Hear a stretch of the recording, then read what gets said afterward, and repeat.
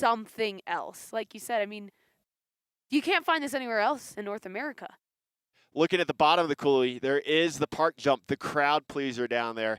And in years past, we have had an amazing crowd, a very festive crowd on hand.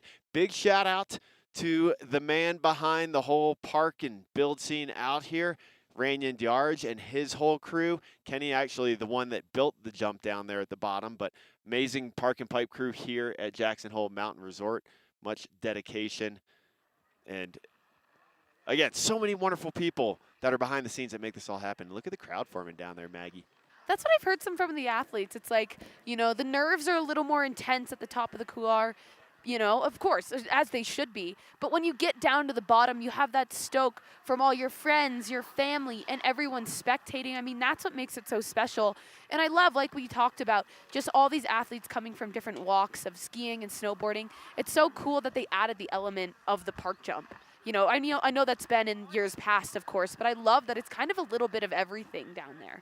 It's really, really awesome. You can see, you know, people's strengths throughout this entire section. Once again, we're waiting for the first athlete to drop, but I can't wait. I'm nervous. I'm excited. It was fun. We were hanging out with Tim yesterday, ripping some laps with him, and of course his Olympian significant other, yes, Britta Sigourney. Shout out Britta, who's out in the mix as well. She changed her flight to stick around when she heard that it was going to go today, and cheered Tim on. But yeah, we were standing at the top and hearing him talk about it. He's like, man, I'm nervous. Like, I don't know what the conditions are going to be like in there. Yeah, he's the guinea pig. No one has dropped in yet this year. It has not been open to the public, so clean slate. A lot of times, well, not a lot of times when it is open to the public, there's the goat path that forms off the nose. It's the most gentle entry. Kind of the left entry, correct? Yeah. Yep. It's how I've entered the Couloir. I've never aired into it, really. I just take the goat path. I've never really even ridden it, so. It's exhilarating. The goat path in itself is an elevator drop, but since it hasn't been open to the public, there's no goat path formed at all. So it's a vertical wall to get into the coulee, even if you're just rolling in. But what that goat path does is it pushes up a bank and kind of forms a lower transition right on the downhill side of that goat path. That doesn't even exist right now. So clean slate, great landing. The steeper landing is the skier's left up against that west wall. We saw Hans Midnick, of course, with the legendary back three into unintentional wall ride on that west wall. But that's the steeper landing. So we were talking to Tim yesterday what he's looking for, and he was definitely thinking landing over towards that west wall, which, again, steeper landing, and the snow is going to be nice and soft over there. Absolutely. And wouldn't you say that, like, rocks are definitely a little bit of a factor in the landing this year? I mean, in all years, you know? I mean, the whole couloir is just a massive rock. It fills in, and some years the rocks get covered, and others it doesn't. So it's that skier's left side, kind of where the west wall is. Like you mentioned, it's a better landing, but you're furthest away kind of from that rock down in the right side of the landing as well. So there's a lot of factors to think about for these athletes as they drop in and their trajectory off the couloir. I mean, so many things to think about. A couple enhanced features as well, talking about other things to think about. There are a couple of other enhanced features, a couple wedges built up in the coulee as well. And let's go ahead and take a look at a course preview here for one of the most iconic runs in the world, Corbet's Couloir.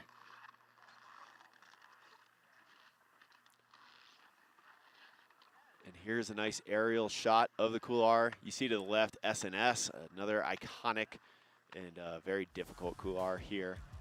But Corbet's right here looking into it. There's the west wall to the right. Love these drone angles. These are epic. I mean, really getting you a feel for what it's like to be in the couloir and above it. But I mean, you will never know the experience unless you're standing on the edge. But these are incredible. Just giving us the aerial view, the bird's eye view of all the action that we're about to see. And at the bottom there you see the build of the crowd pleaser, the park jump that's in the bottom. Now the athletes did get a couple days of practice on that park jump, so they've gotten to dial that in. Otherwise, they haven't been able to enter the couloir. Another iconic feature in the couloir on the skier's left, just about maybe a third of the way down, is Coombs Cave, named after Doug Coombs. Of course, the original king of Corbet's Couloir. Shout out Jackson Hole Air Force. And there's a look at Tim McChesney, originally from Bozeman, Montana, lives in Utah now, ripping skier. He's a lot of times he's behind the scenes at events, Maggie. He's been the follow cam guy at X Games for many years, hitting the jumps behind the athletes on the slopestyle and big air course. Absolute slayer. Yesterday, after we were getting some PAL laps, Tim came, was like, I want to practice the jump real quick. Rolled in, did a switch left 7, and was like, oh, cool. Went really deep on it. He was like, I'm going to adjust that real quick. Hiked back up real quick. Did a switch left 10, capped the heck out of the tail, switch left 10 blunt. It was beautiful. I mean, that's one of the things I think strengths for Tim is kind of throughout this whole course. Yes, he's really known for his backcountry skiing, but he also grew up park riding, competing, and then, you know, fell in love with the backcountry, and that's kind of been his name of the game the last few years. But Tim's got it all. So, you know, we're going to probably see some really big airs rotations into the couloir, but also on that bottom jump, like we mentioned. He just laced a perfect switch 10. Second run yesterday. It was impressive. But, I mean, dropping first, it's so funny. You would think most athletes, I think, are really excited about that, you know, because it's a fresh landing, no bomb holes. But you're also, like you mentioned, you're the guinea pig. I mean, the nerves, to be the first one in, the first one to go, to not really know the speed. I mean, a lot of pressure's on you. You know, sometimes it's nice to watch maybe 2 or 3 or 4 athletes go and then get a good idea of what it's like in the couloir. But, I mean, Tim opening it up for us today. So Tim McChesney, normally behind the scenes, films for companies as well as 4x9, Level 1, TGR, Good Company, and his sponsor, Faction Skis. Alta is what he calls his home mountain. And here we go, Tim McChesney dropping in our first athlete. Oh, starting us off with a massive double cork 1080 and getting the landing. That is so counted. Yeah, Tim. Oh my goodness, I heard him kind of rumbling and mumbling about maybe wanting to do the double cork 1080, and he absolutely did it. Coming in switch to the last jump here at the bottom. What does he have for us? The switch 1080. Oh my goodness. That was so impressive. Yeah, I mean, to be the guinea, the first one in, and to land and stomp your run, that has to feel so unbelievably good. Tim McChesney cracking open the couloir for 2025, and he does so with style and grace. Throwing a huge double cork 10 into the couloir. Wow, yeah, look at that face. That is a face of relief, it has to be. And the excitement. And we know, like we mentioned, Britta Sigourney down there, his fiance, cheering him on. You can hear her in the background. See if we can hear some of Tim's reactions. Love getting the candid audio from the athletes. It's the best. Yeah, you get the real and raw emotion. So Tim McChesney, I mean, count it. That was so counted. Like we said, maybe a little bit of a back slap, but I mean, just to land anything, a straight air into the couloir is so unbelievably impressive, but to come out of the gate with a double cork 1080 and stomp it, you know, I mean, that is so, so impressive. Well, let's take a look at the replays here for Tim McChesney.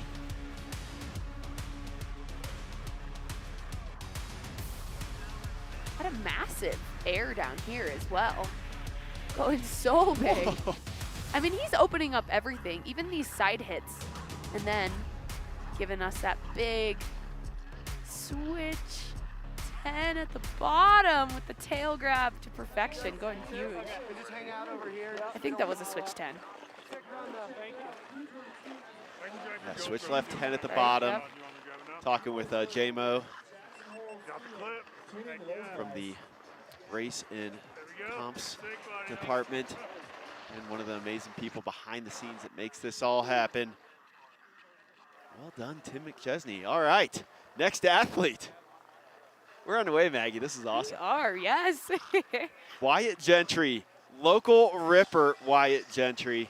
Shout out his brother Luke, who's out here doing some filming. His mom, Lisa, who works in the accounting department, gave me my lift ticket for the week. Thank you very much, Lisa. But Wyatt, again, local shredder, born and raised here. Let's hear some more from Wyatt on his first year entering and competing here at Kings and Queens of Corbet. The first time I went to Corbett's was when I was 7 years old. So I've actually watched every single event here. I got pulled out of school every single year to go watch it because it was just the coolest thing happening around here, and it was such an iconic event for Jackson Hole, so I tried my best to go and watch it every year, and I did. I can't believe it. I've been kind of dreaming of this my whole life, and I'm so excited to throw down and see what I can do. Well, we're excited to see what you got for us, Wyatt. Again, representing the local Rippers out here. So many amazing athletes that call Jackson Hole Mountain Resort home. So much history out here at Jackson Hole Mountain Resort. Yes. 1966 is when this mountain opened up to public, offering a new experience, big mountain experience. And to this day, I mean, it has been a proving ground. A lot of pro athletes come and film here. The access to the backcountry is absolutely amazing. Of course, Grand Teton National Park just to the north. Tons of options out there for touring. All right, here we have Wyatt. You can see he was doing a little bit of a start, a little rotation kind of practice. So feel like we're going to see a big spin from him.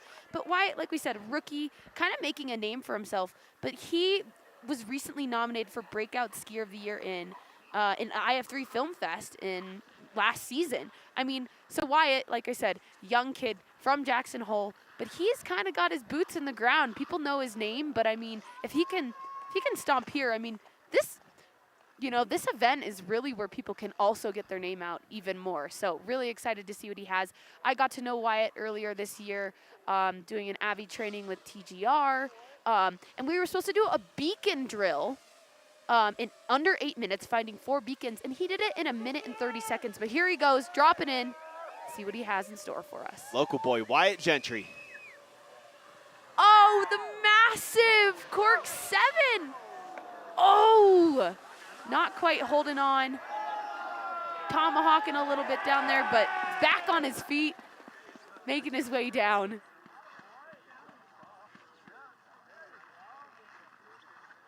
Here for us, got a big air on the last jump, coming in switch.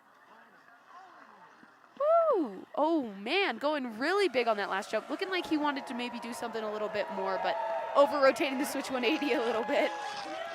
So maybe a little first run jitters for Wyatt Gentry, rookie out here.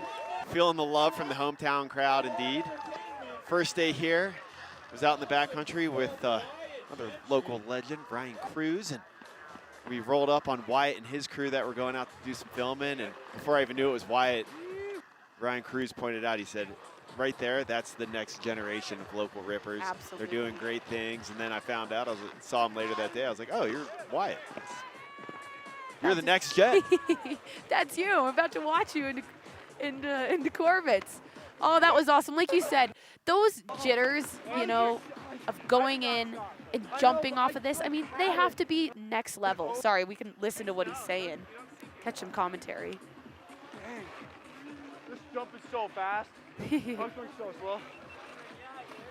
You could hear that. Sounds like the last jump is really fast for the athletes. So, and the cool thing is like, they can give beta up to the athletes that haven't dropped yet. So, you know, that's what I kind of love about the camaraderie and about this sport. It's you know, everyone's helping each other out. They all want to see each other succeed. Absolutely. Here's the replay with that big cork 7. You can tell he's opening it up a little bit. Kind of taking a tumble, but getting back on his feet. Doing a massive backflip. And got this big air. I think kind of surprised himself there and ended up going a bit bigger. You heard him say it was fast into the last jump. Yeah, feedback I've heard from a lot of the other athletes. Plenty of speed for that final jump. Yeah, you kind of got to remind yourself of that. You know, you're coming with so much adrenaline from the rest of your run. You have to, you know, on that last jump, remind yourself, hey, slow down here, because you definitely don't want to miss that landing. Great crowd down there at the bottom of 10 Sleep Bowl. Cheering on these athletes. So we've seen our first 2 of 24 athletes. Next up, coming out of Haley, Idaho, now living in Utah, we got Ridge Dirksmeier, who, this is an amazing story. 2-time king, Crazy Carl Phosphate. Shout out to you, Crazy Carl. We miss seeing you here. Hopefully you're out brap skiing somewhere awesome right now. If you're not tuning in live, watching us, watching all these amazing athletes. But yeah, 2-time king of Kings and Queens of Corbet's. Crazy Carl gave the nod bowed out of competition after getting the invite and was like, nope, I want to open the door for the next generation. Love it. And full on called out Ridge as the next generation and a guy that he said is well deserving. And let's hear from Ridge Dirksmeier on getting the nod from Crazy Carl. In years past, just watching the event, some of my favorite moments were Carl, definitely the 2 times he's won. That Switch 9 he did was insane. Growing up in Sun Valley, I've known him for practically my whole life. He's been a great mentor and friend to me. I got an Instagram notification from Carl saying he recommended me to fill in for his spot. Got a text that I got invited, and I was like, oh my God, like called my mom like immediately. But yeah, I got some tricks in mind and some runs that I would like to do, but it's all depending on the conditions, and I'm just stoked to be here and hopefully gonna make it to the bottom. That's the goal. Well, Ridge Dirksmeier, we're stoked to see you out here doing the dang thing. So, new entry here to Kings and Queens of Corbett, a rookie. We love it. We love that rookie energy. I mean, you've got nothing to lose. Like he said, he's like, I'm just trying to make it to the bottom. I've got some things in store, some plans, but I'm just stoked to be out here and want to put it down. I love hearing that. 21 years of age. Very excited to be out here. He got some practice in on the jump yesterday and then went and hiked up the head wall over to Casper Bowl and got some ripping in here on the amazing terrain that Jackson Hole Mountain Resort has to offer.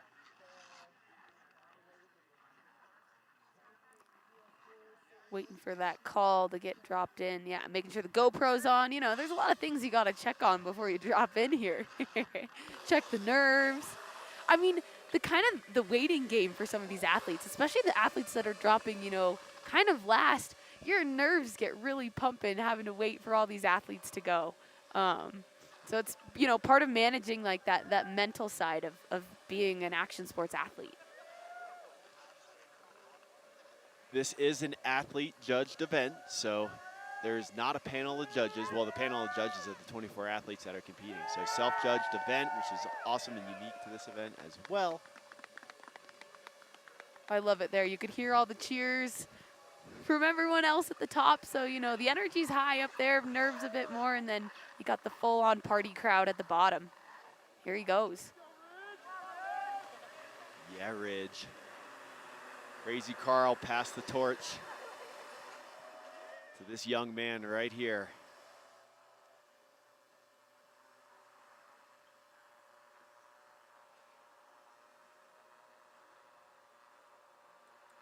Pull tap, ready to go.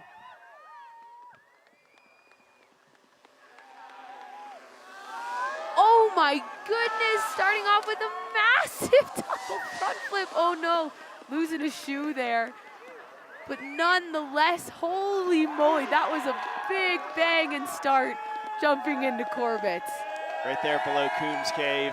There are some ninjas hiding out in the cave there. There's some Tibetan prayer flags as well marking the cave. But yeah, some ninjas who, if you're not familiar with big mountain events, those are the usually volunteer individuals who are ready to help athletes retrieve their gear if they have a double ejection or anything like that. So Ridge Dirksmeier going for the double front flip on his first attempt. And Maggie, another thing we haven't talked about, format out here, it is a 2-run format. They can elect to take a second run if they want. That's right. They'll rip back down to the bottom, hop on the tram. They're going to get priority up the elevator to load the next tram right away so they don't have to wait in any line. And they can take a second run if they want, and they don't have to stay in the order for the second run. It's kind of... That's right. I kind of forgot about that. Is it kind of just athlete choice? Yeah, first come, first serve. Okay. And also the athletes will acknowledge too if there's a few athletes back up here, but some of the athletes that are waiting had an earlier drop, and there's an athlete that is up there waiting, say like Irie Jefferson, who is our last athlete to drop.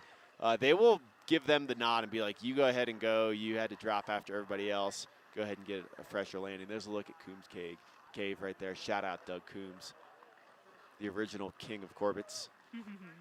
All right, Ridge getting his gear back on after the double front flip. So I can't wait to see that replay. I mean, that is so impressive. You know, we see a lot of double backflips, but the double front flip, I mean, that is so so blind. And this drop into Corbett, I mean, how many feet do you think they're dropping off of these airs? I mean, looking at it yesterday and talking to Tim about it, if you're getting a little bit of pop, I mean, by the time you hit some sort of landing, if you're getting some air, I'd easily 40 feet. 40 feet. That's kind of what I was thinking. Yeah, 30, 40 feet. I mean, that's like, you know, falling out of a building doing a double front flip. I mean, that's pretty impressive. So good on him. And I mean, like Carl said, handing the torch down, rightfully so. That was so impressive. I love you, BB, DB, Papa.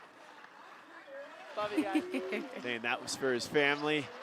So we'll see if Ridge elects to take a second run to stomp something in the couloir, but making a serious statement there, like, yes, I am worthy of this. I'm going to go ahead and chuck a double front flip into the couloir.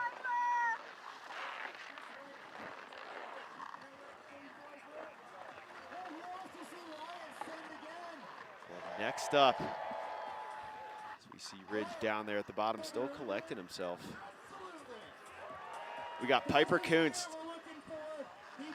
Our first female rider, right? Yeah, first lady to drop in. She drew the number 4 drop. The Queen of Corbets from 2022. Originally from South Park, Colorado, just south of the hotbed of Summit County, Colorado. And now residing out in Utah. Find her in Alta on the regular. I love watching Piper ski. She gives it everything she has, and has been such a joy to see her climb the ranks. She actually won, she was the Queen of Corbets in 2021, if I'm correct, right? 22, yeah. 2022. 22, sorry, thank you. All good.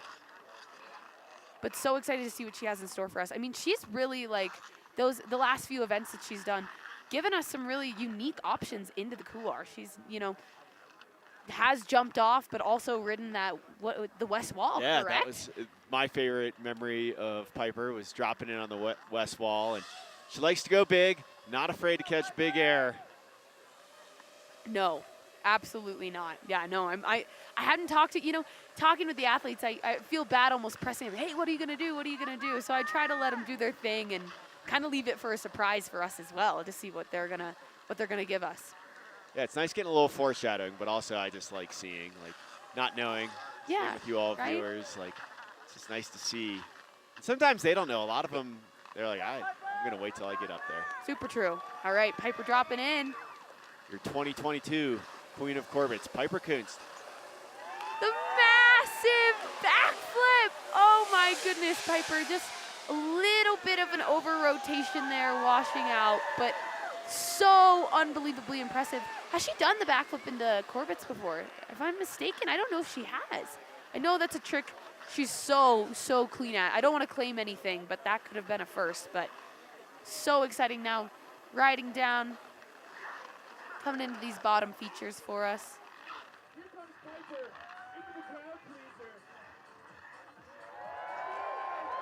Nice air, stomping, coming into the finish corral. Way to give it a go, and once again, our first lady into the couloir.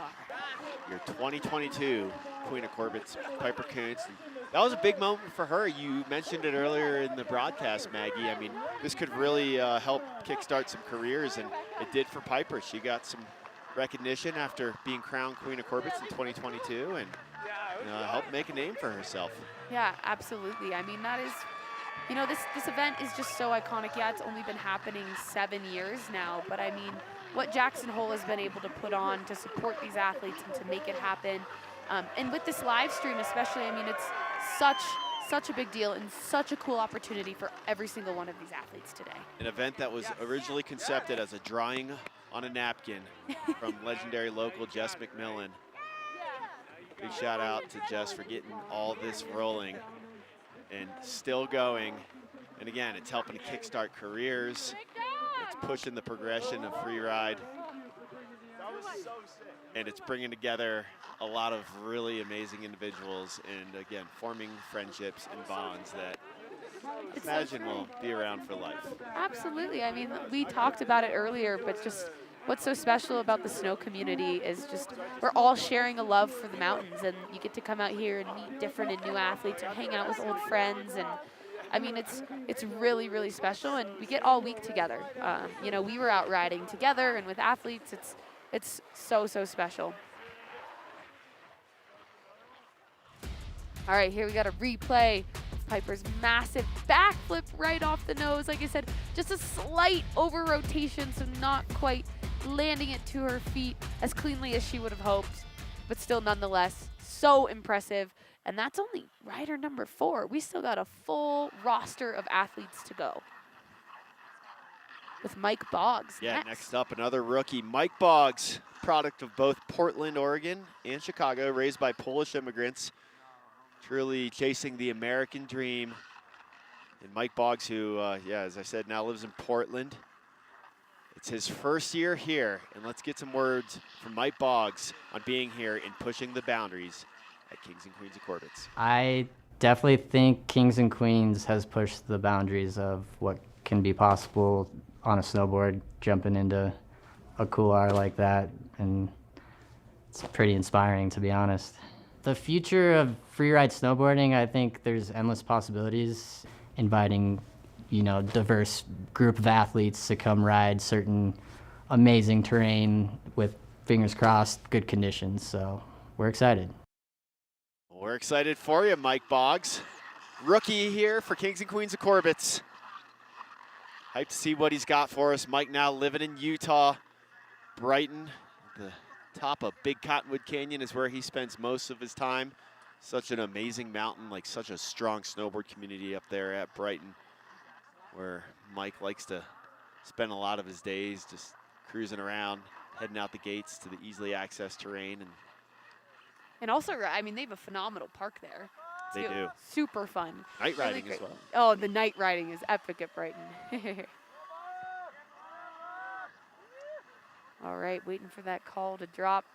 Shaking off those jitters. Let's see what he's got for us.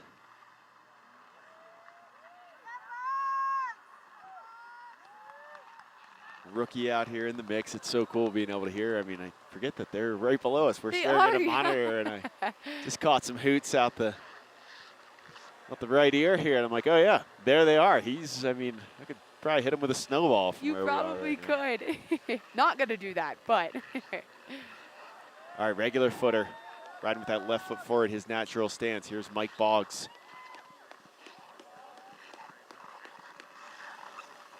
Heading over to on top of the west wall. Looks like it, yeah. He's doing something a little bit different here. Ooh, Whoa. nice tranny find there. Yeah, I was gonna say that Kind was of a redirect. perfect tranny catch. Oh, poking out, proper in the air. Bone in the nose. Styling his way down.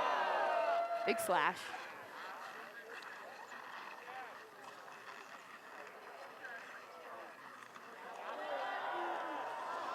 He's just finding. Oh, sorry, DC, kind of caught you up there, but he's finding all different sorts of trannies out here. Getting real unique with it. I love it. The cross-court air at the bottom transferring to the side of that park jump landing, finding the PAL landing there. So Mike Boggs, nice go there. Kind of getting on top of the west wall with his entrance, going for a bit of a redirect. And I love it too. I mean, he's like, hey, we're out here in Jackson Hole. I'm finding all the POW landings. He's like, I'm not going to find the traditional park landing. I want the powder. Love to see it. You hear him right there, landed off the top. Look at the iconic, the tram, big red, cruising up above him.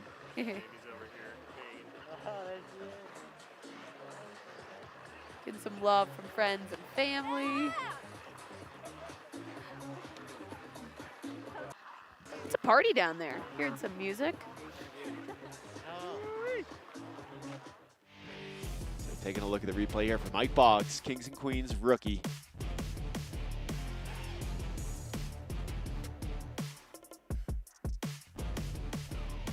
Just styling it out. Ooh.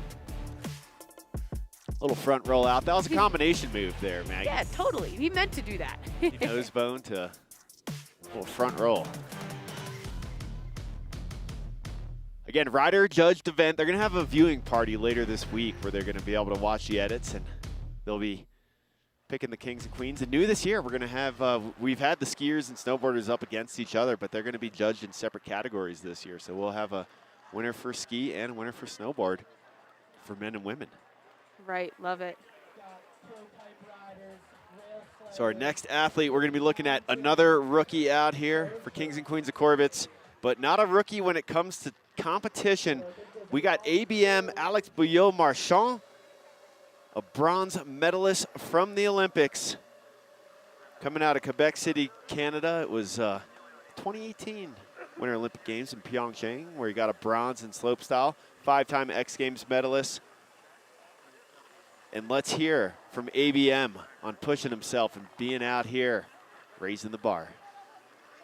I think Kings and Queens have pushed the boundaries of what's possible on skis just by the hype that it creates. I've been looking forward to an opportunity to, push myself in something that I don't know anything about, but it's also very stressful. It seems like it's a big drop. I hope to see people ride well. I hope to see my peers throw down, and I hope to not eat shit. I love the raw honesty there. Hopes to not eat poutine. So ABM, I mean, this guy was one of the most stylish dude in slopestyle competitions for many years. It was a lot of fun calling him on that circuit. X Games, World Cup, the Olympics, bronze medalist from the Olympics. Yeah, and he's really made a name for himself these last several years in the backcountry, bringing his big styly park tricks, but also skiing some really impressive lines. Yeah, super excited to have ABM out here. This is a contest. When I think of like riders, of course, you've got your free riders, but I love seeing the park-based riders out here, and he's dropping in for a switch. Oh, the masses switched up 9. Oh, perfectly to his feet, but I mean, this landing is so impactful. It can be really hard to land these tricks, and especially tricks like these for park riders that they generally, have on lock on a park jump. I mean, it's a totally different ball game when you're jumping into a couloir, but also a natural POW landing. It's really hard to find your feet sometimes. So ABM going for the switch dub 9. Fortunately, coming undone there. Hiking back up. Good to see him back up to his feet. That's what we love. That's what we want. Yep. But it should, again, be plenty soft in there for the athletes. And from what we're seeing so far, it does look nice and soft in the coulee for these athletes out here. Yeah, I feel like we might have heard a comment from Tim there at the bottom if the landing was pretty firm. So. Oh, he did? No, I said it's good that yes. we didn't, right? Because I feel like that would have been one of the first things we would hear. So we love knowing. I mean, that's, once again, back to that guinea pig position. You do not know what the conditions are. You're hoping and you're praying that it's nice and soft. So we love when we know that that's the case. But it's looking soft and good. Oh, sounds like we got. Colby Stevenson helping to point out. Looks like. Oh, right. Look at him there. Helping him find his gear. It's hard to know where everything is when you've taken a tumble and you're just looking back up at the snowfield. Once again, the camaraderie from all these athletes, it's everyone wants to ski the best they possibly can, but collectively, they're just out here to have fun and to watch all of their friends throw down. Colby always keeping an eye on the athletes, including ABM. Former competitors. Yeah. All right, he got his stuff back on quickly there. I know we're going to see an exciting jump here at the bottom from ABM. See what he has in store. Oh, just a beautiful 7 with that mute tweaked out. Yeah, ABM showing us his park style. Yeah, crazy story about Colby and ABM filming in the backcountry together. This is like 5 or 6 plus years ago, where they were hitting a natural, just kind of like a pat down takeoff, and it slid on ABM, and he got buried, and he was wearing a GoPro, Yep. and the footage of Colby rolling up, he was the first one to him, and fortunately he wasn't buried very deep, and Yep. Colby dug him out, and yeah, so a lot of camaraderie amongst these guys. Absolutely, yeah, when you go through something like that together. So looking at the replay, Maggie, take us through it. Got that switched up 9. going for that safety grab, but once again, like, had it perfectly to his feet, but like we talked about, that landing is just so technical, so impactful. And then he had this styly tweaked out 720 for us here at the bottom, showing us his park steez. Why he's got a bronze medal from the Olympics in slopestyle. So ABM, the French Canadian, not sticking the landing on that switch dub 9 on his first go. Will we see him take a second run? Well, we're gonna have to wait a while to find out, but moving on down the start order here. Next up, Windham Miller. Windham coming out of Vail, Colorado. Started riding when he was 3 years old. Focuses on filming in the backcountry and also street snowboarding projects. This is his second Kings and Queens. You can find him on the Instagram, Windham Lawn Dart Miller. Very talented on a dirt bike as well. Has the backflip on a moto. But let's get a word from Windham Miller and what he looks forward to being back here for the second time at the Kings and Queens of Corbett. Kings and Queens has shaped the progression of the sport by just pushing riders. There's so many gnarly things that get attempted and don't get landed. So it just pushes people to be creative. I hope to see some big sense. I think that you're always guaranteed, but I just love watching people just chuck off the top of that thing. It's the best. When you're standing up there and you get to look over the edge and see someone just launch in, it's sick to watch, just to be there in person.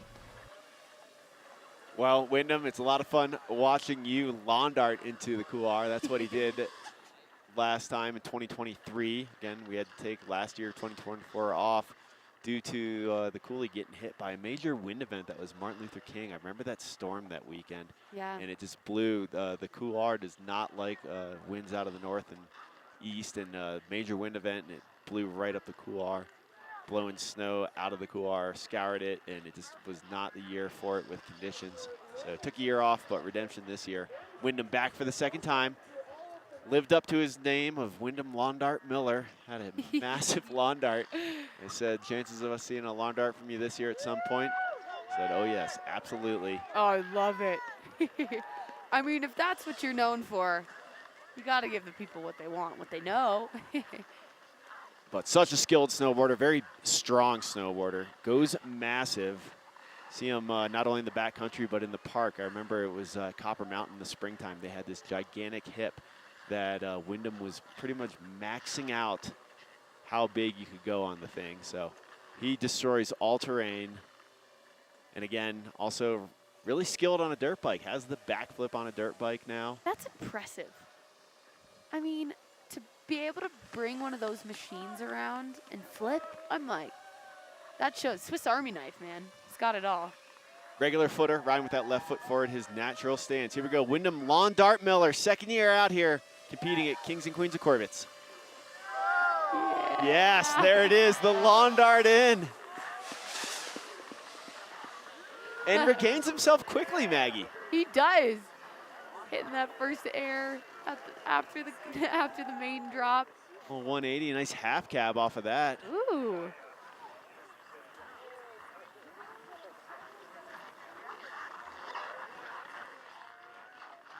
Coming in, it's the X Games in me. I want to call it the money booter.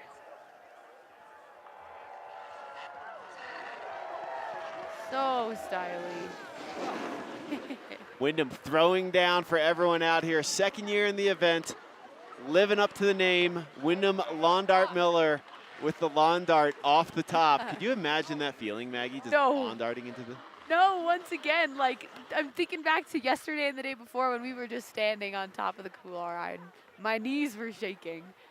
I mean, at this point, like you said, in his interview, I loved it. He was like, it's just a lot of sense, and that's what I love to see, you know, and hopefully, you know, people land, but it is so crazy and tough to put it to your feet. Let's relive the lawn dart. I mean, I'm going to say count the landing. I didn't see. You know, it was scrubbed it out kind a of a little bit. whitewash in there. We didn't really know what was going on. So, I mean, we're not judging. We're allowed to call what we want to call. Huge half cab off the lower rock there. Yeah, a lot of variety and option after and before this main jump. So it's cool to see people's different style and tricks come out all throughout this entire run. Once again, just love the variety of this event. Well, our next athlete we're going to be getting ready to see drop in here.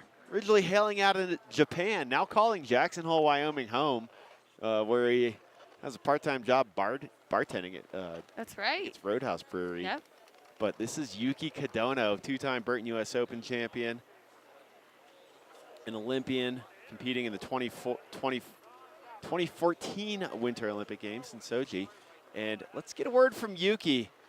Being out here for 4 years at Kings and Queens, and he's had some very impressive moments. I love Jackson Hole because the view, for sure. Every day when I see Tetons, they give me a lot of confidence to be like who you are or what do you want to do. 2021, when I did first time, was my first time jumping off the cliff. This year is gonna be my fourth time. It's still nervous looking down that couloir. It's big, still scared, but like something definitely pulled my heart to do it. I love it. I mean, not only such a talented rider, you know, coming from his park background and now crushing it in the backcountry, but he's just such an amazing human.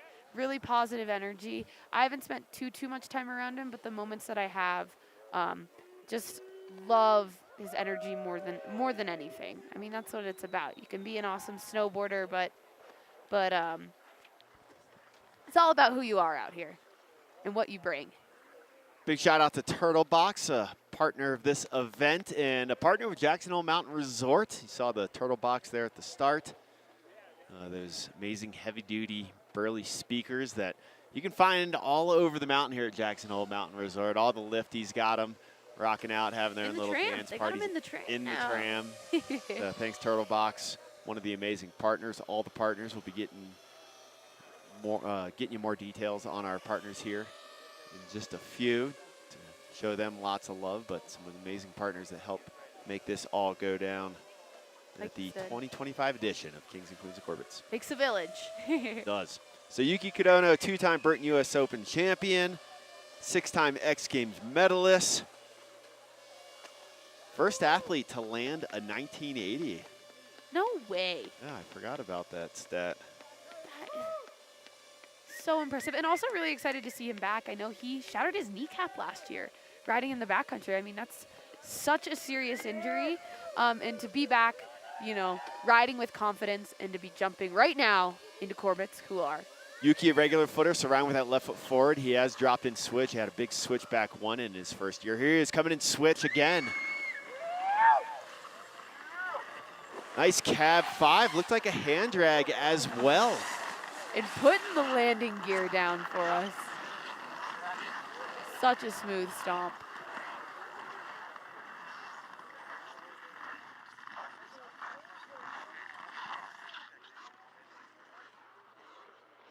Styling out. What has he got for us here? Big rotation on the last jump, going deep to DC. Again, Yuki competed in park back in the day and still could hold his own on a slopestyle course, so you know he's going to throw down on the crowd pleaser. Let's hear what Yuki's got to say. Oh my God. Oh, you can hear the relief, the excitement, the deep breaths. Dude, that was so tough. Oh my God, I went so slow. You know, it was sunny here to start, but the clouds are starting to roll in, so that flat light factor for these athletes is probably really going to play a part here. Taking a look at the replay here for Yuki Kadono, coming in switch with the cab 5 into the coulee, getting nice and corked. Actually, on that replay, not seeing the hand drag. Might have just been a corked out cab 5 for Yuki. Gets some nice pal turns. And Yuki now calling Jackson home. This event changed his life. It's so, I mean, he lives up here now. His first year up here, lived at Cam Fitzpatrick's parents' house. Is that right? And then loved it so much that he made the move, hey? Yeah, I mean, this event completely changed his life. He'd never like jumped off any sort of cliff or couloir feature before until competing in this event. And now resides up here, has a snowmobile, does a lot of filming in the backcountry. Yep. Check out the film Blink that a bunch of the local rippers put out. Cam Fitzpatrick, and shout out Cooper Branham as well. But next up, we got the Queen of Corbet's getting ready to drop. This is going to be Madison Blackley. Madison was the queen. She was crowned Queen of Corbet's in 2021, the only female snowboarder, the only queen snowboarder in the history of this event.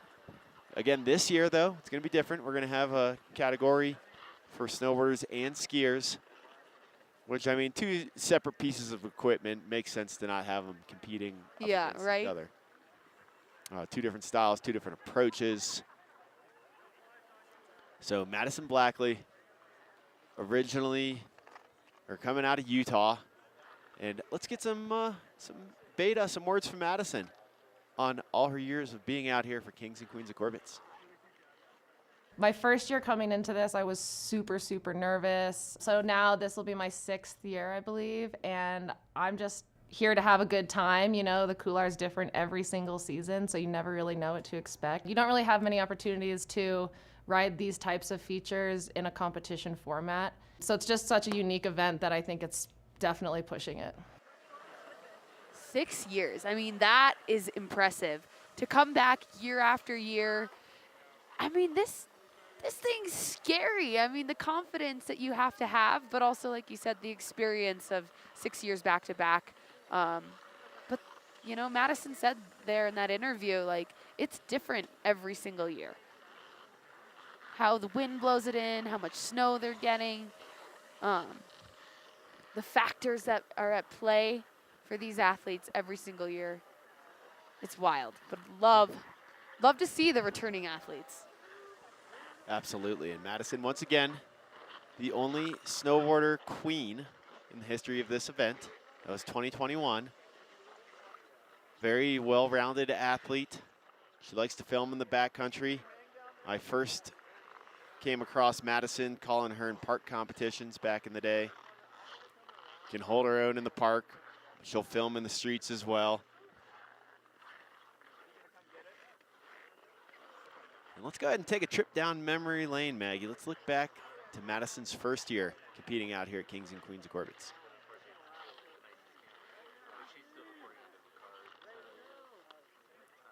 Ooh, love the outfit. I was about to say, that kit, very visible.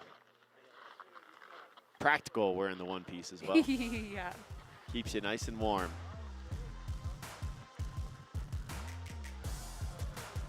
So this was Madison's rookie year.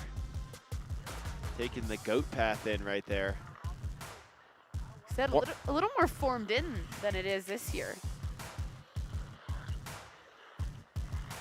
Styling it out down the middle section of the couloir. To these fun airs built by the Jackson Hole Park crew.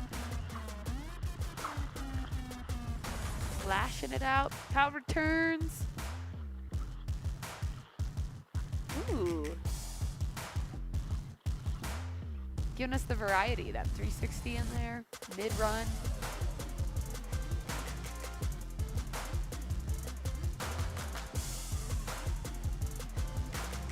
Front three with the front side grab there.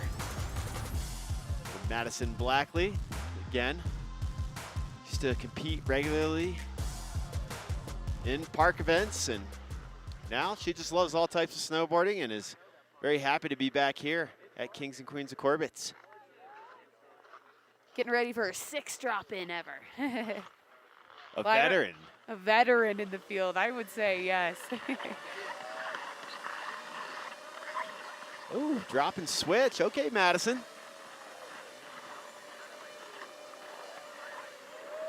Going for the half cab in. And then a little hill heavy, but otherwise good control and riding that one out. Still great. I mean, it's so cool to see the comparison of her hit into the couloir from the first year now, 6 years later, saying, hey, I'm going to drop and switch.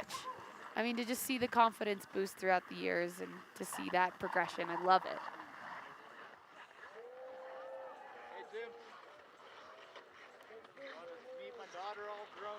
Massive air.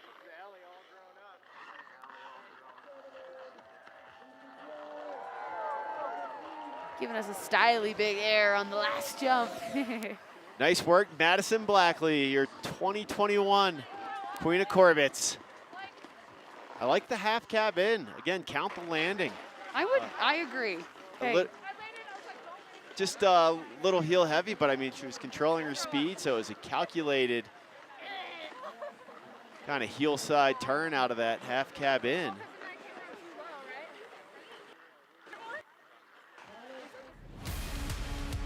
Taking a look at the replay here from Madison.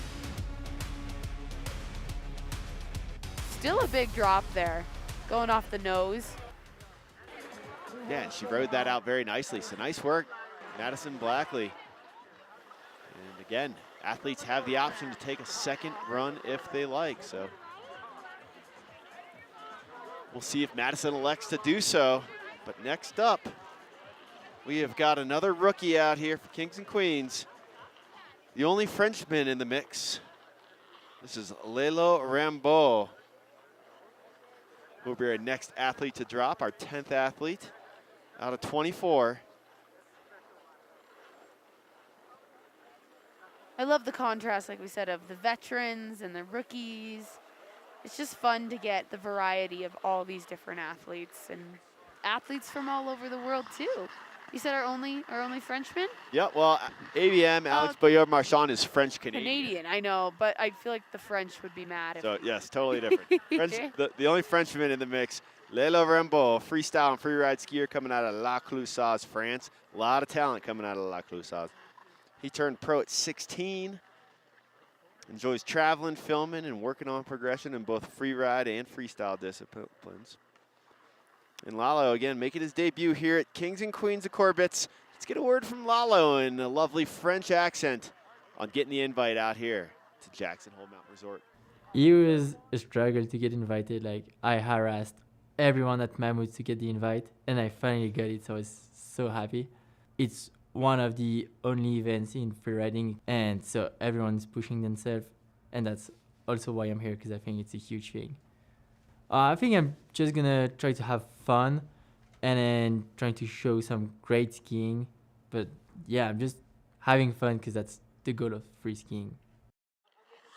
So you hear Léo saying he harassed everybody at Mammut about getting the invite. Mammut, one of our partners out here. Shout out to all our partners, of course, Monster, Yeti, GoPro, Smartwool, Coca-Cola, Keels, Turtle Box we mentioned, Gore-Tex, Sweet Protection, Nature Valley, GoPro, and Mammut, Léo Rambaud's sponsor, one of his sponsors.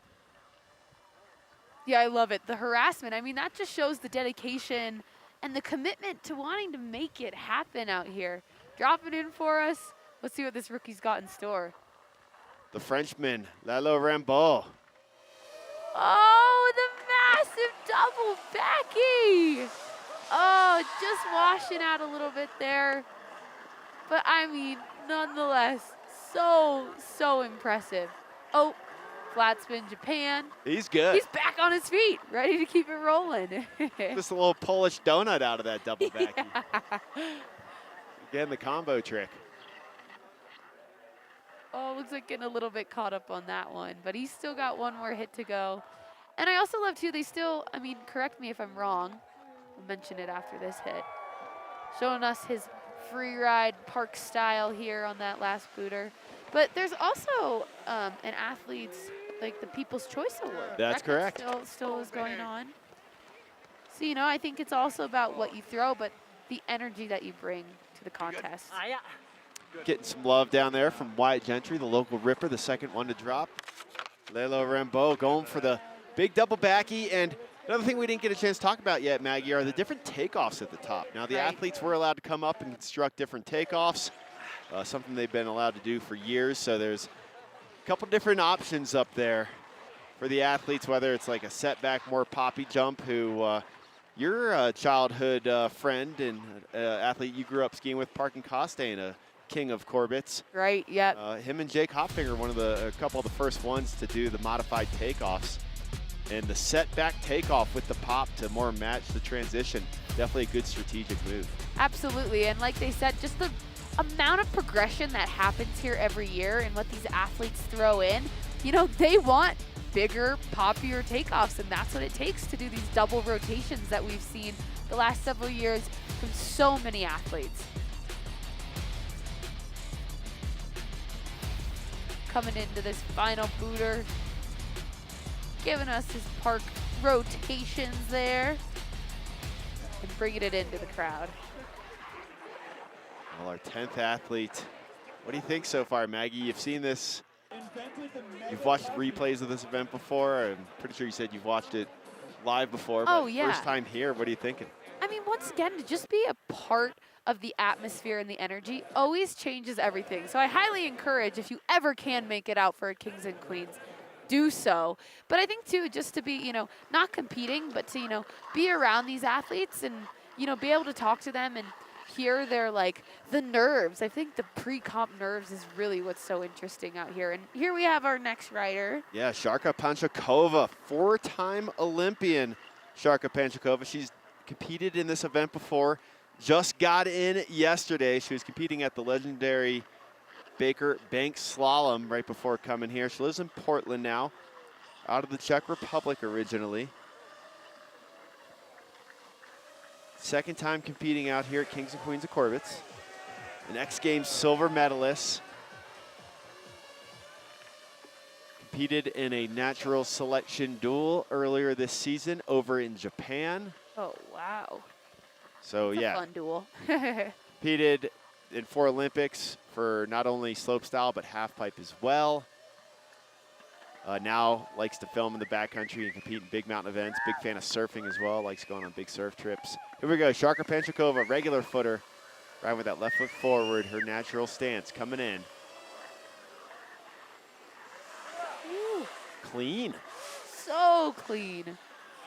You know, sometimes too with these athletes, they're like, I just want to feel confident jumping in, and then the rest of my run I really am going to put together here on all these other features down the entire run. And with her background of being, you know, a park skier, half pipe, slope style, we know we're going to see a big rotation from her here at the bottom.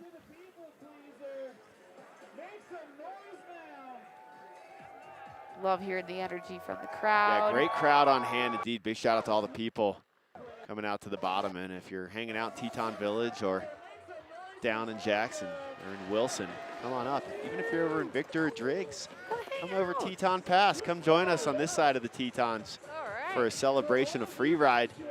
As we're just 11 athletes into our 24 athlete drop. They have the option to drop in for a second run if they will. The snow is incredible here at Jackson Hole Mountain Resort. Conditions are on fire right now.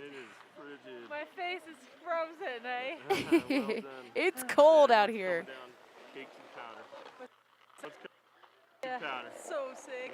The runs are so sick. Love hearing that energy and excitement. So Sarka just got in yesterday. Her and her coach Martine barely made their flight from Seattle. Almost missed the flight. Oh no, is that right? Made it in. Fresh off competing at the legendary Baker Bank Slalom. And let's take a look of the replay here for 4-time Olympian, second-time competitor out here at Kings and Queens of Corbett, Sarka Pancochova. Flawlessly making her way down. Showing us that park style there on that last booter. Nice work, Sarka. She was so excited to be back here. There's her coach Martine right there, a legendary Czech snowboarder in his own right. But yeah, she was very excited to be back here at Jackson when I was catching up with her last evening. Loves it here. One of the first things she said was, when can we go ride? We go ride Wednesday after the event's over. She likes to get out and check out everything that this amazing mountain and the terrain has to offer. But now let's move on to our next athlete, our 12th athlete to drop. Your reigning queen of Corbett's coming out of Canada. This is Claire McPherson. And let's get a word from Claire on her experience in being out here at Kings and Queens of Corbet's.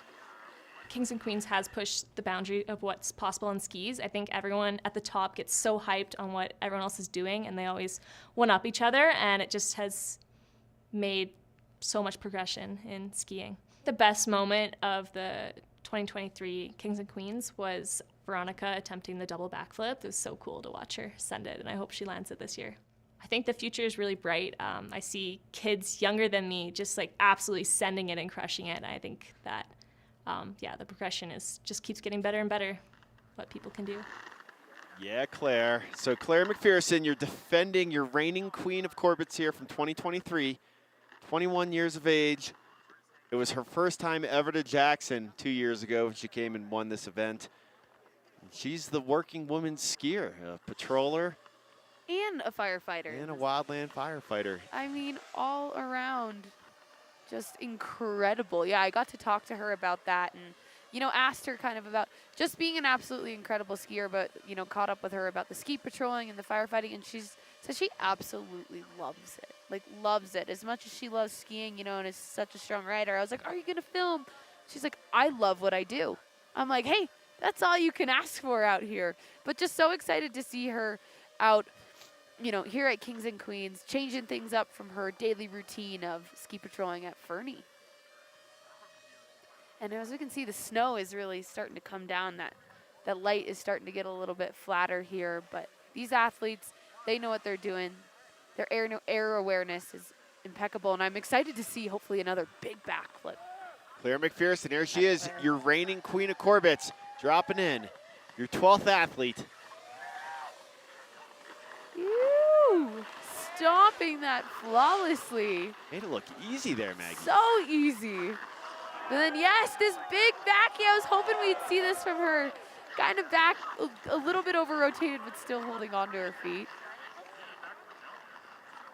Coming in down to this last jump for us.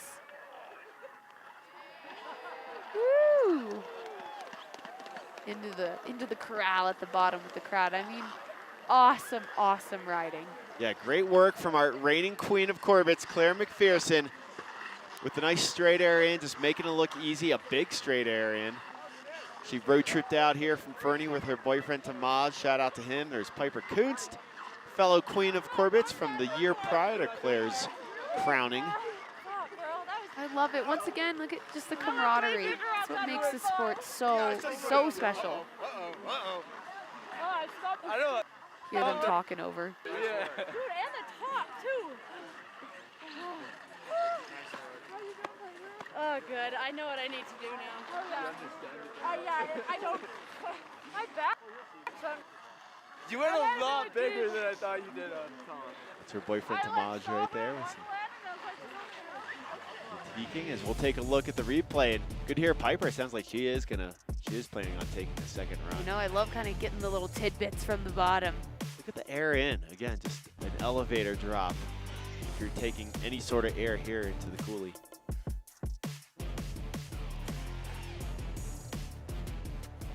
Such a strong skier. I love seeing that. You know, also being able to do those big airs, backflips, other tricks, but also just really, really strong skiing throughout the powder.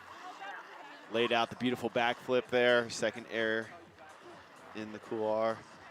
Well done, Claire McPherson, your 2023 Queen of Corbet's, with a nice clean top to bottom run. Next up, very excited to see this gentleman's name on the start sheet.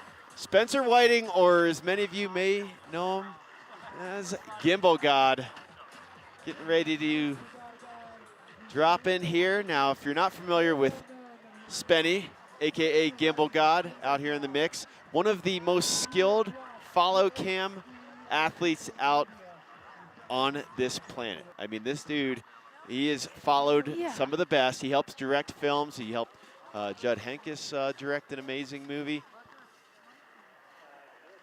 And just is always down to work with athletes. Very creative eye and so much talent. As again, you can find him at such events as the X Games, following the athletes off the big air jump, getting the shot, following them down the slope style course.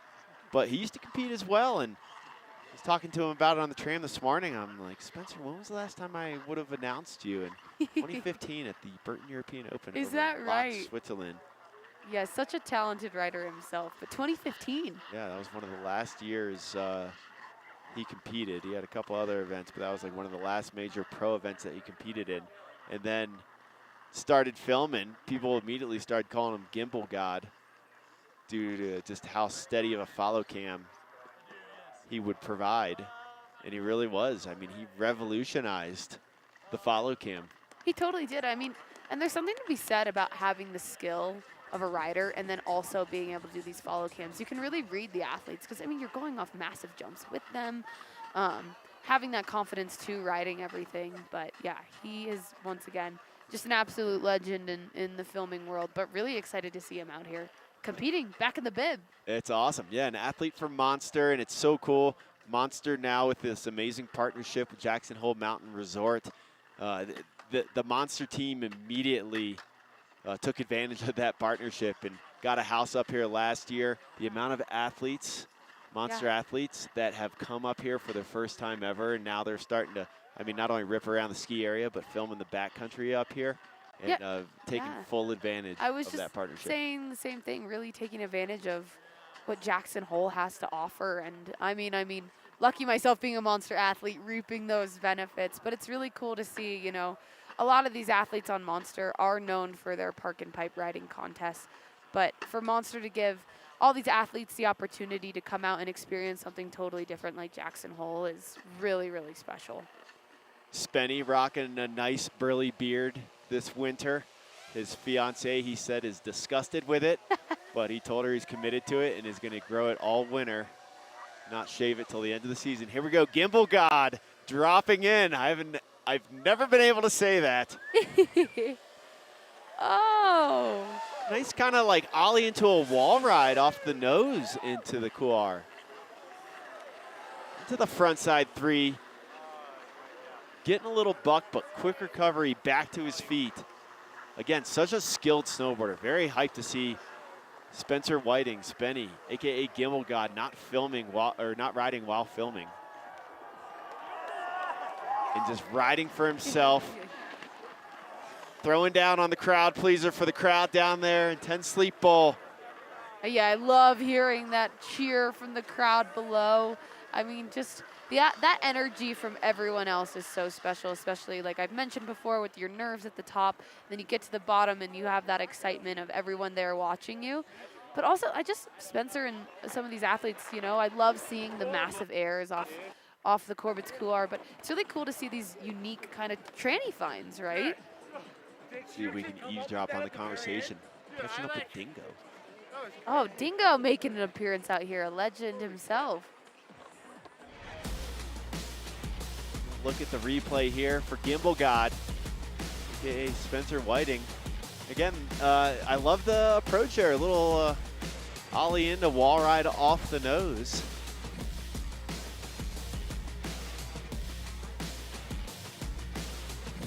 Going to that last line on the bottom air.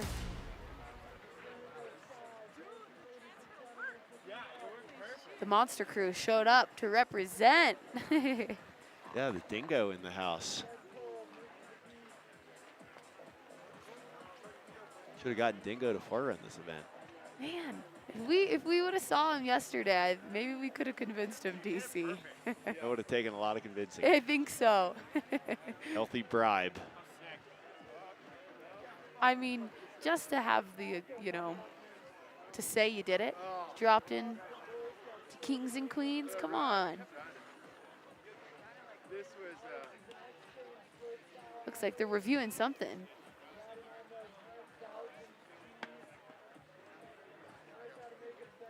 Going over the run, it's almost like comp style, right? Could have been worse. Could have been worse, he says. The optimism. Nice work, Spenny. Yes, we do love it. We love optimism. Appreciate the optimism. All right, looking at our next athlete to drop. 14th athlete in. Ooh, Spenny had lucky drop number 13.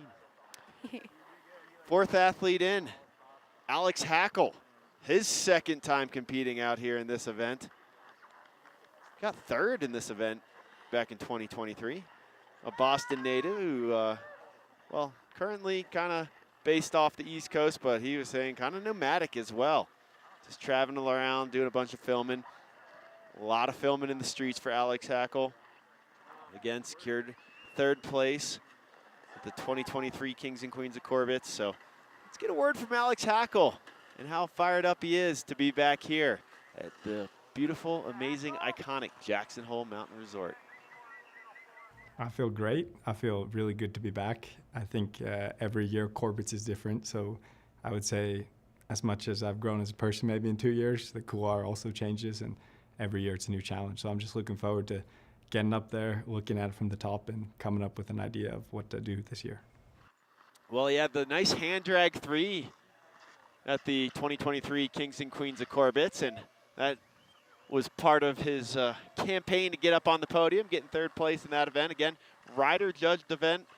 I do love that about this event. Yeah, Maggie, I'd encourage you, if you can go to the watch party. It's pretty fun going to the watch party. It's very festive. And here we go, Alex Hackle, sorry, in the couloir. He just snuck in on He us. did just sneak Holy in there. smokes. Big 360. Getting those pow turns. Hopping around, having fun on the way down.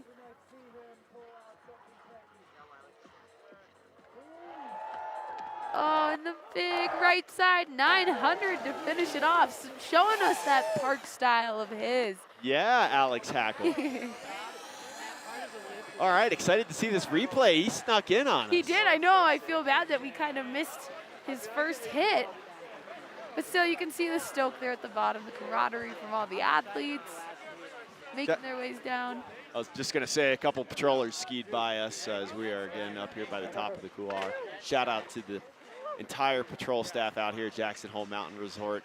Yeah, they have a lot of hard work, you know, patrolling a resort like this with so much incredible, amazing terrain. And checking out the replay here for Alex Hackle. He goes hand drag again, but yeah, the hand drag 7 ups the ante from his 2023 performance. Great landing right up against the west wall, man. Well, that's kind of what we were hearing. That's like from some of the athletes, was that west wall landing looked like it had, you know, the most steepness to it, so a little easier to land, and kind of had some of the better looking snow. And a lot of athletes are landing pretty central in the couloir, so trying to find those fresh landings and then giving us that big 900 at the bottom. Yeah, I'm just live, so they're cutting me here and there. But nice work, dude. I mean, dude, fuck, you're gonna give me 13. Dude, I keep it. Well, Alex Hackle, great run, top to bottom. I mean, that could be another podium finish for Alex. Again, it's up to his peers out here, the other athletes, as this is an athlete-judged event. We'll get you the results. We have the award party on Saturday. Again, this whole week, I love how festive this week is. We start off with the athlete welcome party the Saturday before the event. The window kicks off. They determine the drop order. Everybody hangs out together. And then the awards party at the end. So next up, Sherrill Moss, a very decorated athlete. I'll get you some more accolades from Sherrill, but she's been talking about maybe throwing a 7 here into the couloir. Let's get a word from Sherrill on possibly throwing down the 720 2 times around here in the Corbett's couloir.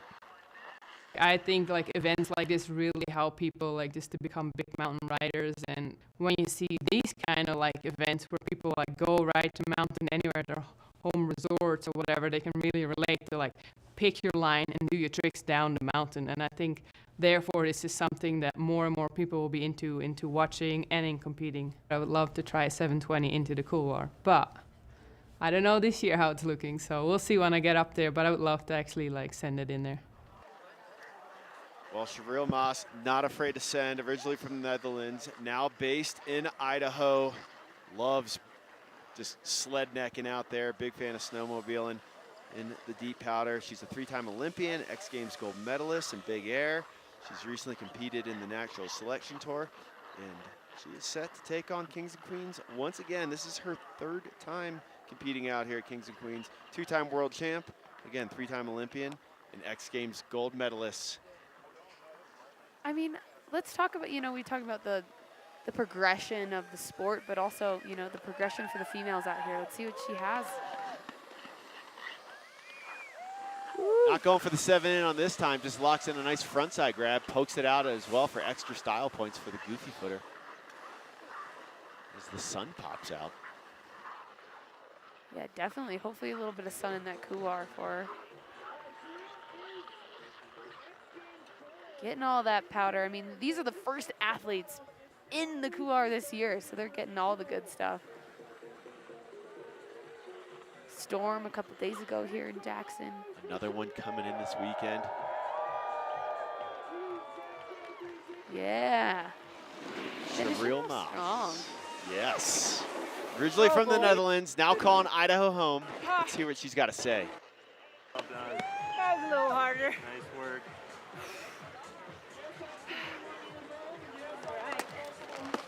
One more, right? One more. Get it. Done. Or 2 more, skip the last. Yep. 2 skip. 2 minus, however you say it. If you're about that, but most people are in this industry. So looking at the replay here for Cheryl Moss again, the sun came out for her, got the good light. Yeah, perfect light in that landing there. It's back 3 off the crowd pleaser at the bottom. So you heard her saying one more. So maybe she's thinking about that rotation. Love to see the 720 from Cheryl here into the couloir. I mean, even too, just to hear these athletes like talk about these rotations and things they want to try, that's a part of progression too, Even though you might not always see it, they might not be feeling it. The fact that, these athletes and females too are really thinking about some of these big spins, big rotations, just goes to show the progression that happens out here at Kings and Queens. It's really spectacular. Another rookie out here in the mix. We got Tristan Lily getting ready to drop in for his first time here at Kings and Queens of Corbett. Raised in Bethel, Maine, now based in Salt Lake City. Honing his skills at Alta and snowboard there in Little Cottonwood Canyon. He's an emerging name in freestyle skiing and will be making his Kings and Queens debut for you here in just a moment. But let's get a word from Tristan on why it is so special for him to be out here. I think the boundaries get pushed pretty much every day all over the world. But Kings and Queens is definitely special. It's just like a showcase to absolutely huck it. What's everything you got, ready for the show. It's always impressive. Oh, I love hearing that. It is. It's all about progression. I feel like I was just touching on that here. And these athletes know that, it's everything on the line. They love it. They want to send. Dropping in, Tristan Lily, Piper Coon's boyfriend. Whoa, what was that? I mean, some sort of 720 variation, but hand drag, like a hand drag cork 7. That was wild. Yeah, very flippy on that first 360 with the hand drag initiating the flip. Oh, losing the ski down there. Trying to hold on. Double ejecting. But Tristan Lily, as I said, he's been here before. His girlfriend, Piper Kunst, the queen from back in 2022. Hiking up, trying to get some speed for us on this last feature, last jump. Oh, the crowd pleaser, a big old front flip. Love to see it. Tristan Lily, unbeknownst to me, gave me a little foreshadowing yesterday when we took a fun party lap with that crew, a few of these athletes and did a nice hand drag 3 off a pillow yesterday. Oh. Goes for that hand drag, very corked out 7. Yeah, I'm excited to see the replay on that one. Like you mentioned, it looked like a 3 and then just ripped around that last rotation. Yeah, 2 different accesses on. See if we can hear what he's saying, get that candid conversation about the hand drag 7. We'll take a look at the replay here for Tristan Lily. Yeah, look at that. Looking like he's going 3 and then just like a cat getting it to his feet. For real. Big air seat, and then the big old crowd pleaser front flip at the bottom, going past that bottom line.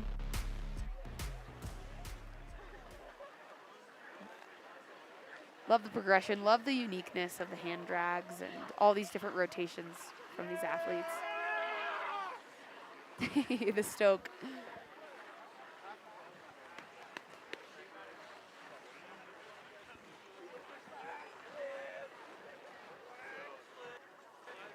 Well, was trying to get some more candid conversation to hear if he plans on going up for another one, but young athlete, lots of energy. Wouldn't be surprised. It's his first year out here at Kings and Queens of Corbett. Wouldn't be surprised if he goes for another one. Yeah, we didn't get to see the replay there on how he kind of lost a shoe, but you know these athletes, they come out here to land, to commit and put down a smooth run. So yeah, I'm sure we'll see him again. Well, next up, very excited. You can hear the crowd starting to get fired up out there.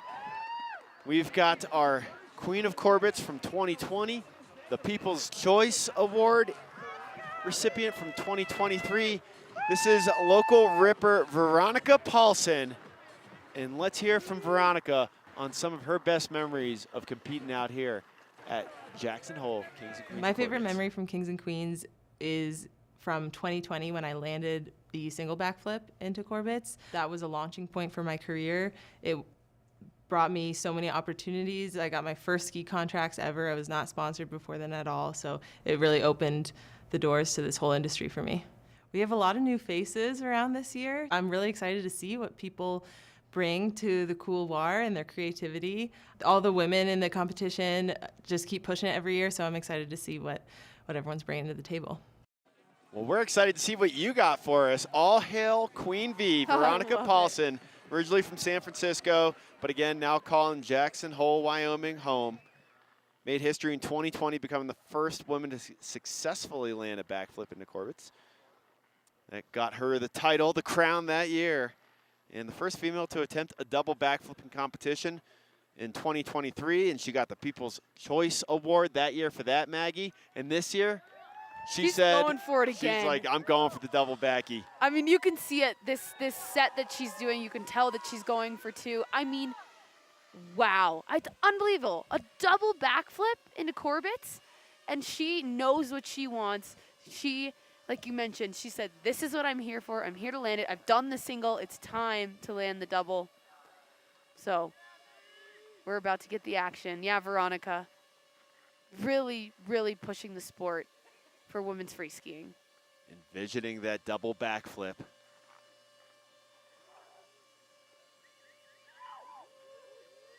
Shout out to her boyfriend, Randy, who is the in-venue announcer down at the bottom. You're going to be hearing him give her lots of love on the mic down there.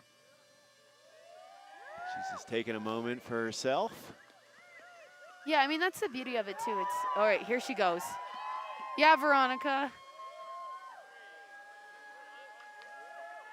Going for it. Oh, my gosh. Just a slight over-rotation there, but bringing it to her feet fully around.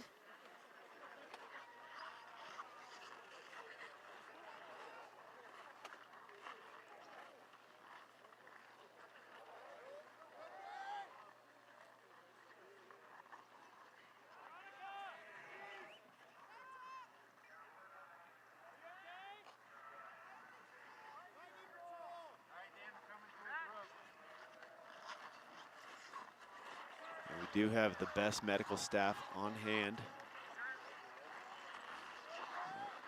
We're here to ensure the safety of all our athletes. Yeah, safety is #1 out here for every single rider, and they have everything in place.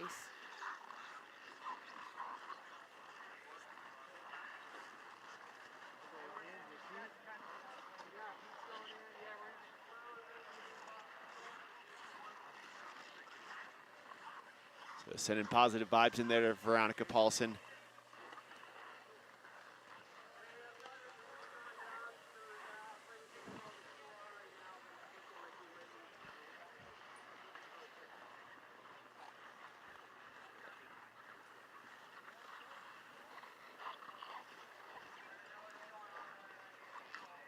So again, athlete safety, #1 priority. We do have the best medical staff on hand to ensure the safety of our athletes and allowing athletes plenty of time to collect themselves.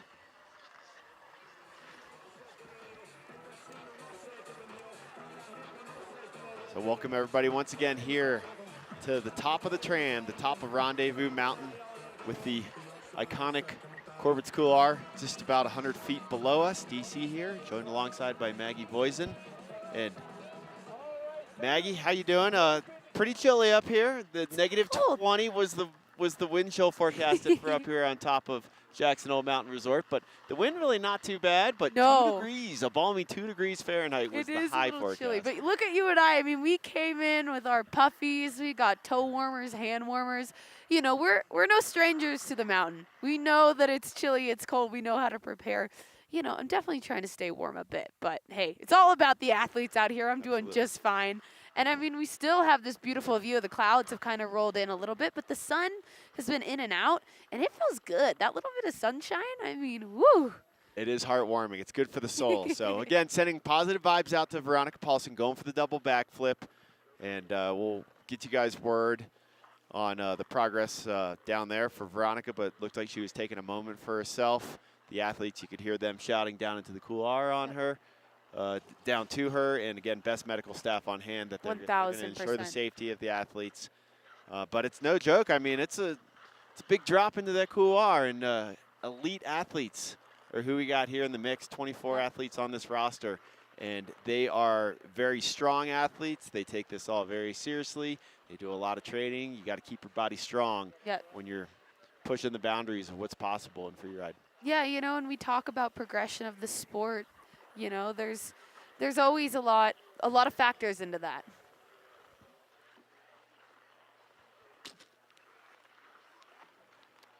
So getting word that the medical staff is attending to Veronica and making sure she's all good to get out of the couloir safely. So we're going to go ahead and take a look back at some of the amazing moments out here at Jackson Hole Mountain Resort for Kings and Queens of Corbett.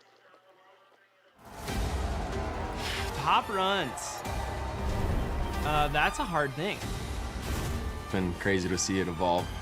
So much insanity in years past. Each year, it seems like the competition stepped up. A few stand out for sure.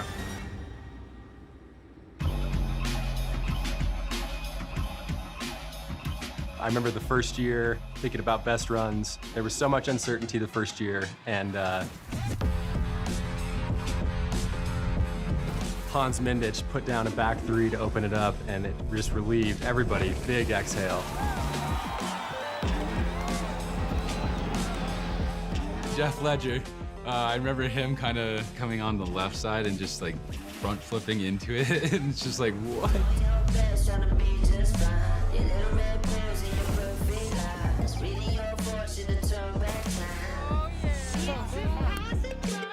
For the female side of it, I think Kate Zelliff, Aaron from the top, and you know, just lace it and just go full torque out of the couloir, like hauling. She did it the next year. I think she was back-to-back queen. First thing that comes to mind was Carl, like the first year, just kind of putting the course to shame in a way, like the way he kind of just got in there in the second run.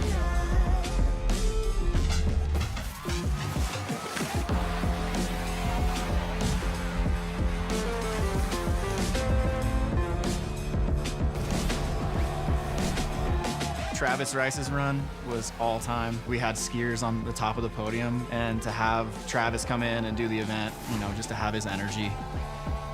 Just to see him operate and such confidence and grace, man, he just put one down in there. Harkin and Jake Hopfinger. The first year that they built the like really steep, quick lip at the top was just a trip. Double backflips going into it. Watching Jake, he definitely gave me a boost of confidence seeing that it came around right to his feet, and definitely as I dropped in, I just had to mimic what he did.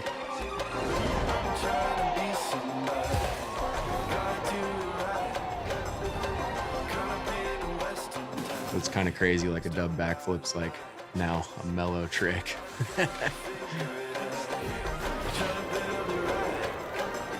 It was the year of the doubles. Sam Cooch came in, stomped the dub cork 10.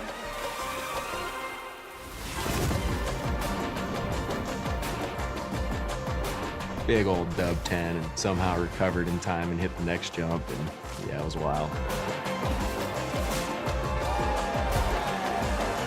Jake Hopfinger stomping the dub flat. Stalled out midway. Everyone thought he was going to under-rotate, but the way he brought it around was so dope.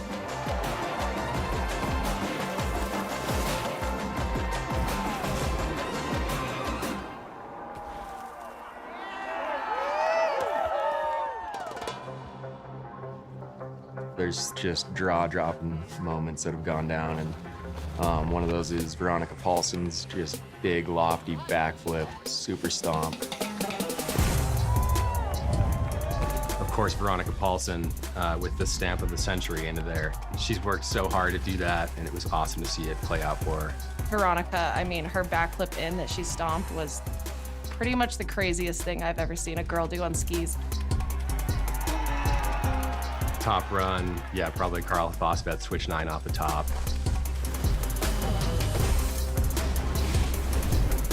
Yeah, once he was in there, he just did what Carl does. Steez, speed, just the combination of it all. Pretty insane, because the bar had already been set once again. Kind of like year one, he just like got in his mode, did it, and also did it in like the crappiest conditions. It was no walk in the park in there. Trevor Kennison, obviously, is the one that's burned into everybody's brain. I saw Trevor just hanging out up top the day that he hit it, and I thought he was just up there to stoke everyone out. I didn't realize he was going full send.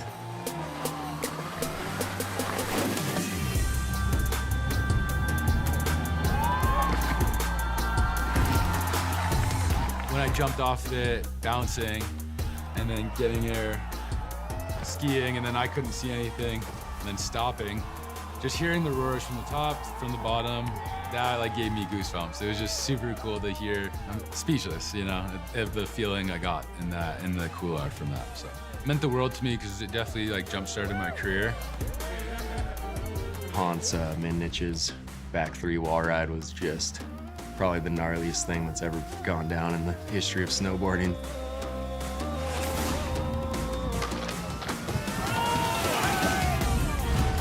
Couldn't believe my eyes what I was seeing. I mean, just literally what the. Seeing what's happened over the last 5 years is just never thought we'd be where we are now. It's crazy, man, what this contest has brought out and how it's helped with progression. Just stoked to be a part of it, and glad Jackson throws down and makes this happen.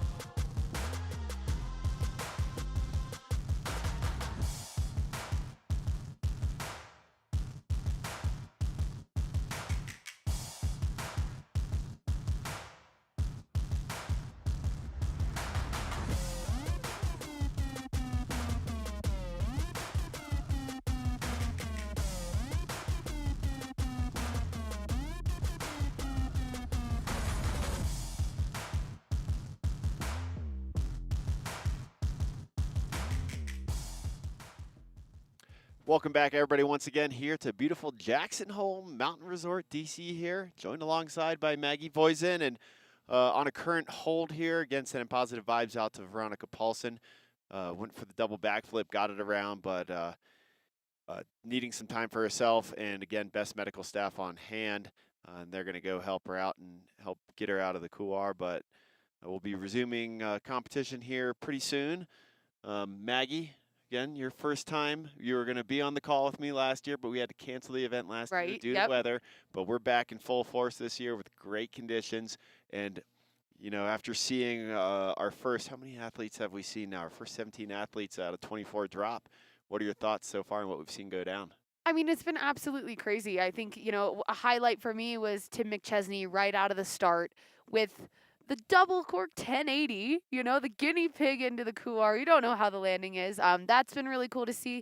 But, you know, we have a lot of vets here, a lot of rookies out in the field. I love, like, that mix of all the athletes, and still a lot of action to come. So make sure you stay live, you're tuned in, because, you know, we're only halfway through, really, if even.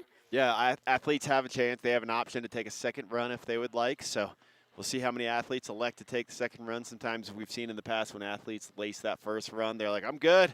I'm not going to improve on that. And then some that you see have issues on their first run, they're like, I came here to make some statements. I want a rebate. I am definitely going to take my second run. And still plenty of good snow left in the coulee. There was one year after the event that it was a great snow year. There was a lot of powder in the coulee. And we got to drop in after the event was over. And found some amazing powder turns in there. So I mean, as you watch these athletes go down, I mean, they're throwing up big powder slashes and sometimes getting in that white room. So yeah, there's plenty of snow to be had in there. But yeah, iconic Corbet's Couloir, as we were saying before, is of course the venue out here. And a little history of Corbet's. Well, before we get to the little history of Corbett, I was going to give you guys a history lesson. I'm a big fan of history, but I also love geeking out on weather. I consider myself an amateur meteorologist, and let's take a look at the weather, because such a factor out here. Again, we had to cancel last year because of the weather. Being a powder hound myself, I definitely pay attention to the weather forecast. I love to geek out on different weather models, and Jackson is very exposed to multiple different flows. A lot of storms from different directions can affect the Tetons and bring just amazing, just incredible world-class powder and conditions to these mountains. So let's take a little look at the weather out here at Jackson. It's almost surreal. Every turn is just effortless. There's no resistance. You're able to just float up and swing your skis and then sink back into it. Until you truly experience that, it's really hard to comprehend.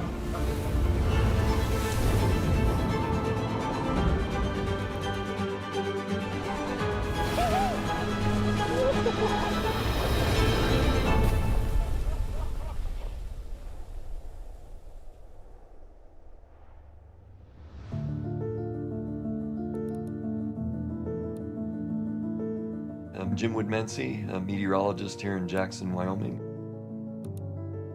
Always had interest in the weather, but I just wanted to be an operational forecaster. I just wanted to forecast the weather, mainly for my own purposes as a climber and a skier, and just wanting to know more about the weather so I wouldn't get caught out in it. The Tetons usually get between 400 and 500 inches of snow per season. They're just in the right place for really good quality snow. And usually it's falling at colder temperatures, so it's that lower density snow, so it's that cold smoke kind of powder that everybody lives for around here.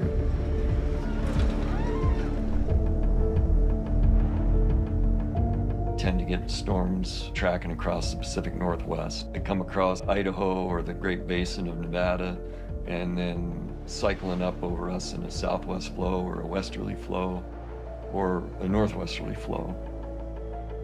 West to northwest flow is what lines up best with the Tetons as far as their orographic lifting capabilities. You know, the air will be lifting up over the mountains and keep regenerating that, and that's when precipitation happens. The ideal snowflake is a stellar crystal. The kind of snowflake you would envision in kindergarten, cutting them out of a white piece of paper. But it's just a pure snowflake. And it starts with, there has to be dust in the air. There has to be some nuclei in the cloud to be able to get that to form. And it forms from water vapor going right to the ice form. And then when they coalesce together, that's when they fall out of the clouds.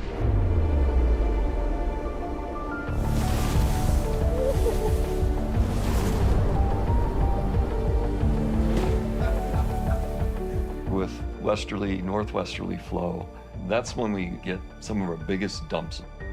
That's usually when there's a ridge of high pressure off the California coast. The moisture in the Pacific comes over the top of, and then gets directed at the Tetons in that northwest flow. Every inch of snow you get is just perfect quality. Kind of just billows up and hangs in the air.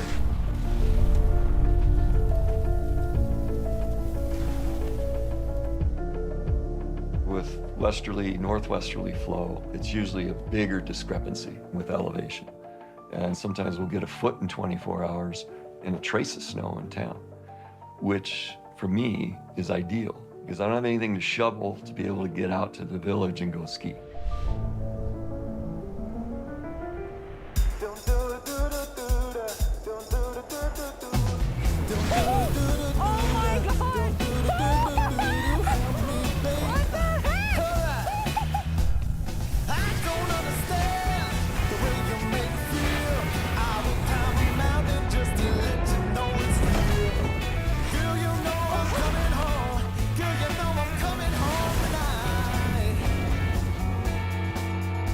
You just have to understand that a forecast is just guidance. It's not gospel. It's a four-dimensional thing. You've got to look at changes that are going on north to south, east and west of you. You're looking at changes that are happening in the vertical, all the way up to 30,000 feet where the jet stream lives. And then you're taking all of that and moving it through time. At times it can be a thankless job that way, but I like the challenge of trying to figure it out.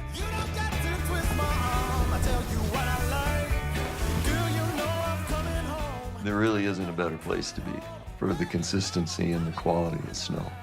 And I've gone skiing in Canada, I've gone to Utah, I've skied in Colorado. And there's really no reason to go anywhere else but here.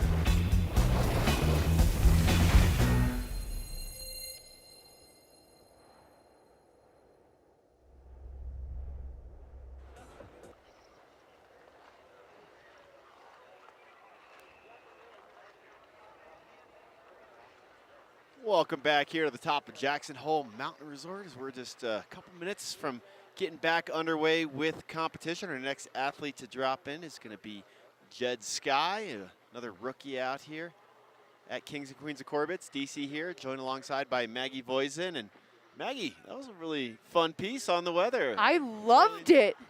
Just a little bit of science. I mean, I love to get learnt. That doesn't make sense. I love to learn. But that was great. And learning a lot about the Tetons and how they get their snow. Like, honestly, super fascinating because this place is unlike anything else. It really is. Yeah, very fascinating indeed. And it is some of the best snow I've ever experienced on this beautiful planet Earth that we call home. And really excited because another storm forecasted for later this week. 14th and 15th look like they could be some big days up here. And yeah, a lot of places in the West getting some snow now. So shout out to you all that are getting some POW. I know I got some friends tuning in. Breck Ski Patrol tuning in. Wanted to give them a shout out. And Heck yeah. They got some weather coming in down their way as well. A lot of Colorado's getting some snow. Utah's finally getting some good weather. Our friends out in New England, shout out anybody tuning in from out in New England. But Jay Peak, they've got like one of the largest bases in the U.S. That's what we were hearing yesterday. And also Montana girl here. We're getting some snow as well. We love to hear it. We love that everyone's getting some. Yep. So all of you tuning in from all over, I wish you, hope you've already gotten some good POW days in and wishing you a very bountiful winter. And thank you for joining us out here for the 2025 Kings and Queens of Corbett, where we're just getting ready to get underway with competition again. You see our next athlete, Jed Sky, Jed the Shred, heading up to the start. Excited to see what Jed's got for us. I was talking to Jed the first day here, Saturday, the welcome party. Had a minute to catch up with him. New athlete for me. I was stoked. I always love seeing new athletes come in the mix and come out and make a name for themselves, as some of them have out here at Kings and Queens of Corbet's. Well, let's get a word from Jed on his first time out here in Jackson.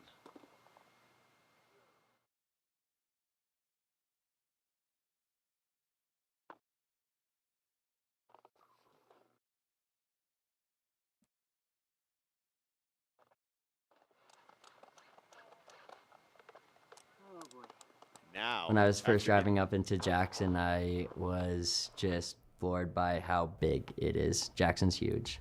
The mountains are big, the valley's big, it all seems big, so I'm sure that Cornice is probably big. I'm stoked to be in Jackson. It's my first time, and I don't really know what I'm in for. I'm super excited to find out what it's all about. You are welcome to sit on the cooler too. I'm going to take I love it. Like you said, new faces. Excited to see what he has here. Kind of a little bit of a pause, a little bit of a wait, but we're back underway. Kings and Queens of Corbet's 2025.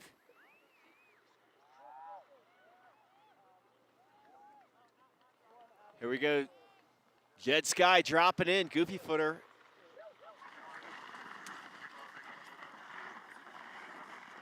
Riding with that right foot forward, his natural stance. First time out here in Jackson.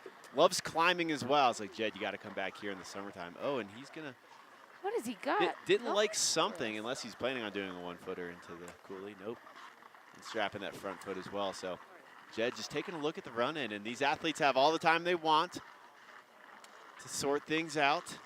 And looks like maybe putting some marks in the snow to kind of mark his trajectory where he wants to take off. So good, smart, calculated approach, Maggie.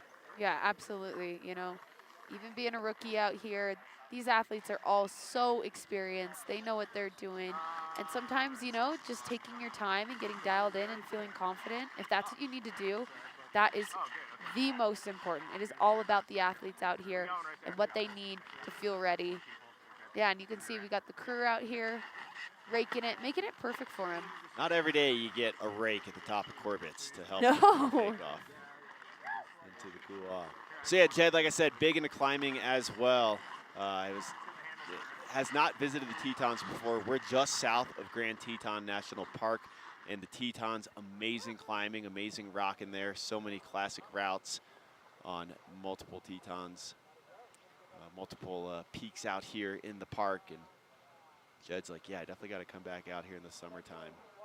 And we were talking about weather. It's finicky. I've gotten scared off one of the peaks here before. Yeah, I mean, by the storms can move in. The storms can move in really quick, and there's a lot of stories of kind of situations like that. I'm trying to think of the name of the podcast where they do a lot of reporting on it, just specific accidents. But I took a woofer in November, and one of our homework was about a lightning strike that happened on the Grand Teton. It was a crazy, crazy story, but like you mentioned, those weather like storms, and they just roll in, and they roll in quick. These mountains are no joke. So getting some word, or hearing some word over there, about 45 seconds. What they're saying. Jed just checking out his takeoff before he drops in, marking his takeoff. Rookie out here for Kings and Queens. 30 seconds. You can hear those deep breaths, Fuck, getting himself excuse ready. me. Can I say that? Yep. Okay. Jed the Shred. You can say whatever you want, man. I mean, maybe not fully. I take that back, but. This is going to be the biggest I've gone all year. So you hear it right there, the biggest I've gone all year. I love the candid. I love the commentary from the athletes. It's seriously, it just makes it a bit more personal, and you really get an idea of what's going on in their heads. Yeah. Okay. Jed dropping in 10, 9, 8, 7. So we'll regroup right there. Here we go.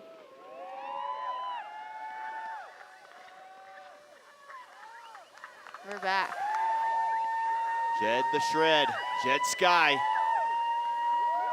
Oh, big back seven in.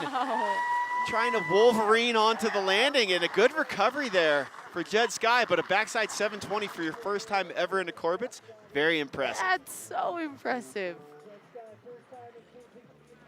Rookie out here. Making his way through.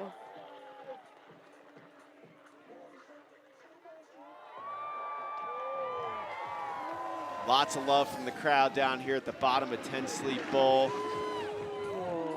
Jed Sky, Jed the Shred. Let's see if we can hear his reaction of his first time jumping into Corbet's. Ah! Oh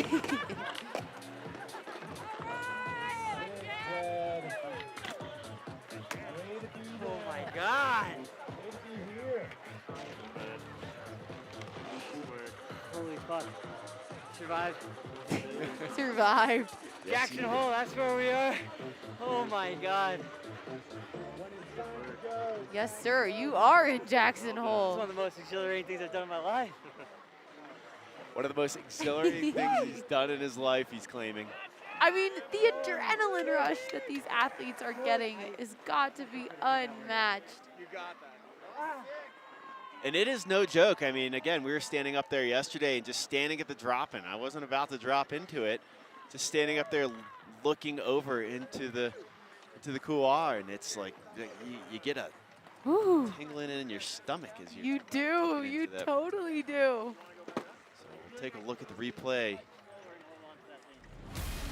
Jed Sky, Jed the Shred, coming in with the backside 720.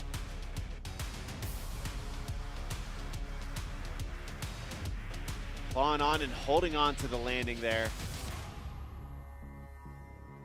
Making his way through this middle section. So welcome to Corbet's, Jed Sky. One of our many rookies. Showing they've got the skills. 6 athletes remaining to drop in. And again, athletes can elect to mob down, back down to the tram, get priority loading on the tram, and get back up here. It's about a 10-minute tram ride. 4,100 vert, Maggie. 4,100 vert. You got all the good stats over there. It's quite the ride down. It is a leg burner, mobbing down to the bottom. It's a big T to B. Next up, another rookie out here. We got Anna Asimont getting ready to drop in. Originally out of Colorado, now calling Utah home. And Anna, no hesitation. Anna Asimont dropping in, first time out here. Yeah, girl. Coming in with a lofty air, landing smooth. Working her way through. Strong skiing. With a big backflip and stomps it. Love seeing that from the ladies out here today.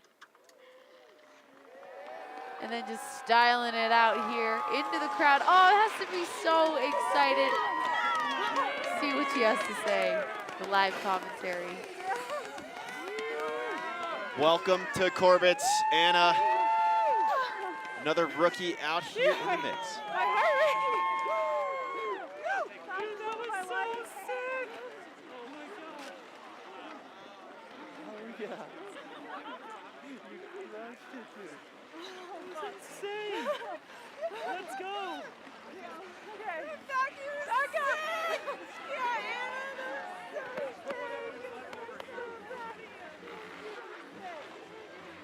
Oh, love the camaraderie.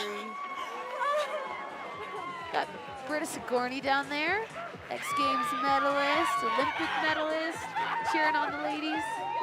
Ripper of half pipes, now just spends her time ripping Alta. And she's retired from competition.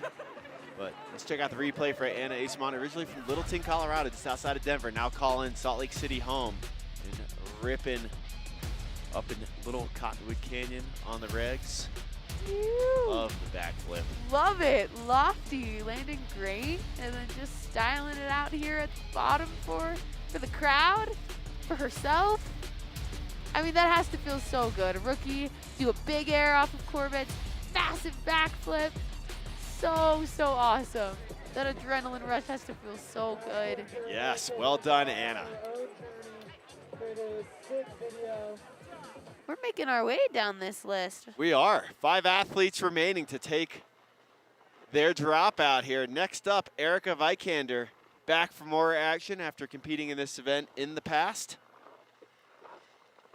Yes. Formerly a top Freeride World Tour competitor with multiple podium finishes, stepped away from the tour to focus on freeride film projects.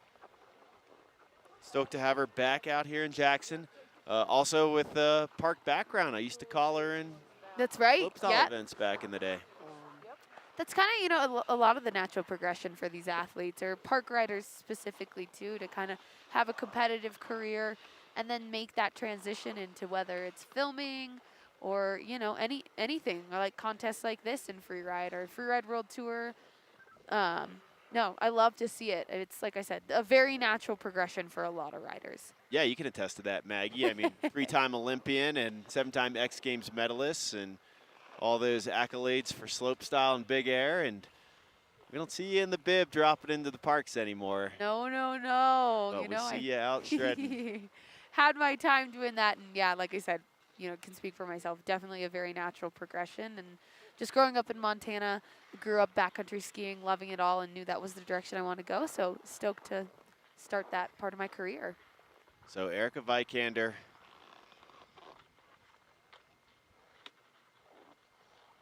Getting herself collected and gathered. And let's go ahead and get a word from Erica Vikander on being back out here at Jackson Hole Mountain Resort. I was really excited to get invited back. I would like to see a lot of powder in the landing. I would like to see a lot of clean runs. I would like to see stomped landings and very tactful tricks and very tactful lines. I love the hook, but I also love a very clean landing. Every single year you see more and more insane things that people are doing and pushing the limits, and I think it's only going to go up from here. Tactful landings. I like that term. I might have to steal that. Very calculated approach. Years of experience under her belt, so. Yeah, I mean, it definitely can change the game sometimes. You know, you have those rookies where they have nothing to lose. They're here to send it. And sometimes when you have that experience, you know what you're comfortable with. You know what you want to land. And I like that approach too, you know. That's part of the sport. You bring your own flavor, your own taste, what feels comfortable to you. That's what it's all about.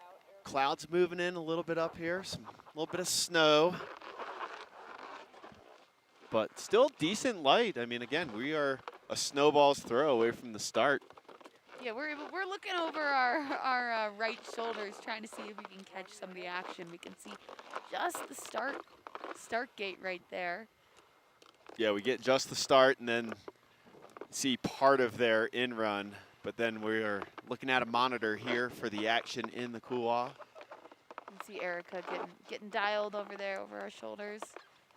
Big shout out to, again, the entire production staff, everyone bringing us all the amazing camera angles, everyone behind the scenes.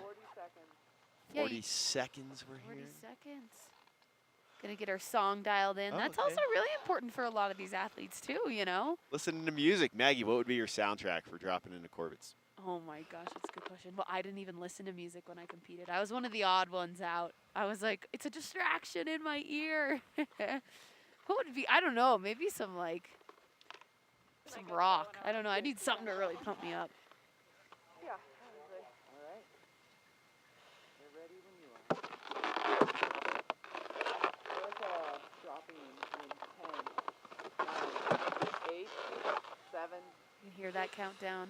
5, 4, 3, 2. Erica Vikander, ladies and gentlemen. Blast off. Thank you again, everybody tuning in with us here for the 2025 Kings and Queens of Corbet's. Our 20th athlete out of a roster of 24. And it is cold out here. You hear the squeaking of the bindings, the squeaking of the snow. Your equipment feels much more stiff in these temperatures. Goofy footer riding with that right foot forward, her natural stance. No goat path yet, because this has not been open to the public. So Erica Vikander setting the first track into what's going to be the goat path. And you get a bank turn coming off of like the beginning of that west wall, and Erica Vikander handling it beautifully. Making her way down flawlessly through this middle section. Getting some of that powder. These are the first people / athletes in the Couloir this year.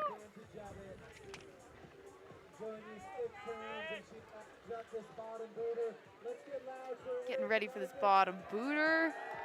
See some of those park skills come out. Again, Erica Vikander competed in park events, and Piper Coons cruising up here to the announce desk. We'll see if we can get a word from Piper Coons. Yeah. But Erica Vikander, clean top to bottom. Let's hear what Erica's got to say. Getting Piper in here in the booth in the mix. Where's this extra headset? We just saw Erica Vikander drop in Piper. It's a little flat now. Great bird. Good work.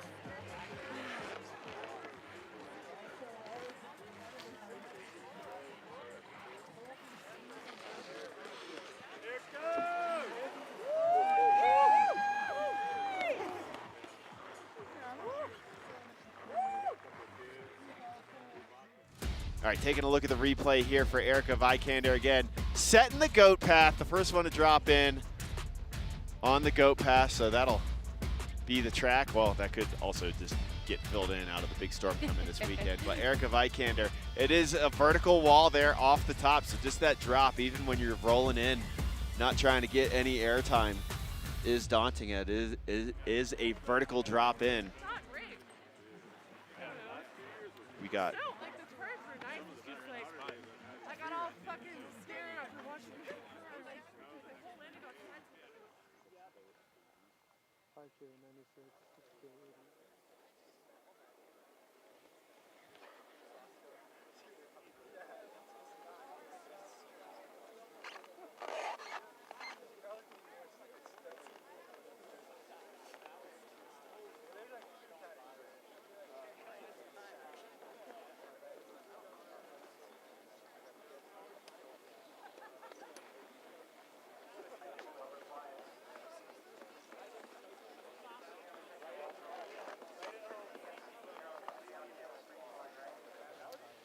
All right, well, we are ready for our next athlete. Piper, we're going to try to get a word from her in just a minute, but we want to fire through these athletes because the weather is moving in, so we want to make sure we get our final four athletes a drop while there's still some decent visibility out here. Next up, reigning king Colby Stevenson getting ready to drop in, and an amazing decorated athlete as well. I'm sure many of you know, but if you don't, Colby, originally out of Portsmouth, New Hampshire, Park City, now his home.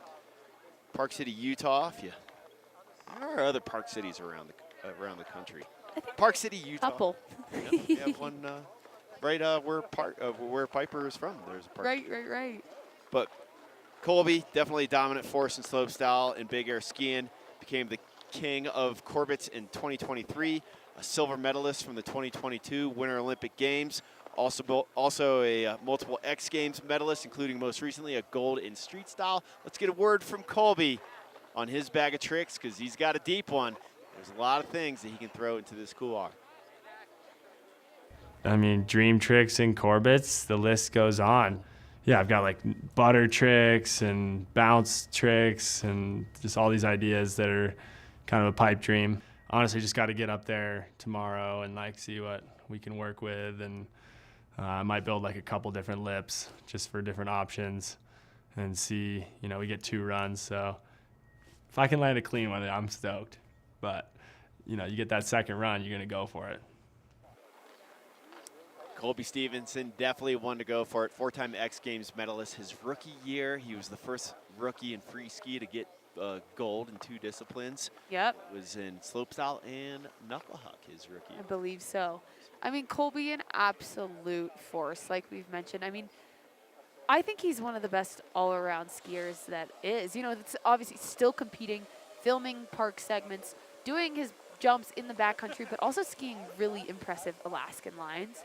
Colby is one unbelievable skier, and it's really cool to see him with this whole mix and heavy stack you know, season that he always has, that he comes out and makes this event a priority. And Colby doesn't take days off. No. He I'm pretty sure he was filming yesterday, building a backcountry booter. I mean, no days off for this guy. He's action 24/7. brought his snowmobile out here.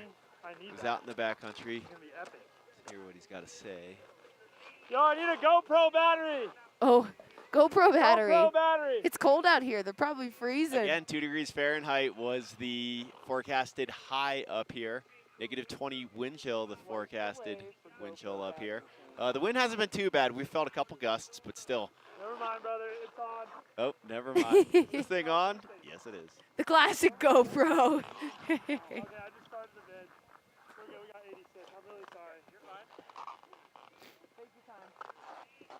Once again, I love it. Like, prioritize the athletes and you know, prioritize these athletes, make sure they're dialed in, they have everything ready to go. And yeah, shout out to GoPro, one of the sponsors, hey? Gotta make sure you get those POV clips, point of view. We want to know what it feels like to do a gnarly trick into Corbets.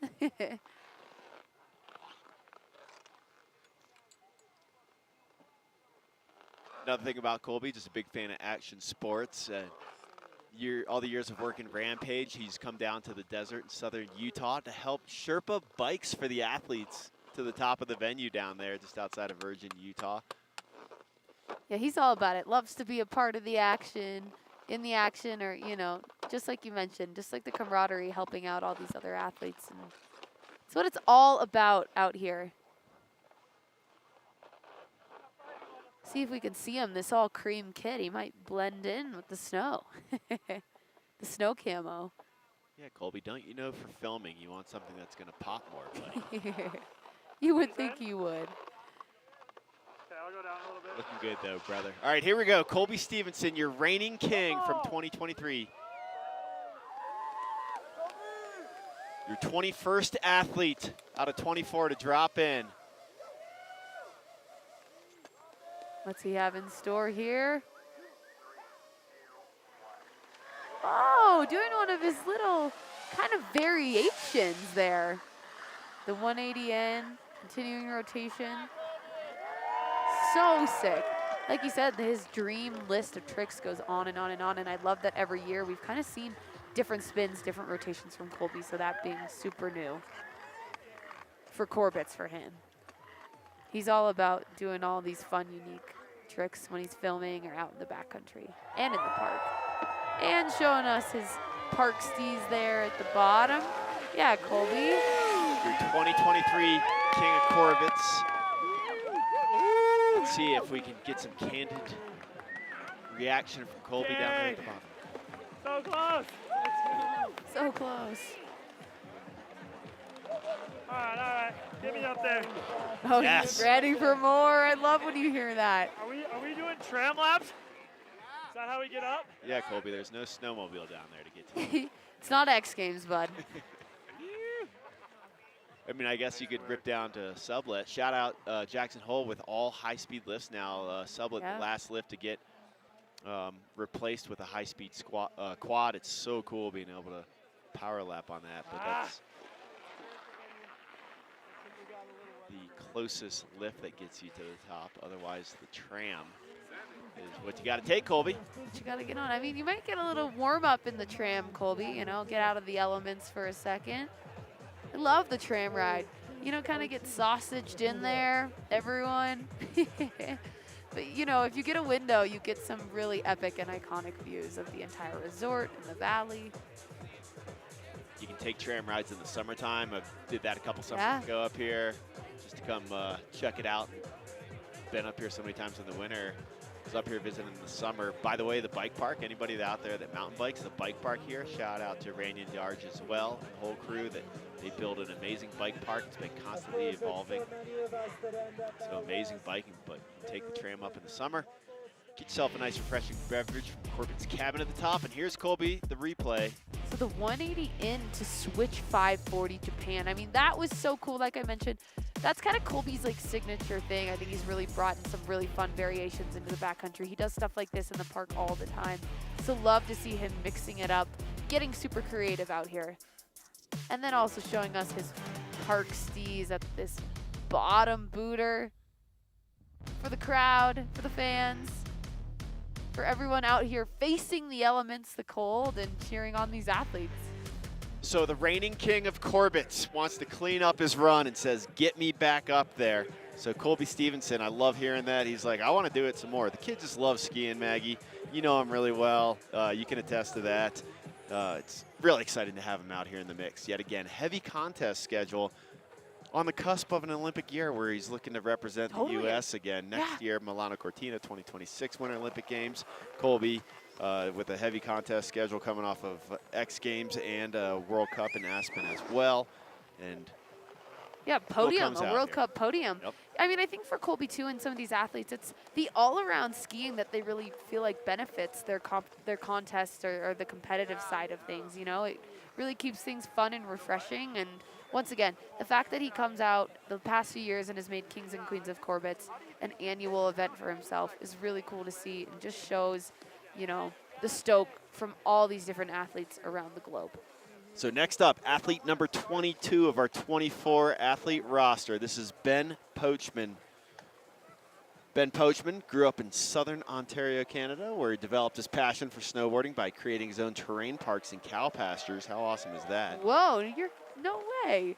He's used hay bales, plywood ramps, and farm equipment to mimic the features you saw in videos. After high school, he moved to Whistler. Wow. Determined to immerse himself in the snowboarding scene there. That is always flourishing. He took on summer landscaping jobs and lived in unconventional spaces like closets, saunas, and cars to maximize his time on the slopes. And his dedication to the sport fueled his journey, allowing him to chase his dream of riding in one of the world's most renowned snowboarding competitions. I mean, that's what it's all about. But I gotta ask him, did he say living in saunas? Did you say You know, if the sauna's not turned on, it's Yeah. not a bad living space. I'm like, I might have to question him about that one, but that's super interesting. I'm waving to some of the athletes. They're getting ready for their second runs, some of these riders who dropped early on, but we still have, like we mentioned, still got some athletes to go. Shout out to the Gentry boys in the house. Wyatt and his brother Luke out here documenting. Wyatt Gentry up in the mix. Wyatt, you gonna go for another one? Nice. Oh, love to hear it. We're Wyatt just- telling us he's going for number 2. We're just getting, unfortunately, we don't have another headset we can throw on you right here, Wyatt, but we can say what's up. How was your first drop into Corbett's for the competition? Obviously, how old were you the first time you dropped into Corbett's, Wyatt? You were 7 the first time you dropped into Corbett's. You boss. And you took Goat Path in. Here we go. Wyatt, we're on camera. Oh, there is a extra we have a headset? Let me over. get and down Piper up here in the mix, too. Well, Piper, we are looking at 3 athletes remaining to take their first drop. We got Piper Coons in the house, your queen from 2022 here, Queen of Corbett. You wanna take my headset? So Ben Pochman getting ready to drop. Then we got Jack Wiley, and then Irie Jefferson, another rookie out here in the mix, will be the final one to drop, our 24th athlete. So Ben at the start gate. So we might have to cut to that here real quick. I'm trying to even look at the monitor. You guys can probably see me. Hello, viewing audience. Probably see me trying to look through the snow that's beginning to pick up here. There's Ben getting warmed up. I could do some of those hip openers myself. Wyatt, how is it being up there in the start?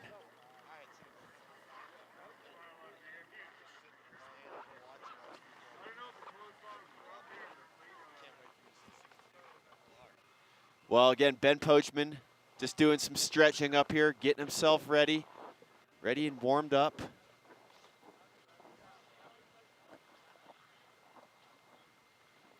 I also really love hearing the fact that you said, you know, grew up, you know, with hay bales, making park jumps, rails, and all that. I mean, it just goes to show that, you know, even if you don't have a resort or a mountain, you can make it happen. And I love hearing athletes' stories like that and how they came up and, you know, how their careers came to be. It's really, really fantastic because we want to make skiing and snowboarding accessible to so many people. And sometimes you just got to get creative on how you're going to get out there and ride. So Piper Coons getting the headset on. We're going to catch up with you real quick while Ben's strapping in. If he goes to drop in, going to just steal the call back from you real quick, Piper. But Piper, first drop, the backflip. Oh, man. Now I know what I need to do. That's what I heard you saying at the bottom. You were like, I know what I need now. Yeah. What is that? What is your strategy going in? Hopefully this time I don't have as much adrenaline, because that juices you up pretty good, and next thing you know, you're hot tubbing from 45 feet. But I think I just have to really be patient and kind of knock out those nerves a bit this time. Yeah. And I got that feeling now, so I'm pumped to hopefully land it.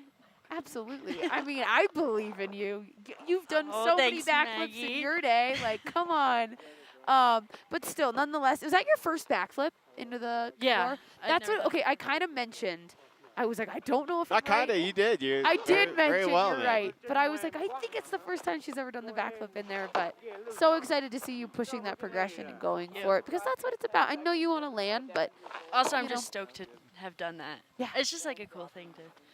you can claim yeah. backflip into Corbet's Couloir. I mean, Hot tub backflip. Hey, it's a That counts, backflip. yeah. All right, I got to hijack your conversation real quick, ladies. Here we go. Ben Pochman.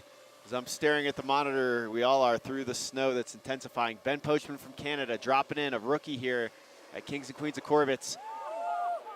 Big backflip in, landing right next to the west wall, looking like a full stomp. Again, now we've got the snowfall filter.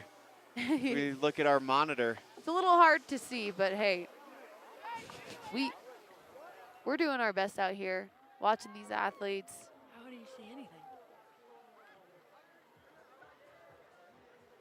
We've had that in years past when been posted up at the bottom of the couloir, calling it from down there, and you're looking through like a little snow and cloud filter. Coming into the booter at the bottom. Bringing it in, getting the crowd stoked. So Ben Pochman with the backflip in. Let's see if we can get some candid words from Ben, his reaction. My goggles. Good work, good work. Uh-oh. Somewhere up there. Oh, did he lose his Should've waited goggles? for some sunshine. Oh. Yeah, not ideal. What a G. Couldn't see. Oh no, he lost his goggles. I wonder when he lost them. He couldn't see that. Okay. That's tough. I mean, They've got your the full whiteout, Okay, cool. snow in your eyes. Yeah, and it's pow in there. I'm gonna try to get them to you. Sounds good. Nice job. Thank you. That's pretty impressive. really fun. Finishing blind, I would Right say. on. So I hang here for a minute, or? Yeah, I think they're gonna bring them down to you, so you can go into this little section. Sounds like Ninja is going to retrieve one of the ninjas hiding out in the legendary Coons cave. Going to retrieve Ben Pochman's goggles. Big shout out to Ben. First time competing in this event. Again, we got Piper Coons, Queen from 2022 here, hanging out with the headset on. Also, we got our man Wyatt Gentry, local ripper, out here in the mix. Wyatt, you're going to take another, you said? Taking a look at the replay here for Ben. Big backflip in, landing nice and close to that west wall. The steepest landing out here in the mix. Wyatt, if you guys can hear him over my microphone, best landing, the one you always want to shoot for. Steepest, I think, you know, probably probably still pretty decent snow in there. Hey, Wyatt.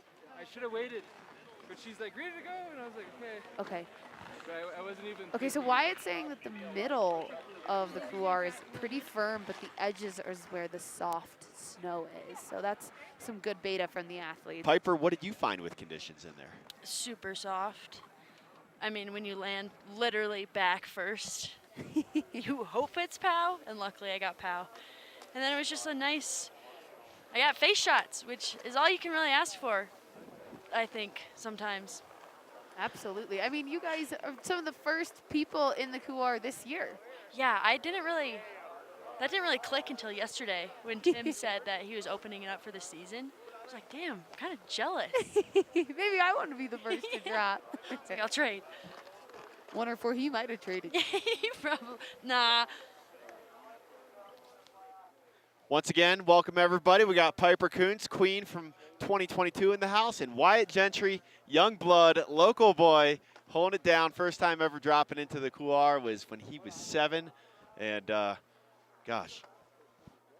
Yeah, we don't have a headset for Wyatt, so he's hanging out. We're going to see if we can get some more words from Wyatt, but you say you're going to go in again. And what's your plan? In case they can't hear you over my microphone, I can always relay. So.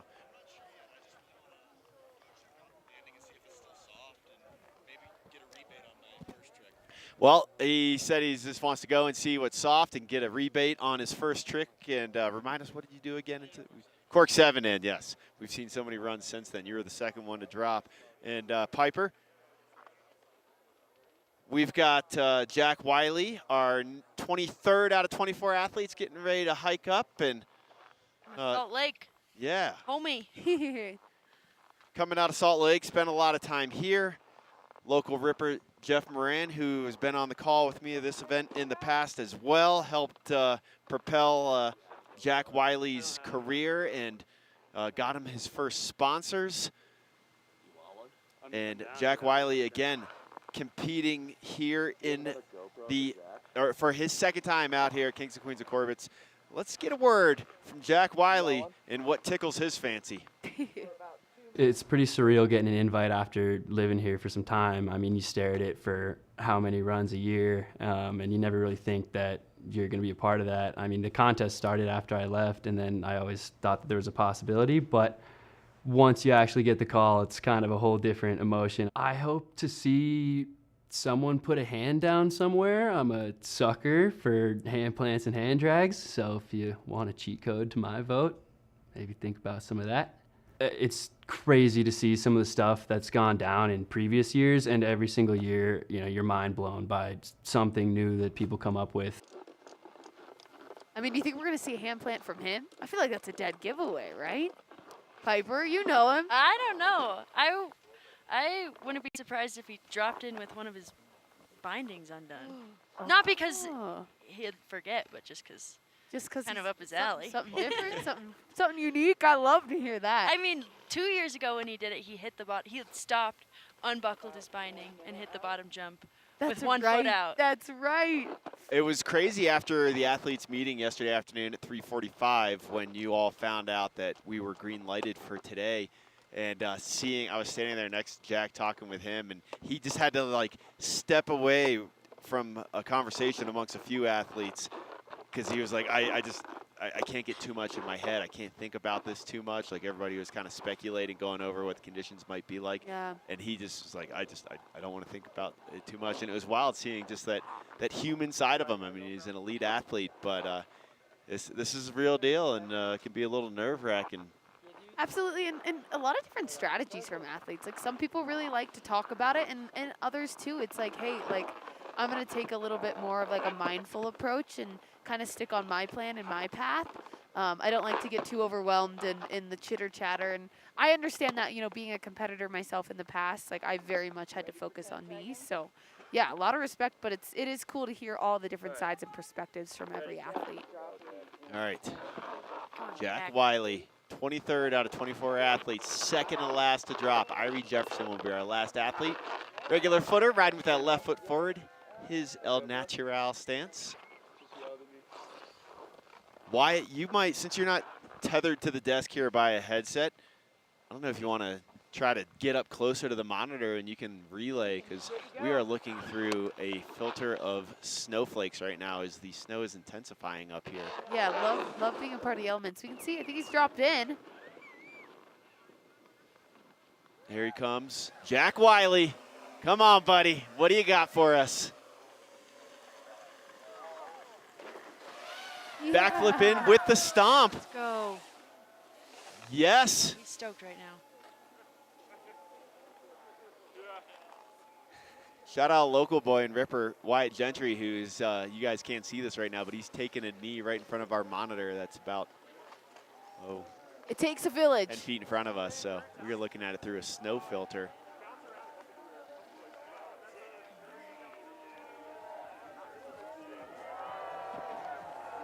Nice back seven off the crowd pleaser at the bottom. Jack Wiley, looked like a clean run top to bottom. Yeah, Wyatt, did that look pretty clean through?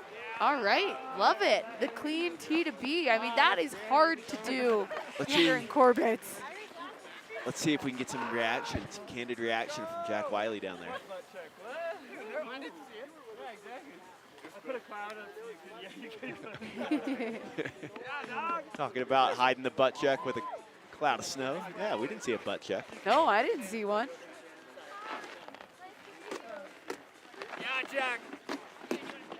Yeah, Jack. Let's go. Sure, Jeff Moran's tuning in. Very proud of a rider that he helped. Again, strong ties to the local community.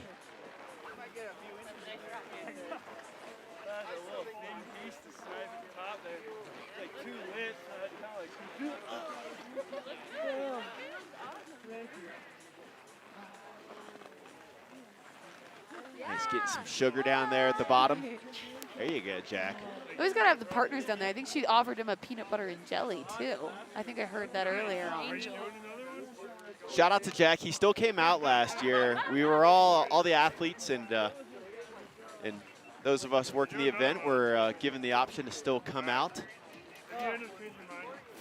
and enjoy our time out here at Jackson Hole Mountain Resort last year. Even though the event was canceled, Jack did come and take advantage of it. Here's the replay for Jack Wiley. Backflip in.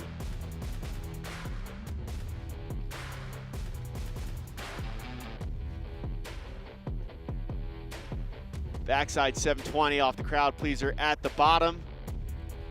Down into the corral for getting a kiss from his girlfriend.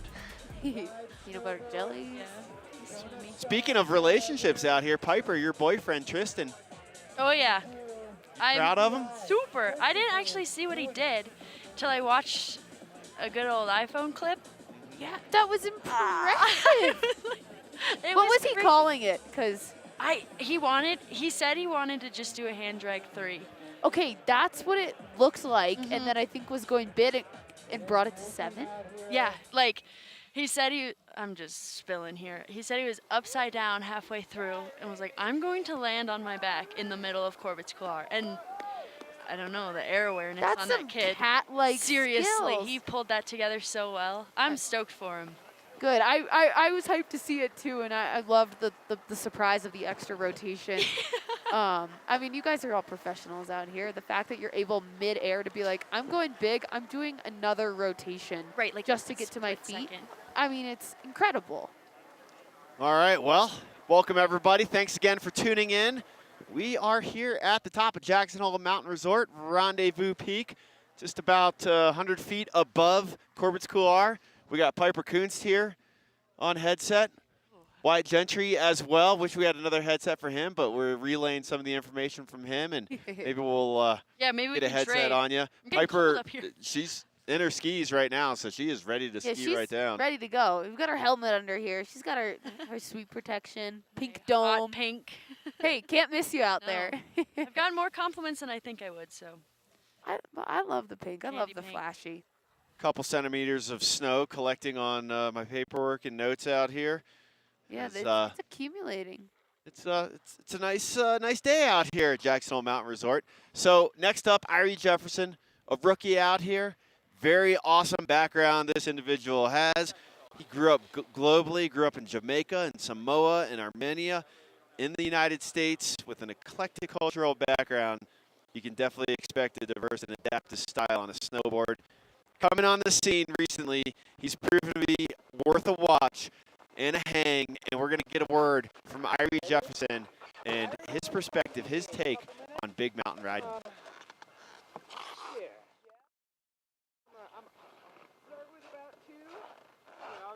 I promise you in just a moment, we got a word from Irie Jefferson. You can just look at us again for a moment.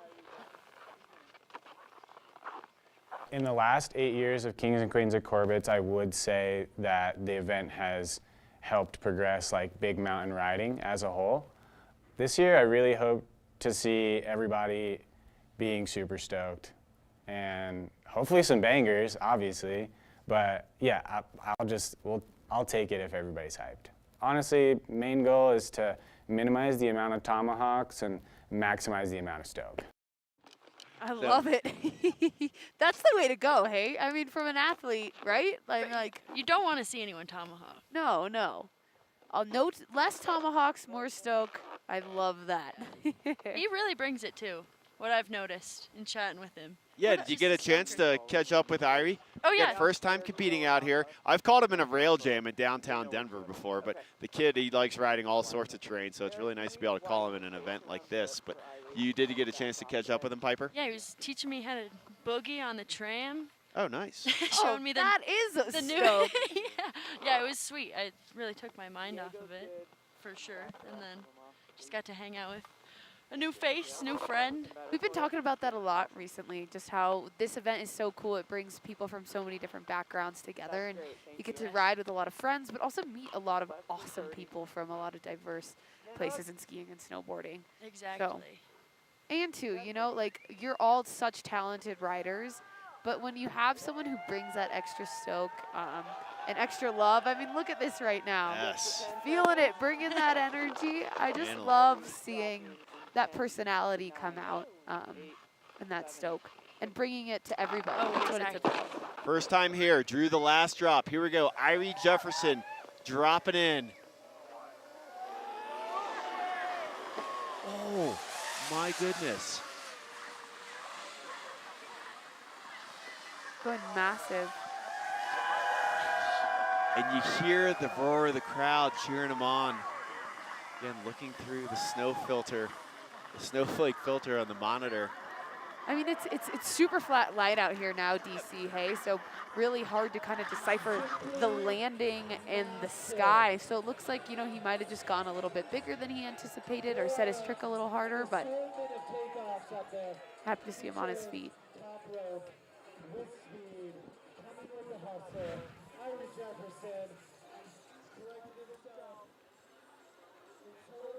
Making his way down. Yeah, that's what we want to see. Yeah.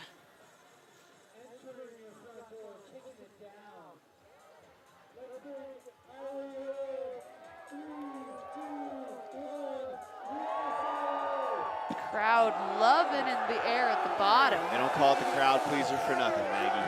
You're right on. I mean, listen to that roar. All right, let's see if we can hear some reaction from Irie Jefferson. Everything. You say I lost everything.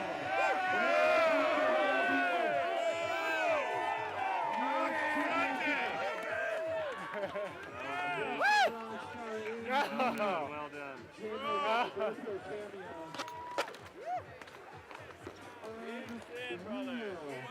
You want some hydration?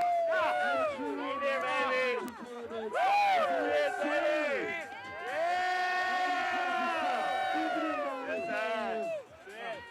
Take a look at the replay here for Irie. Irie, regular footer, so dropped and switch.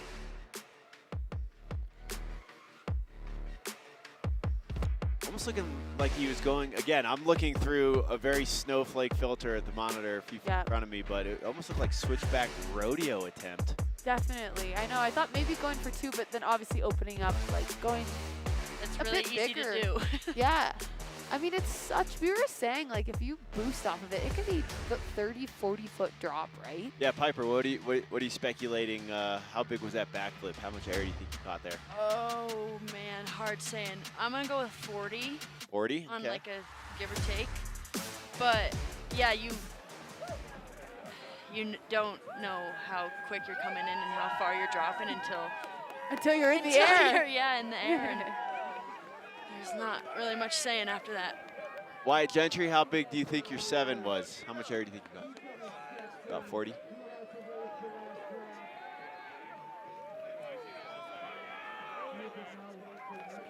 Yeah, not much of a difference between Wyatt saying not much of a difference in speed from just going 30 feet to when that landing fades away from you. Next thing you know, you're going 50 feet. All right, well, there you have it. All 24 athletes have taken their drop. Now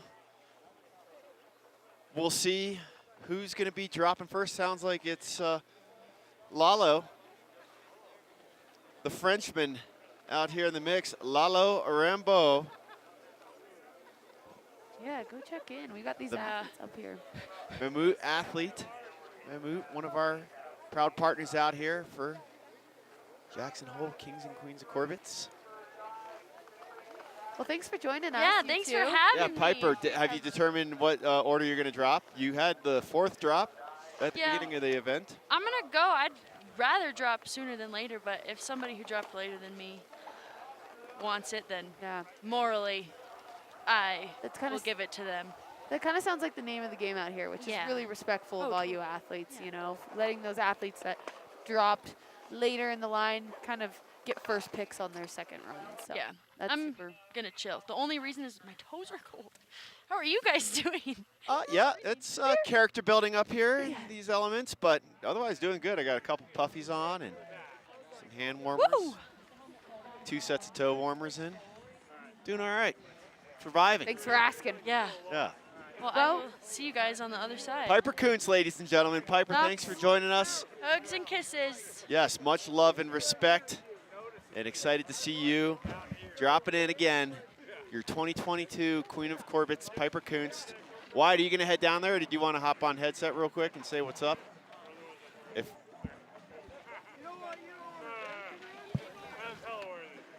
Wyatt Gentry got his brother Luke out here documenting as well. Born just on the other side of the Tetons over in Victor, Idaho. Raised here in Jackson Hole. Piper, we'll see you. Have fun. Looking forward to watching you rock and roll. So, born over in Victor, right? Yeah. Raised here in Jackson? Yeah, I went to preschool at the village in the That's bottom. rad. I love it. There's a preschool at the village. Yeah, I went skiing Okay. every day because I wouldn't nap. We got to make this kid tired somehow. It's Exactly. Get him out on the slopes. That's awesome. I still have those problems. I have to. I am thoroughly addicted to snowboarding, and sometimes I have to go out on the mountain just to be able to get some rest. I can't sit still, so I feel your pain. Your mom works down in the accounting department. Yeah, she's worked here for like 24 years now, so it's been amazing to be able to go skiing whenever I can. Shout out to Lisa. She hooked me up with my lift ticket within like the first 30 minutes of arriving to town. So big shout out to your mom. And what are you trying to say, Luke? Oh, well, he's trying to shout out to my dad and the grooming team here. They're the best in the world. Your dad works on the mountain as well? He is a groomer. No yeah. way. Oh, shout out to all the cat drivers. Yes. I got a lot of friends that drive cats, and big shout out to all the cat drivers. Does your dad ever give you cat rides, like on full I've moons gone or a couple times this year. It's awesome. Yeah, they've been working really hard out here trying to get that bottom area set up. They've been saying that it's been tough with how much snow we've been getting, but I believe it. Yeah. you guys- What's sorry, Maggie. No. You're good. Go, DC. What I was just gonna ask, what's your dad's name? Scott Gentry. All right, Scott. Shout out to Scott. Scott. Is he tuning in today? Oh, he's at the bottom.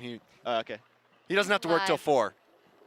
All right, Léo Rambaud getting ready to drop in. The Frenchie coming out of La Clusaz. Did you get a chance to meet Léo, Wyatt? I've been pretty good friends with Lalo for the past 2 years. Oh, sick. Yeah, Tell us he about lives. Léo, because I just met him a few nights ago. So yeah, Lalo's from La Clusaz, and he's been living at one of our really good friend Tucker's house, and we go skiing almost every day together out in the backcountry. This is this year's been his first real time filming really hard out here. He worked on his film called Triangle out here and filmed some of that, and now him and Tucker are working on their second film now. Oh, love it. Yeah. Thanks for the inside scoop there. Yeah. That's what we love. Yeah, he's been working on his tricks this last couple weeks. We were out in Four Pines building some jumps and practicing, and he's pretty stoked to send it in. When he got to the bottom, he was like, I need to go back up and do it right now. That's why he's first to go right now. He was right. He's like, please let me drop first. I mean, I get it. You get that adrenaline rush. You get your first run down. I mean, naturally, of course, you want to go right back up to the top and do it again. So, I mean, so much credit to you athletes who, have your drops or were later in the line. And, the waiting game, it really plays, into that mental factor and physical factor, of course, too, because you guys are getting cold and all that. So. Absolutely.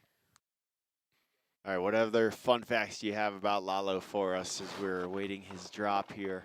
I'm trying to remember, what did he throw on his first drop? He did a double backflip. Yeah, double backy. Came a little unstuck in the landing, but I think he's got it here. He's really stoked. Did he say he was going to go for the double backy again? I think he's going for it. He really wants to land that. He's the kind of guy that if he doesn't land it first try, you'll see him do it 5 or 6 times until he lands it, no matter what. I love it. The dedication, the Yeah. commitment. Looks like he's getting ready right now. Yeah, getting it, dialing it in. Yeah, the weather is definitely changing things from run one, but these athletes are the best of the best. And like you said, when you've got a dedicated athlete like him, I mean, you're ready. You're ready to put it down. reach Jason and find out if we're ready to send. So just waiting for word to see if everything is clear. All cameras are set. Yeah, you were saying you guys were out filming in the backcountry just south of the ski area the other day. When you dropped, I was telling the story of how Ryan Cruz and myself, we rolled up right when you guys were cruising down to your zone to film, and Ryan Cruz was like, that is the next, I didn't realize it was you, and he's just like, that's the next generation of like local shredders and that are doing good things and documenting out, doing some filming, and was hyped to hear that was you in the mix, Wyatt Gentry. Yeah, we just try to do our best out here, try and stay safe. It was a little sketchy the other day with those avalanche conditions, but I think it's going to be a little better coming up here soon with this snow. Yeah, it was a little reactive after that Pineapple Express brought in the warmer temps, and warmer snow created definitely a funky layer that the storm slab was moving on pretty easily, as we noticed firsthand. All right.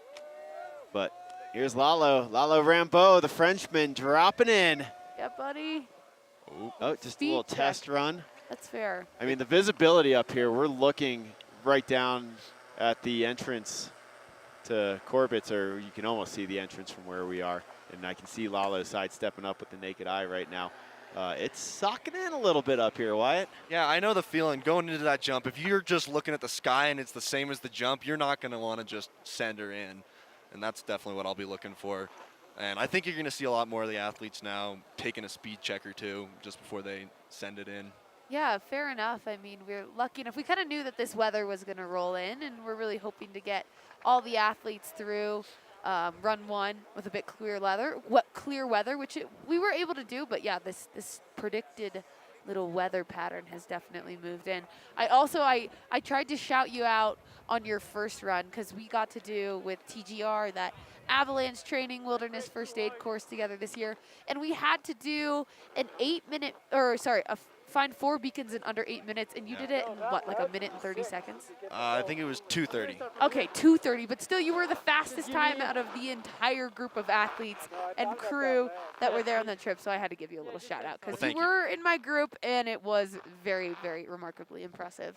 It was a fun time. So, like you mentioned, like out here skiing, charging hard, but you know, you take your training and avalanche training and all that very, very seriously and know what you're doing. Yeah, there's a lot of behind the scenes that people don't realize how much training and practice we go through before getting out here and just hucking into Corbet's. Yeah, it's not all about skiing the line, and there's a lot of days too where you have to back off. It's not the right day, the conditions aren't right, you're not feeling right. I mean, there really are, like you mentioned, so many behind the scene things that go in here, but I think we're gonna get a drop.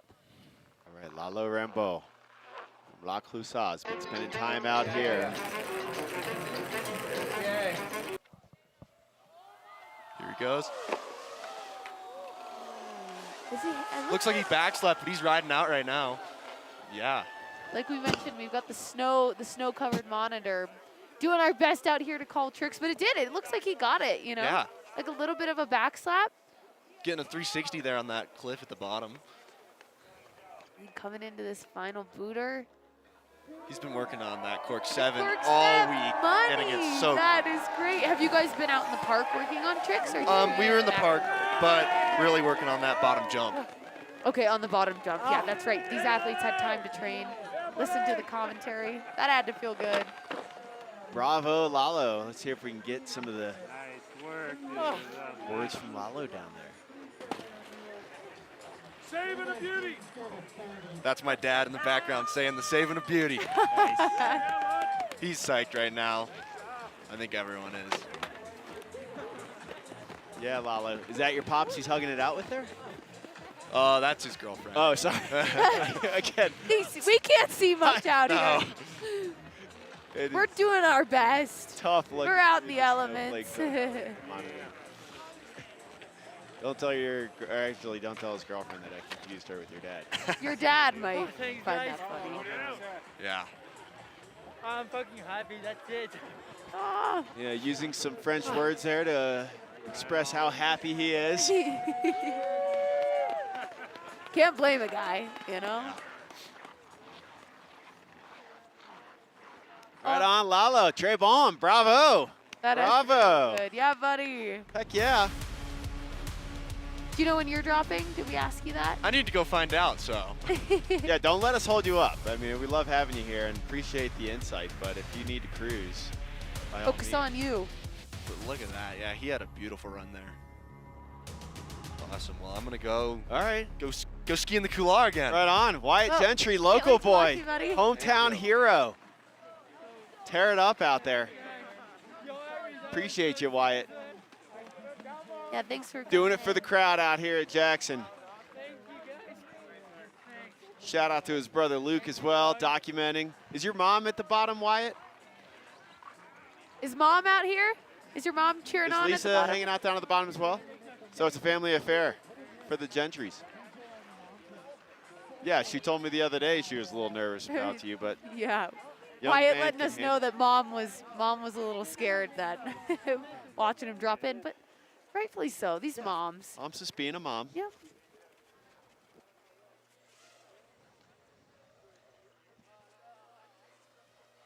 Have fun, Wyatt. Yeah, buddy. Tear it up. Later, Luke. Get the shot.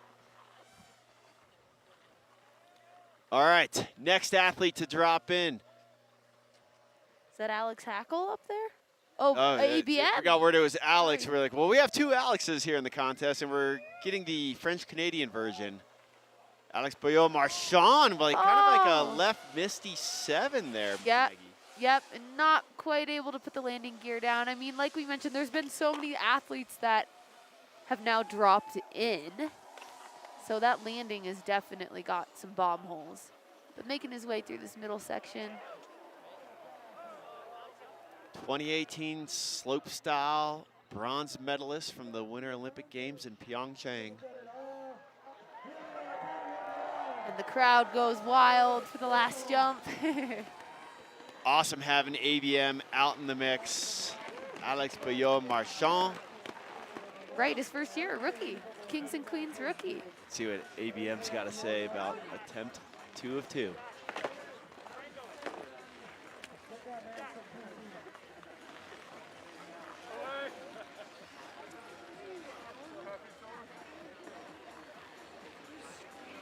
Attempts definitely dropping up here, Maggie, as the gusts are picking up a little bit. And Yeah, my fingers and toes are definitely feeling it, but I mean, nonetheless, we're just out here standing around. I mean, these athletes they're physically, mentally pushing the line, pushing the limits. if anyone is tuned in, if you're planning a trip out here to Jackson this week and haven't seen the forecast, another big storm coming in. Yeah, you're stoked if you're arriving. Friday, Saturday, forecast to be the bullseye. Here's the replay, Maggie. Take us through it. Yeah, that misty kind of 7 with the tail grab. Once again, that landing getting probably a little beat up, so not quite putting the landing gear down, but love to see him going for a second run, giving it another go. Styling through the middle section and showing us what he's got on the last jump. Look Showing at us the crowd down. Hey, they're not cold. They're feeling good. Happy to be here. Got the DJ down in the mix. I meant to catch who Yeah, the you're a DJ DJ was. yourself, right? It's a hobby of mine from high school that I still dabble in when I'm not commentating for events, but Elliot was the DJ here in years past. Trying to see if I can see who that is. Shout out Elliot if you're not DJing and tuning in.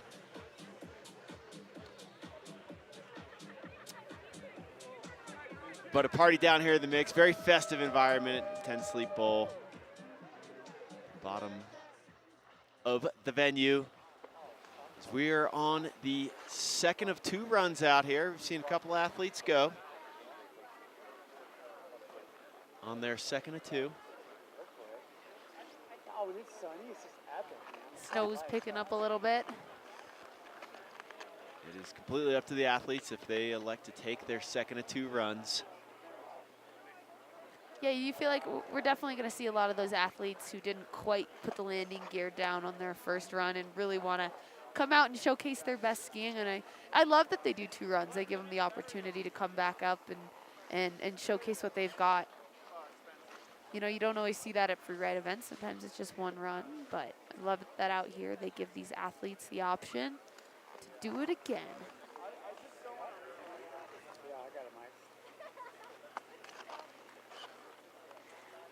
Look at this aerial view, looking up at that massive couloir. Also, if you're planning a trip to Jackson and haven't been here this season, sublet chair has been replaced with a high-speed quad with a nice high backseat too. That's good for your posture. I like it. It is, yeah. Very It really puts you upright. It does, but yeah, high-speed lifts around the mountain now, all high-speed quads. And the gondolas, and of course, the iconic tram.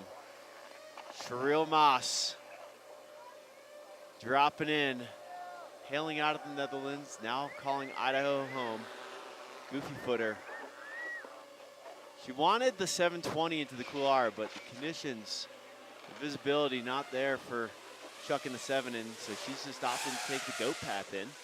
Navigating that very nicely as Erica Vikander set the goat path for the 2025 season. Again, Corbet's has not been open to the public at all this season. Looks like that flat light kind of playing a part there. It looks like she was maybe looking to do an air, but kind of saw that, didn't see that wall coming, but still styling her way down the middle section of this couloir. Bringing it into the final booter, the crowd pleaser. Hear that crowd. They're riled up. They're stoked. 3-time Olympian, X Games Big Air gold medalist from the Netherlands, now calling Idaho home, Cheryl Moss. With 2 runs in the books here at the 2025 edition, 7th year of the Kings and Queens of Corbet's. Yeah, way to get back up there, give it another go. Another day in paradise. Another day in paradise. You said it. Jackson Hole Mountain Resort No, is not a really. little slice of No, it's more white somehow. Yeah, oh well. Thank you guys. Nice job.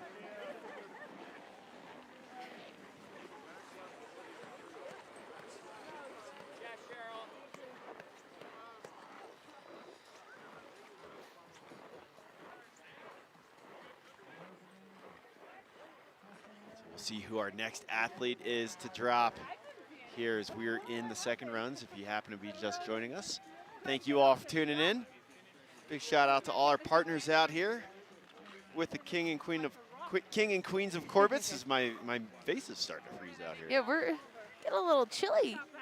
But yeah, our sponsors, name those off. What do we got? We got Monster Energy, huge shout out. Yeti, GoPro. We got Smart Wool, Coca-Cola, Keels, Turtle Box, Gore-Tex, Sweet Protection, Nature Valley, GoPro, and Mammut.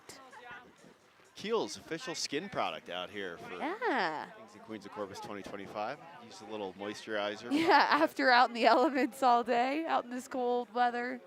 Cheryl catching up with her wife down there in the mix. Again, they road tripped in from Idaho. Spending lots of time on snowmobiles out there, just sled necking around in Deep Pow.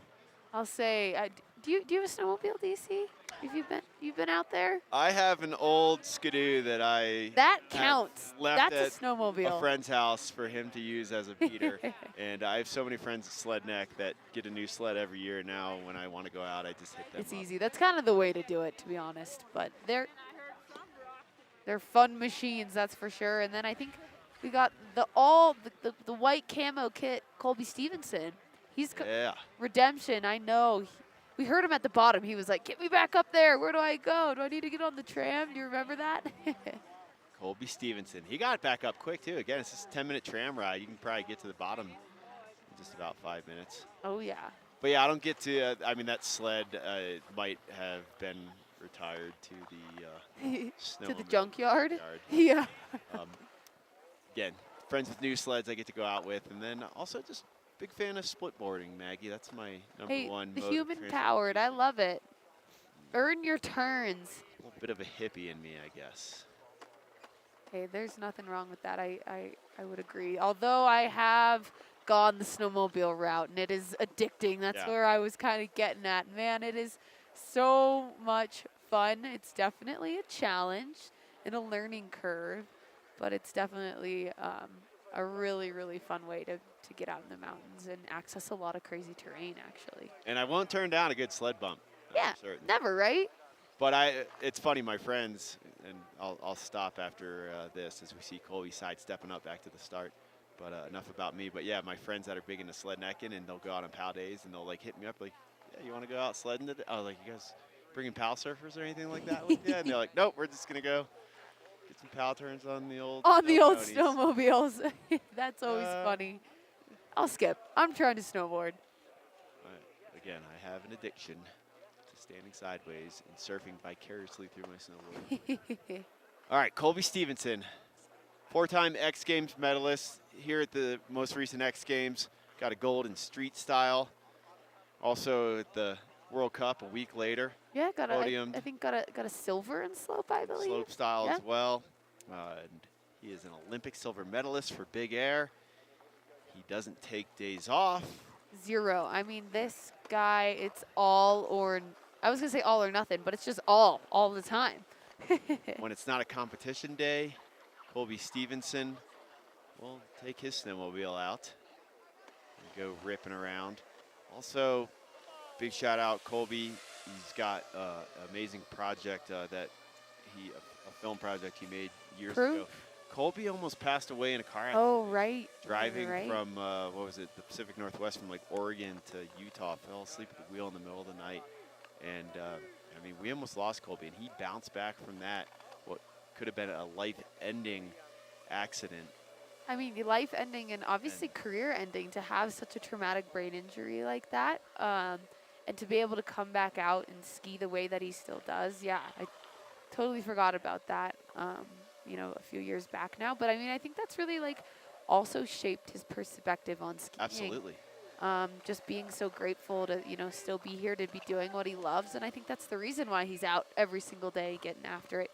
He's just grateful for this second chance at life. And here he goes, dropping in. Testament to his character. Colby Stevenson, your reigning king of Corbets, dropping in. Oh, speech. Checking his running. So on his previous run, we saw the 180 to bounce to like switch cork 5. Yep. Into the couloir. And I think kind of just wasn't able to get the landing gear down quite like he would like to. So I feel like we're going to see something similar from that. But once again, I think these athletes really trying to dial in their hits. This flat light really, really changes the game. I know I've said that quite a bit, but I'm really kind of hammering home on how this lighting and the weather affects, you know, your visuals as you're riding and doing tricks off of this couloir. And it's all about the athletes out here. We want to give them the time that they need to feel comfortable and confident. You know, they're putting their bodies on the line, doing what they love. So we just want to make sure, you know, that they feel as comfortable as possible before they drop in. So I love seeing, you know, when athletes really take their time and take it seriously. Here we go, Colby Stevenson. Yep, that 180 in. Switch 5. Oh, not quite able to put the landing gear down. Would love to see him pop right back up, and huge props to Colby for going back out and trying that again. What? Cork 7 mid-run. Oh, and once again, not quite able to put the landing gear down, but love to see him absolutely going for it. Yeah, Colby. A champion indeed, Colby Stevenson, your reigning king of Corbets. Hiking back up there, just getting his gear together. Visibility a little more variable out here for the second run for these athletes, but still looking off in the distance here behind us. I can still see Cody P, can still see No Name. Can That's still always good. Kind of see, you got Rendezvous Mountain. We're here on Rendezvous Peak, and then just a few mountains south, you got Rendezvous Mountain as you head towards Teton Pass. Just iconic Teton mountain range. Such an unbelievably beautiful mountain range, and the fact that this tram gets you right to the top, I mean, it's so incredible. See Colby getting his stuff back on. I mean, it's Colby. He's gonna show us something here on this bottom booter, I know it.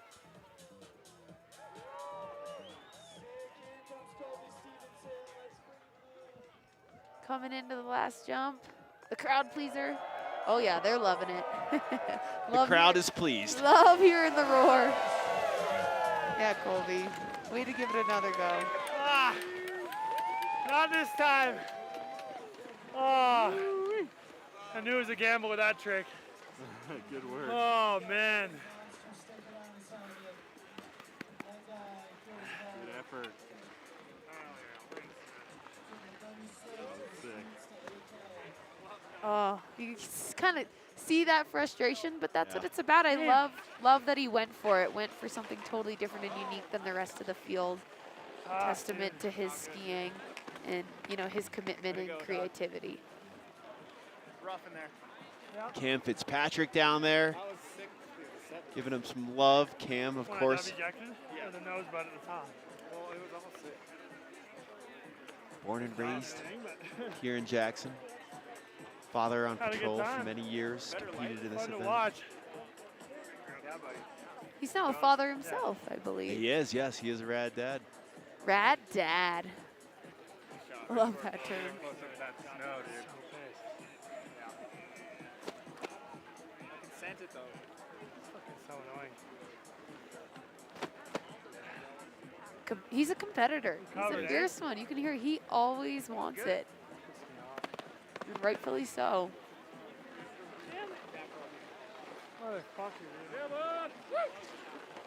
Everyone's speaking French out here. It's multilingual. Yeah. Well, we still love you, Colby. Don't worry, buddy. Yeah. We all still love you. And again, just see him nice and healthy down in the finish. If you take a look at the replay, going for that switch 1. Yeah, that 180. I'm sorry, the 180 into the switch 5. Thank you, Maggie. Hey, you get a teammate this year.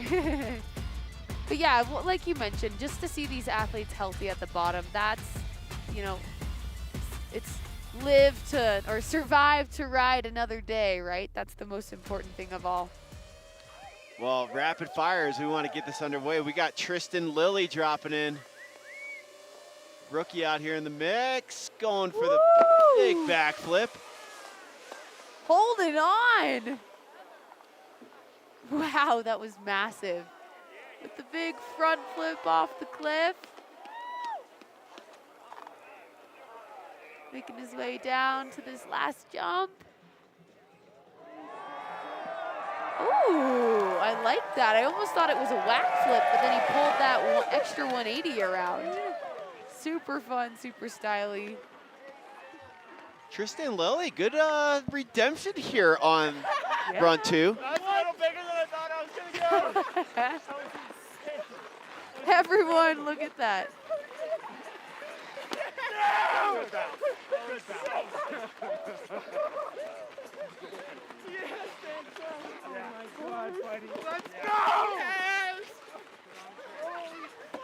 Love hearing the stoke.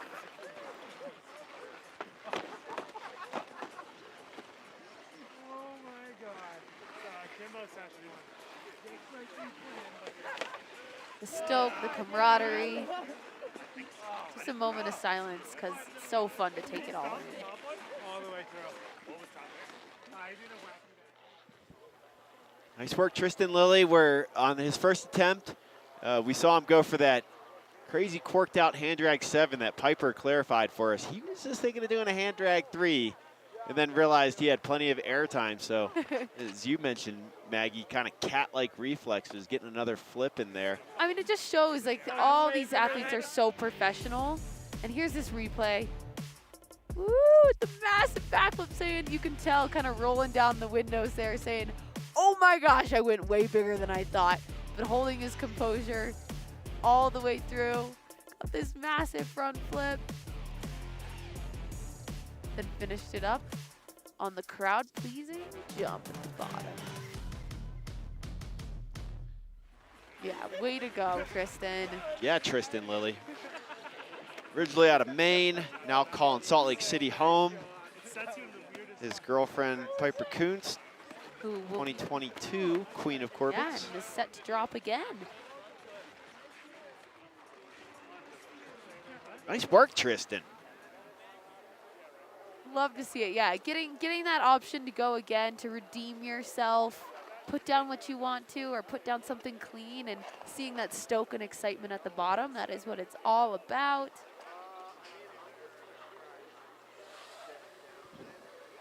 And we're back at the top, and it's a surprise. We don't know who's dropping next now, you know, with people being able to opt in and out of taking their second runs. And then they're kind of just dropping, the athletes are deciding who's dropping when, correct? Absolutely, yeah. At this point, it's up to the athletes. They're working it out amongst themselves. Looks like we got Jed Sky, Jed the Shred, getting ready to drop in.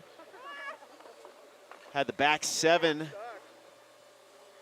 into the couloir on his first go.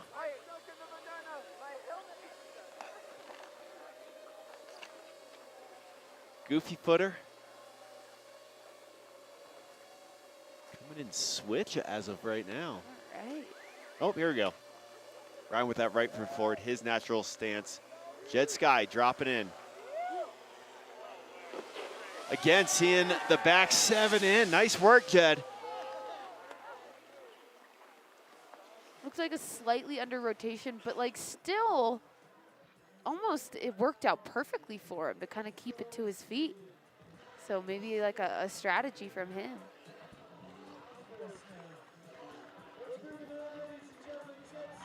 Flowing through here. Coming in switch.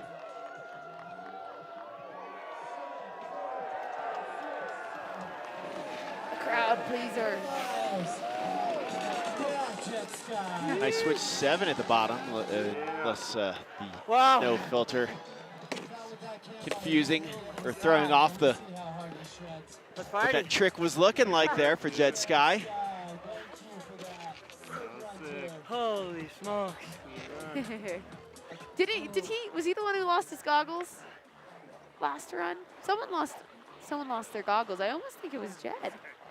Ben Pochman. Oh, sorry. All right. Never The mind. last athlete to drop, so. I was going to say he was probably excited to keep his goggles that time, but never mind. Different rider. Nice work, Jed Sky. Taking a look here at the replay.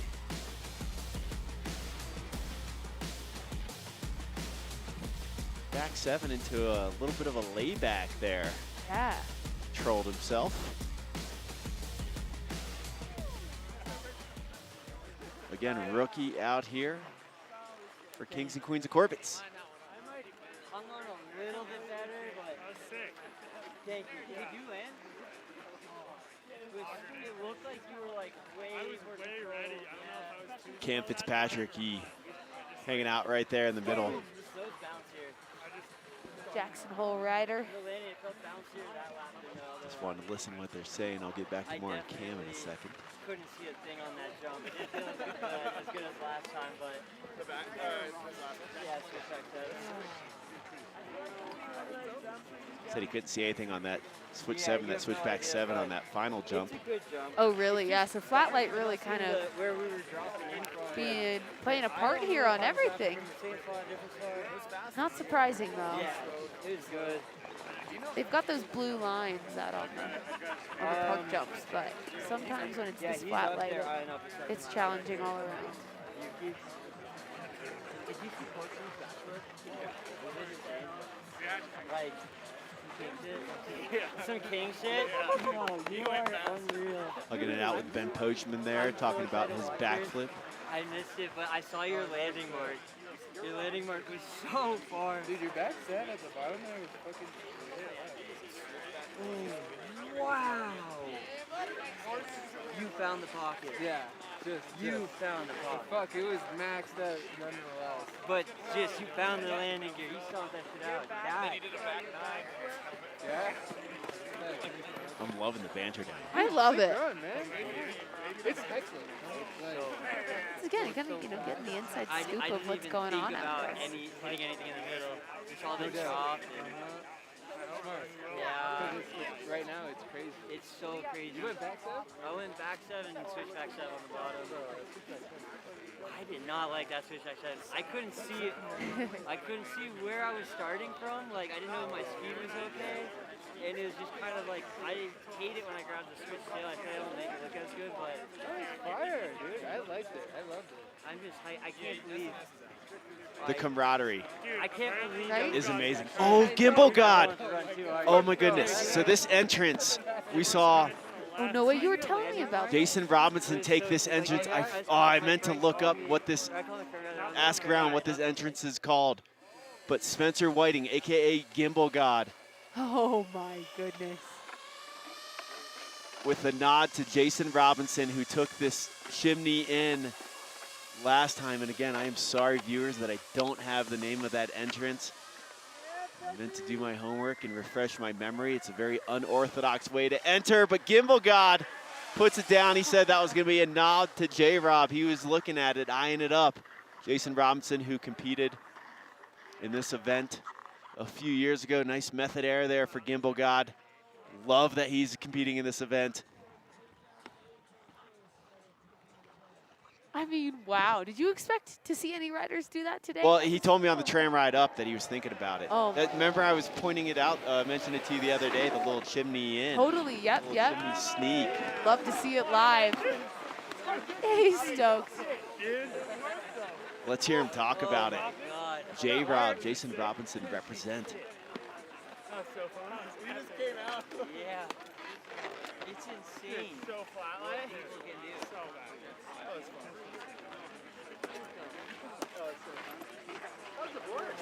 Of course, Aaron Robinson, Jason's brother, A-Rob, rest in peace. Whitefish family, I believe. Yep. You are correct, Maggie.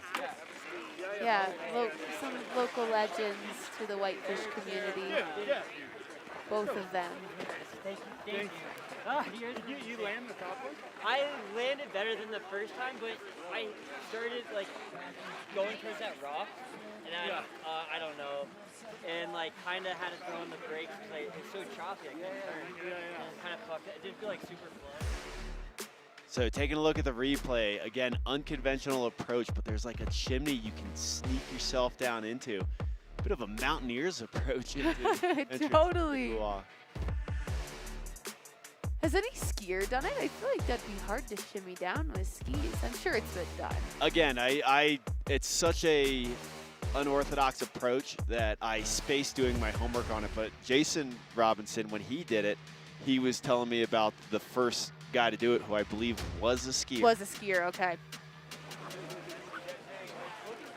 Love to see the unique approach.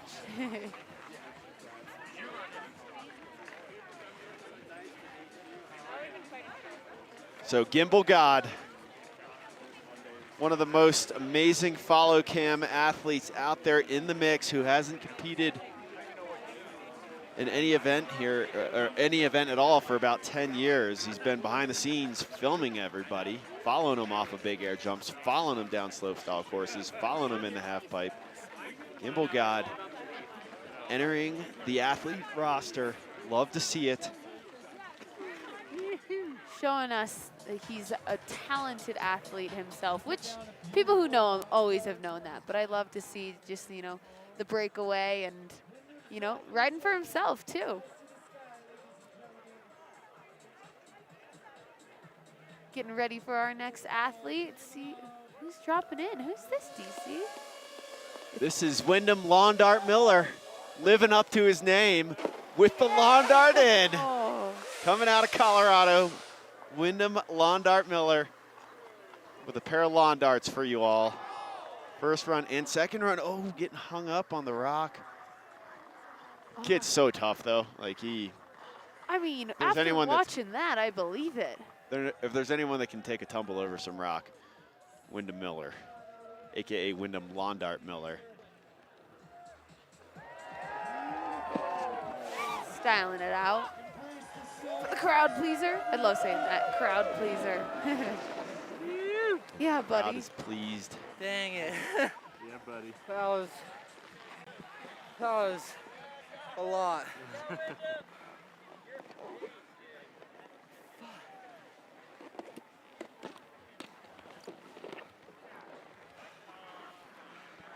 Well done. Thanks, dude. guys.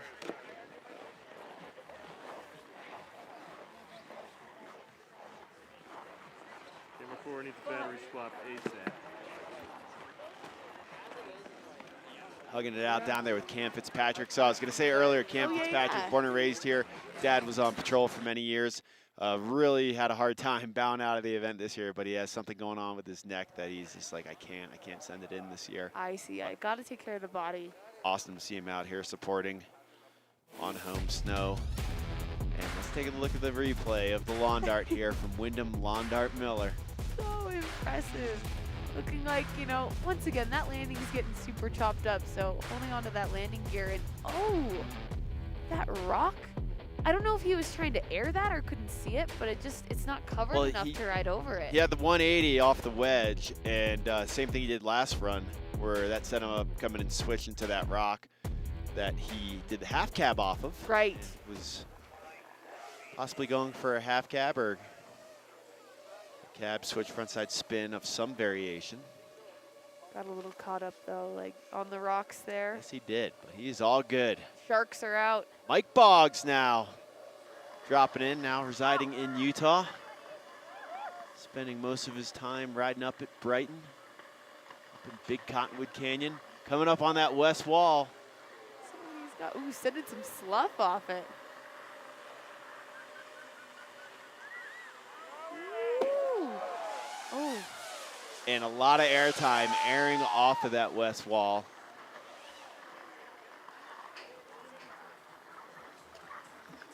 Going through, yeah, our monitor is kind of hard to see. I couldn't tell if, I don't know if he put the landing gear down on that ride, but still, I love seeing the unique and different approaches into the couloir. Woo, little punch fronty there. We saw Piper Kuntz going off the west wall, then Dr. Hucking stuff with the front flip off the west wall many years ago. Right. I mean, there's been some rowdy stuff on that west wall. So Mike Boggs getting lots of love from the crowd at the bottom. His second of 2 runs, his first year here competing at Kings and Queens of Corbett.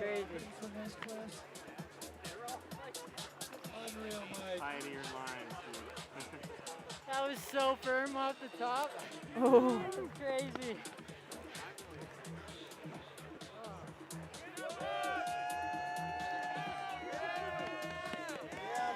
The hoorahs, the love from the crowd. 7 of our 24 athletes have taken a second of 2 runs. We'll see how many more dropping in. Definitely Piper Kuntz said she's going again. Yep, and then Wyatt, right? Wyatt Gentry, the local shredder, said he was going again. Let's take a look at the replay here from Mike Boggs coming off the west wall. Oh, it looks like going over maybe, just a little. Quick back to his feet, got a cloud of snow that kind of covered that up a little bit. Hey, I mean, if you can hide anything. An athlete judged event, so his peers will Once again, be the ones. So unique. You do not see that in the field. So, I mean, you mentioned it earlier. It's so cool that they do that. Yeah, as we were talking about earlier, they'll have the viewing party. Thank you, Jackson Hole. Yeah, Jackson Hole loves you too, Mike Boggs. Yeah, thank you everyone again. I can't say it enough. The entire staff out here at Jackson Hole Mountain Resort as we have Anna Asent, originally out of Colorado, now residing in Utah. Love seeing her go forward again. Let's see what she has for us here. She had a great first run. Ooh, yeah. Oh, losing the shoe there. Looking like she got a little cut up. Once again, that flat light, instead of airing in, kind of took that goat path down. I really do think this flat light is playing a really big part in some of these crashes that we are seeing on this second run. But love to see her going for it again after a really awesome first run. Yeah, first year out here competing at Kings and Queens of Corbett. Anna Asent, why wouldn't she go for a second or 2? Had a great first run. Yeah. I mean, you can only, you know, nothing to lose going for it again.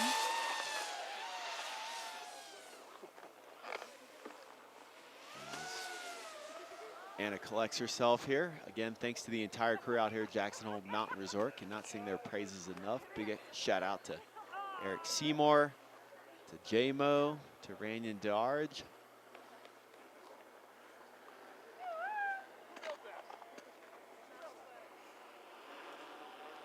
Kenny, who built the lower part jump, originally out of Big Bear, too. I was talking to Kenny last night really? at dinner. Awesome.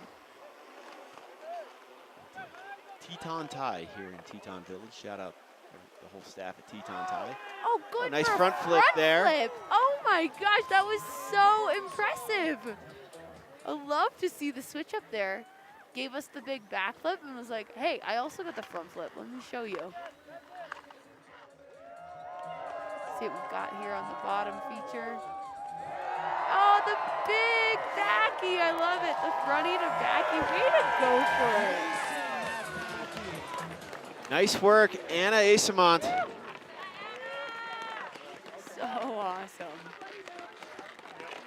Her second of 2 runs here in the Corbets. A rookie, not a rookie anymore.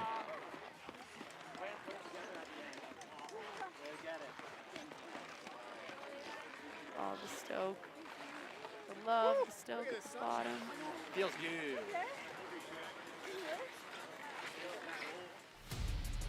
Replay. Oh, look at that massive fronty. So impressive. Such a blind rotation. And then at the bottom, brought us the other way. Flip, back flip. Right here. Going big. Lacing it to her feet though. The crowd pleaser. Oh, really? Is my nose? Like, you have like that one broken skin.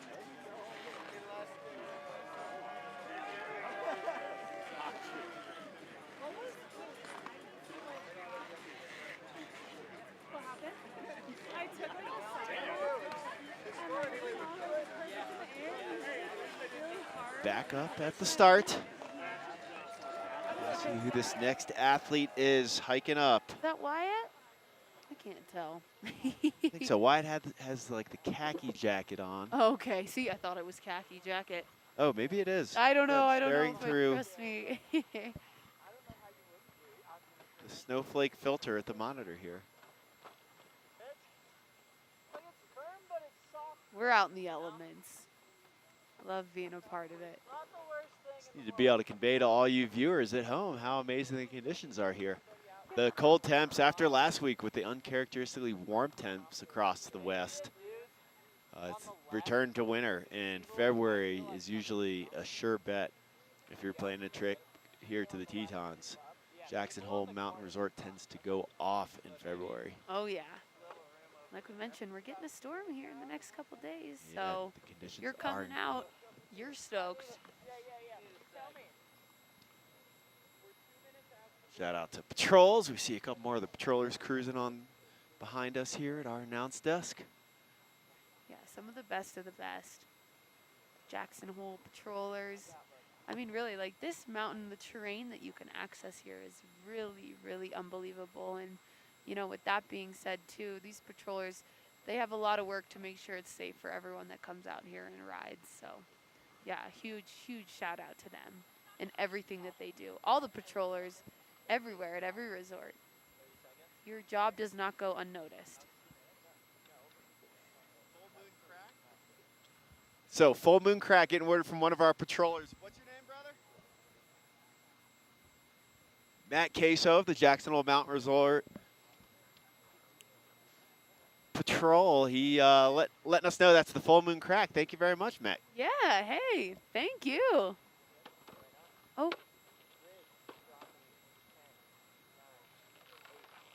On the cusp of a full moon. Tomorrow's the full moon, Maggie, so.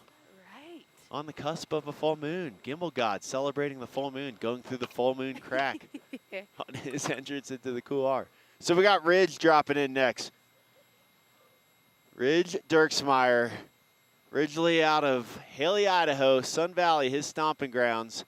Now living in Utah. Two-time King of Corbets. Carl Fosfet, a.k.a. Crazy Carl. Bowed out of competition. Big shout out to you, Carl. And gave the nod to Ridge. And Ridge got the invite.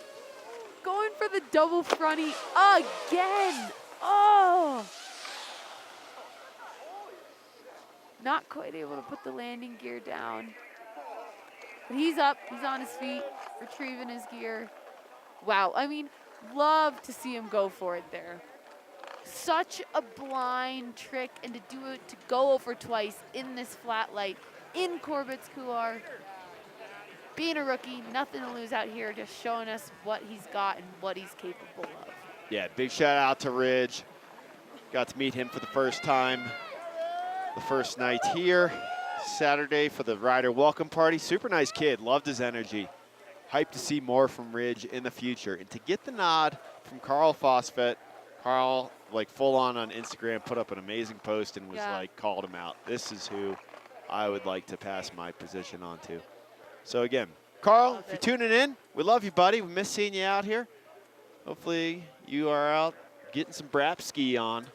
Oh, I'm sure he's up to something crazy, something cool, as Carl does. Yeah, and another shout out to Carl. He's got a pro model ski with K2, and I've never ridden it myself, but I've heard some pretty incredible things. So, you know, if you want to ski like Carl, go grab his pro model from K2. Just getting his skis on here, Ridge. But yeah, this is just the beginning, like you mentioned, DC. I think we're going to see a lot more from this name, so remember it for years to come. Yeah, just 21 years of age. Young blood. We're going to be seeing a lot more from Ridge. Nice, healthy pow slash. Yeah, Ridge.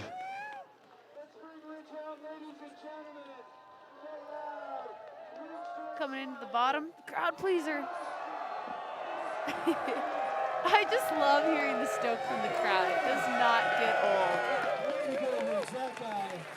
Tried my best. Yes, you did. Read the pamphlet, yo. Shout out HLW. Way to go for it, buddy. Yeah, Ridge. I thought I was going so slow. And then I just fucking dropped, dude. That was so sick, dude.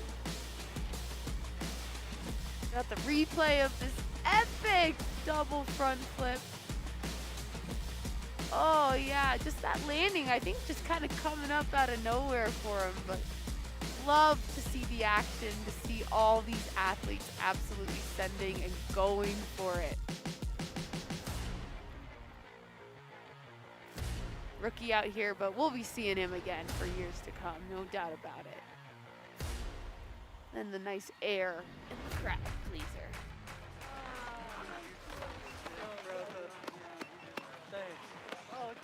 Maggie, I wonder if anyone's tuning in to the broadcast from up at Corbet's cabin. And if you are and want to bring us down a waffle, I'll take mine with bacon and peanut butter. I might put the waffle in my boot. I know that sounds gross, but anything to warm these toes up right now. They're getting a little numb. But you're right. DC wants a waffle, anyone up there. They're not too far. Iconic cabin up there. Glad we had got to share some waffles yesterday. We did. You know, we got out on the mountain. Warm thoughts. Resort laps, waffles, side country. We're here to experience it all.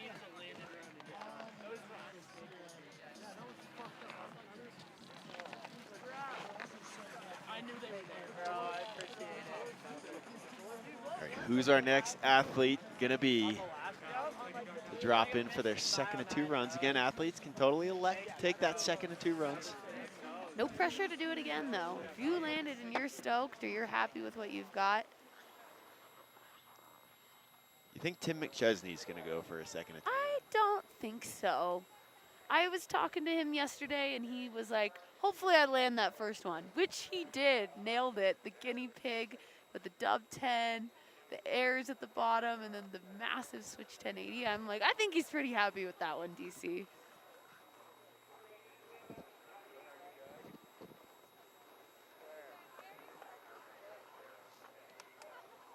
Well, Sarka Pancochova, one of our athletes out here in the mix that has competed here in Kings and Queens of Corbet's before. 4-time Olympian.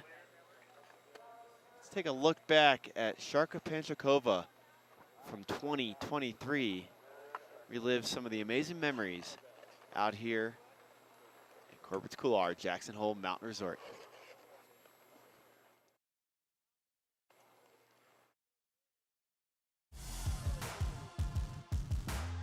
Sarka, such a well-rounded athlete.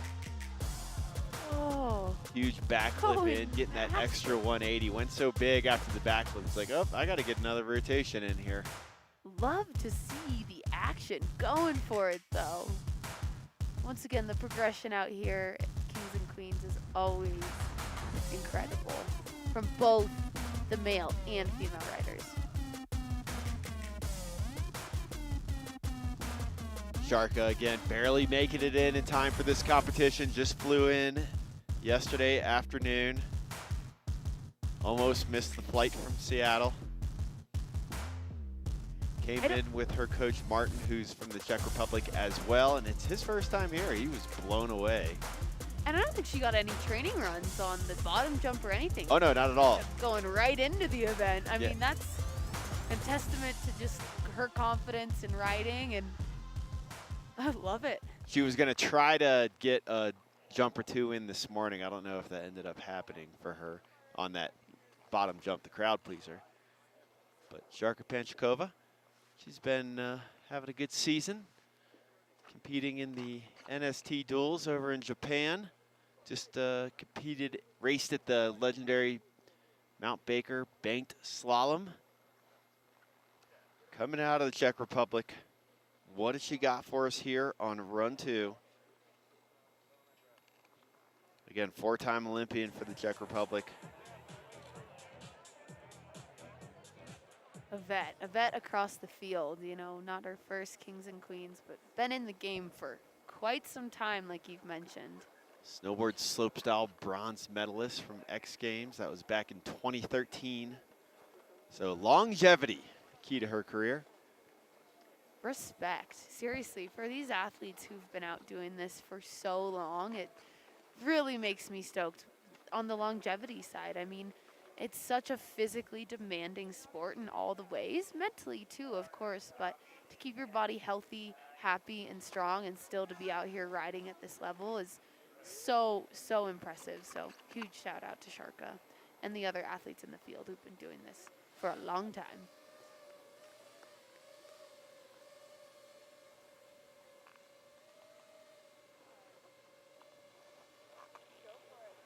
Dropping in. Sarka Pancochova, sorry, second of 2 runs here.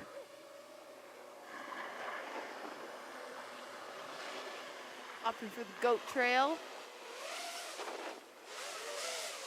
Very smooth entrance through there.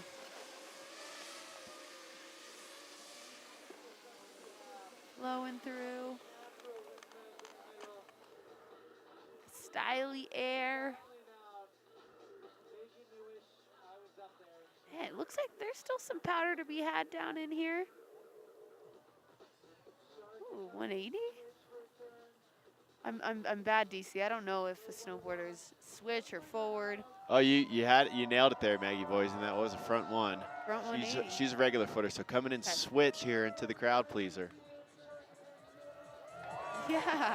Oh. Going for the corked out cab 5, coming up just a little short. I love seeing her go for it and showing off those stylish park tricks of hers. Way to send it on run number 2. Yeah, Sarka Pancochova, who barely made it in time for this event.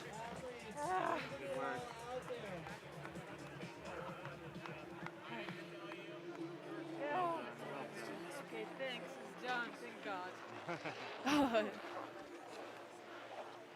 2 runs in the books, taking the goat path in.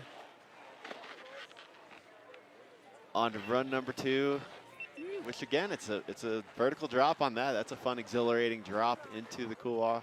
Oh, absolutely. I mean, I've got the replay here. Getting the goat path ready.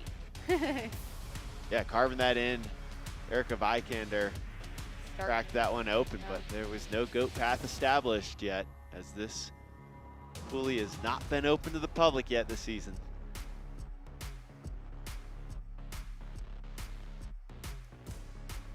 So big shout out to Sarka for coming back and competing here at Kings and Queens of Corbet's. As the visibility's starting to get a little better here, Maggie. It is. It's starting to come back a little bit. So for these riders who are going to take their second runs, they're stoked. I was on my tangent, and now that it's lunchtime, I'm definitely starting to think more about food. So on my tangent, and talking about Teton Thai last night here in Teton Village, amazing restaurant. But Corey Jackson, People's Champ from, I believe it was 2023. Yep. Local Ripper, works over there at Teton Thai. And he's out here in attendance today. Big shout out to Corey Jackson. Made an appearance. We saw him at the top before the event started. But yeah, huge, huge shout out to Corey. Love to see the local crowd and people who've done this event before and might not be competing, but out here to represent and cheer all these incredible athletes on. Colby Stevenson was in there getting dinner as well. Ooh, I love Teton Thai. Shout out to Pat Rice. Making me hungry. Hooking me up with a nice warm beanie to wear out here today, Four Pine Collective. And his brother Keegan Rice, who's out here getting photos, a ripping snowboarder in his own right and an amazing photographer, contributing to curating the culture. Just again, the community out here. It's a tribal gathering, and love the community, especially up here in Jackson Hole. Absolutely. Yeah, it's once again, it's what makes the ski and snowboard winter community so unbelievably special, but there is something to be said about the Jackson Hole community as a whole. The culture very strong here. So we see who our next athlete is to drop in. We are in the second runs. No established drop orders, completely up to the athletes. This is Jack Wiley getting ready to drop in, originally from Seattle, but spent some time here in Jackson, has very close ties to this mountain.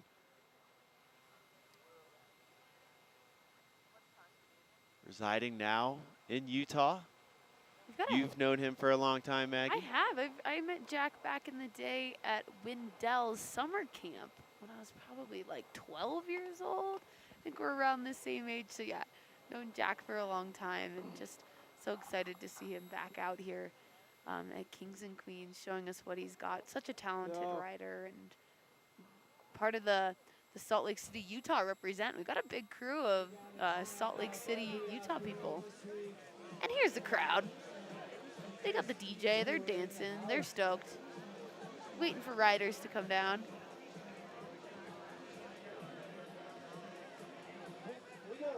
We're back at the top.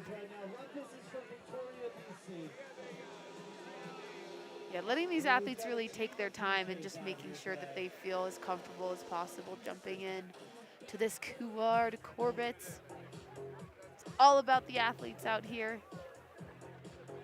I'm excited to see what Jack has in store for run number 2. Yeah, had a nice big backflip for us on his first of 2 goes. Yep.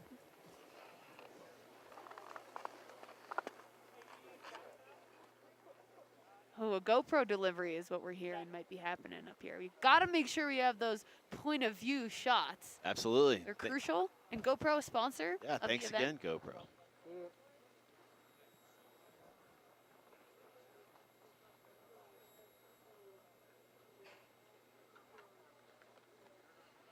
Just so impressed with these riders. I mean, we talked about it a lot in the beginning of the event, but just like looking over that edge and into the couloir and just hucking. And then also, once again, just in these conditions of being flat, light, like my toes are cold. I can't imagine how they feel, and they're the ones actually riding.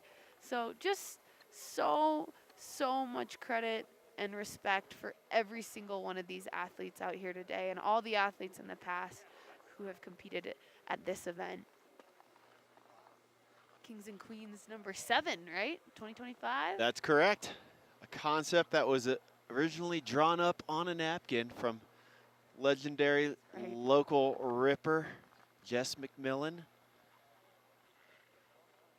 I'm going to remember that. Is that where all great things are started? Napkin ideas? It's a cocktail napkin.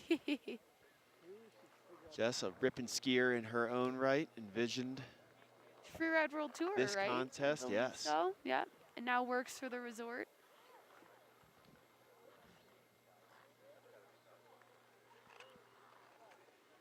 Getting that GoPro adjusted, making sure the battery's working. Once again, that point of view perspective. Gotta have it. Looks like things are getting situated up there. Shout out to Monster. See that Monster logo down there? Keeping these athletes alive. Maybe that's where their energy's coming from. They're all unleashing the beast with some yummy Monster energy. All right, Jack Wiley, second year competing in this event. Second run of today.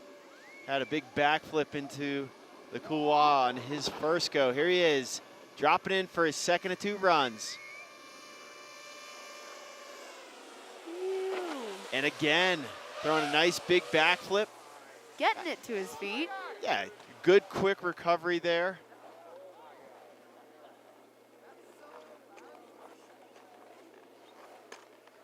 Blowing his way down. I mean, the conditions in the Couloir are still probably great, but now that it's a little bit more tracked out, you kind of have to be on. Coming into this crowd pleaser.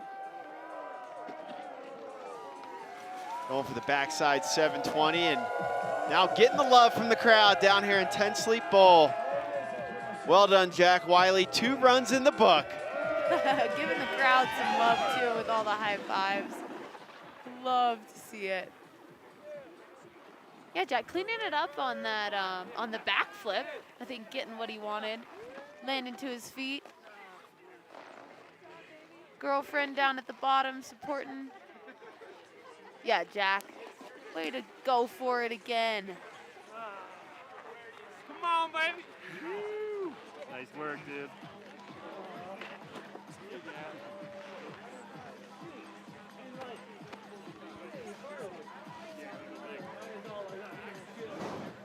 Saw a gimbal god cruise by again. Maybe left a trying to get- backpack up here. Wants a 3rd run. He wants a 3rd run. Hey, unfortunately we don't do 3 runs, but here we got a replay. Sending it, putting down the landing gear. Yeah, props to Jack Wiley. That's a big backflip. Playing it here in the Corbets. Proud of you, Jack. Yeah, love cheering on old and new friends out here today.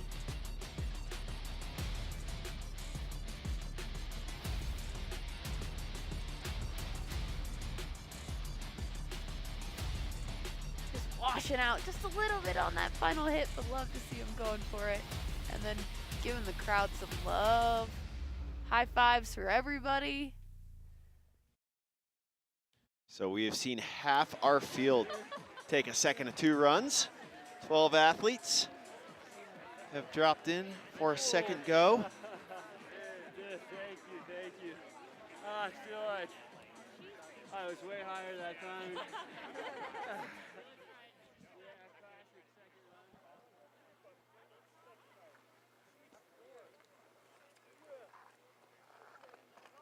The iconic tram there, big red. In the backdrop of the shot. Thank you.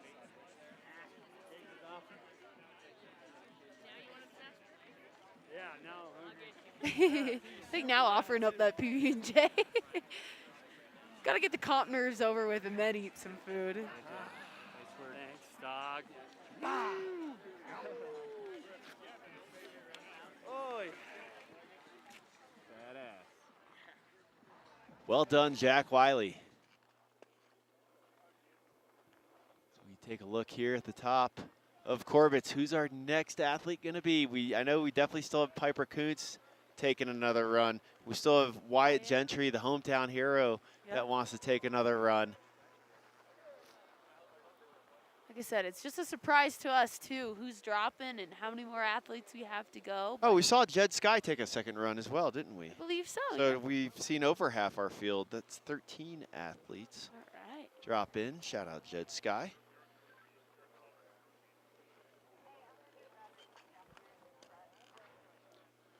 Completely up to the athletes, the drop order here for run 2. And that was the original concept of this event, an athlete, or a contest for the athletes. The organizers wanting to treat this as basically like a filming session with your friends. Yeah, I mean, just remembering as much as it's about progression and pushing yourself, why we all do what we do, and or remembering why we do what we all do in the mountains is because we love it and because it's all about having fun. So I love having that athlete focus, and the event staff really, you know, kind of emphasizing that for the athletes as well. You do not see that very often. I'm just loving it. There's DJ. Is that the DJ booth, right? That is the DJ booth. Sitting on the back of a snowcat. Oh, that's right. Entertaining all the fans down there in 10 Sleep Bowl. You get off the sublet chair and can shred right down to the bottom of this venue in just 2 seconds. So that's another good way to stay warm. Just power lap and sublet. That's now a high-speed quad.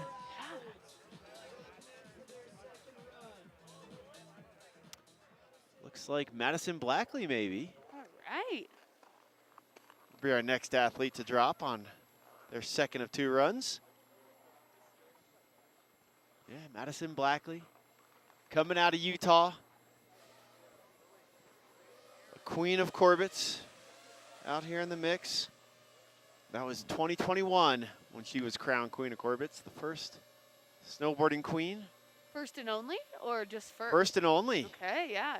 Which will obviously change after this year now that we mentioned that there is now a snowboarding category and a ski category. They are no longer combined.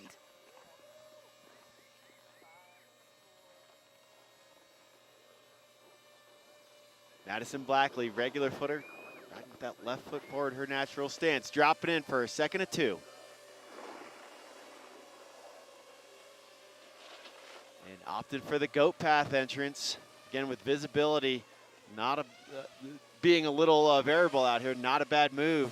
Just getting into the couloir. Why wouldn't you go in and get some pal turns when it hasn't been open to the public yet this You're season? right. I mean, it's probably the best it's going to be all season long. Yeah, going for it. Not quite able to put the landing gear down, but love to see the progression and pushing it up in the ante. Flowing through. Headed into the crowd pleaser.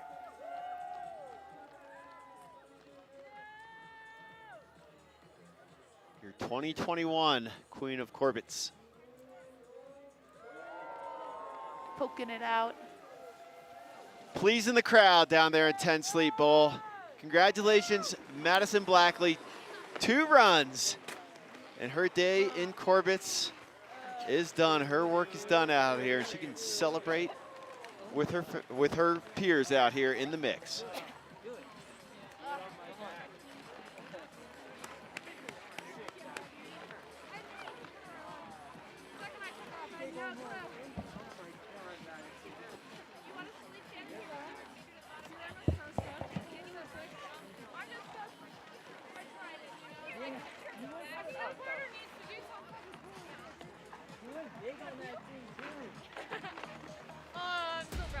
Nice work, Madison Blackley taking a look at the replay here, taking the goat path in to Corbett. Again, still an exhilarating drop. Gets the nice backflip in the middle of the couloir and one of the enhanced features. And then the nice straight air at the bottom for the crowd down here at 10 Sleep Bowl. Utah's Madison Blackley, the only queen snowboarder of Corbett's. I yelled so big for you, dude. That was. With another great run. Yeah, man! You're talking to Jed Sky down there in the mix. Claire McPherson.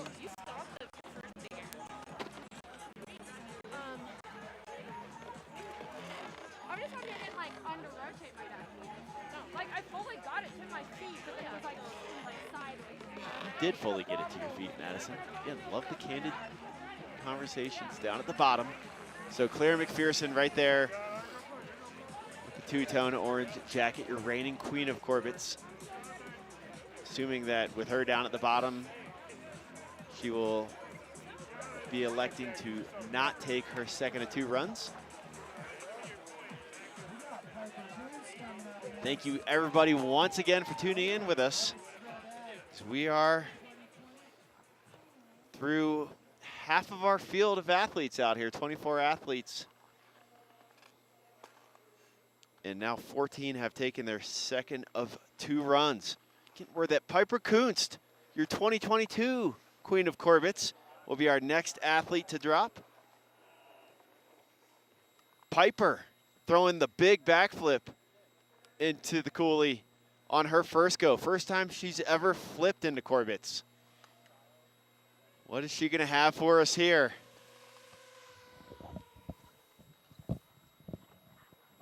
Originally out of Park County, Colorado. Right outside of the small mountain hamlet, historic old mining town of Alma, which is Spanish for soul. This athlete definitely has a lot of soul, now calling Utah home. Spending most of her time up at Alta in Little Cottonwood Canyon. Here's Piper Kunst for her second of 2 runs. Yeah, Piper. Oh, Laying yes. it out. Yes, did she get it? Oh. Not quite able to hold on there. But love to see her going for it. She was just sitting with us, as you probably mentioned, but just talking about what she needed to do and lay it out a little bit more. And it looked like definitely was a little bit better to her feet, but just putting the landing gear on out here is so difficult.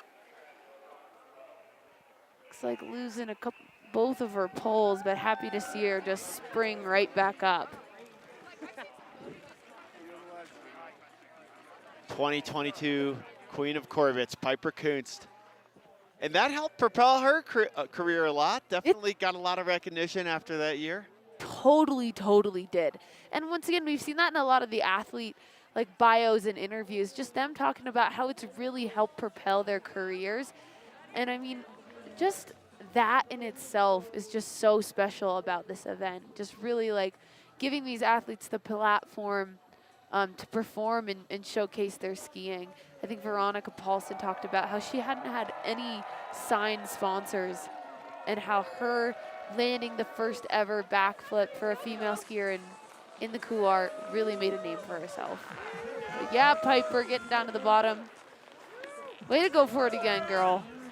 So much respect for her and every single athlete out here.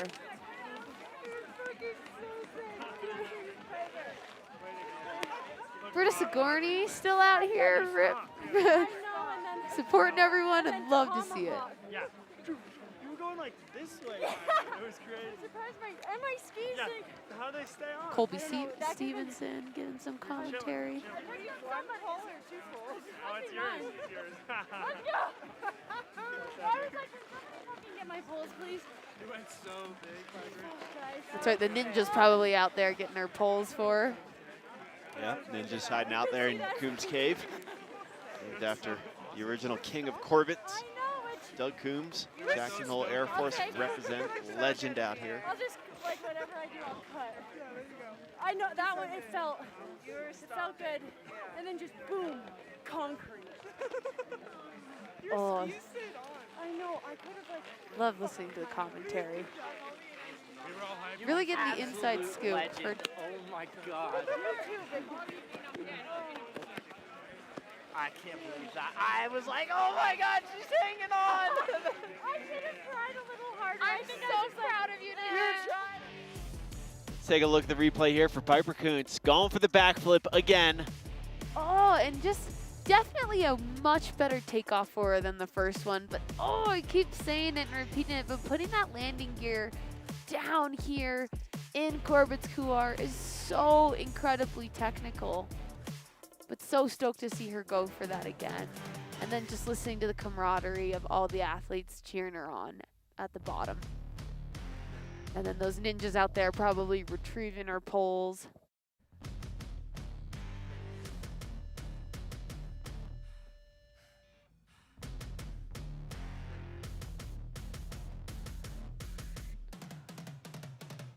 So that's 15 of our 24 athlete roster that have taken their second of 2 runs.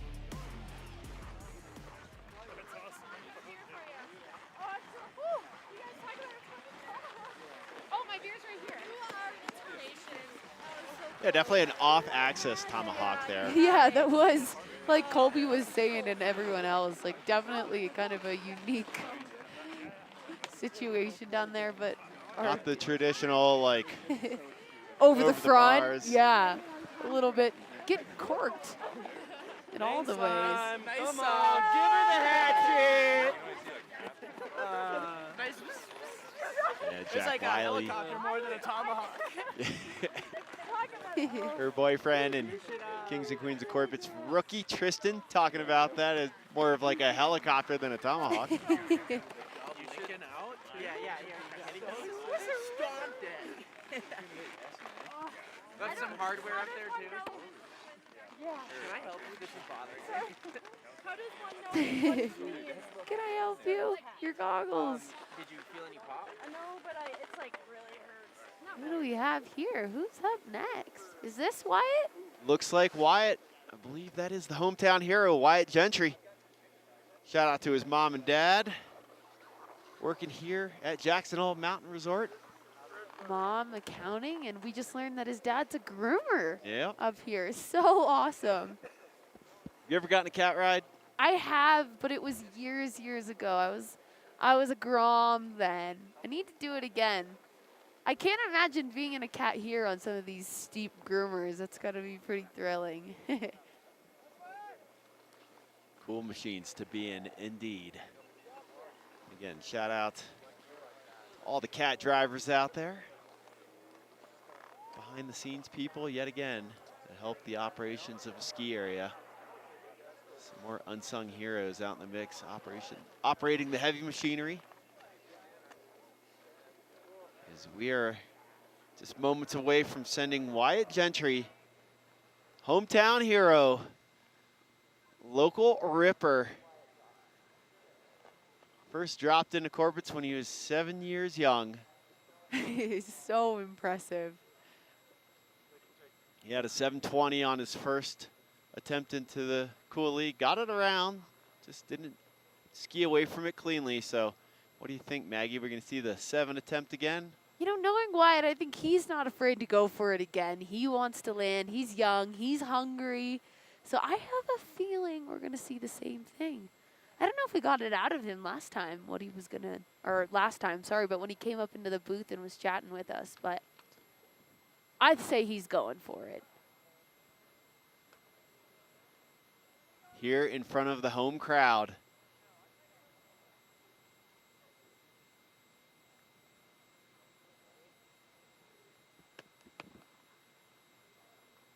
Did you have any pre-drop rituals all your years of competing, Maggie? That's a good question. I tried to keep it pretty simple. I mentioned earlier I wasn't a music gal, but I always just took a really big, intentional, deep breath, and then when I exhaled, I dropped in.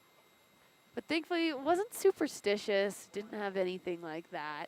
No triple pull tap or anything like that? No. I didn't always, but for the most part, I journaled the night before. And I'm not a big journaler, but it's actually, now that I'm done competing, really fun to go and look back on my mindset pre-comp. All right, Wyatt getting the hoot and hollers. Yeah, buddy, getting ready to go.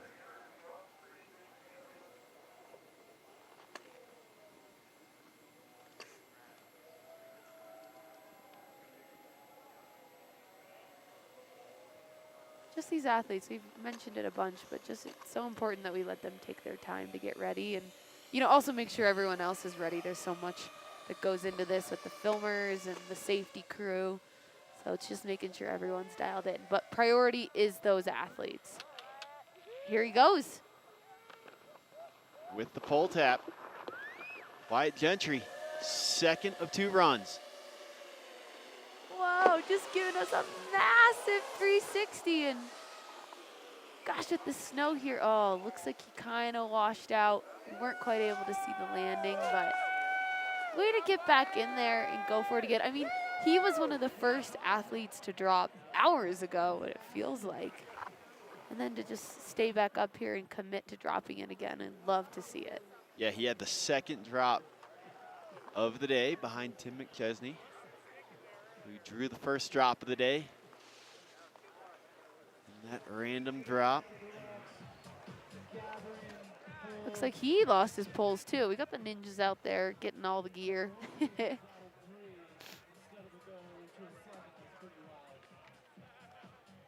I love it, the ninjas in Coombs Cave.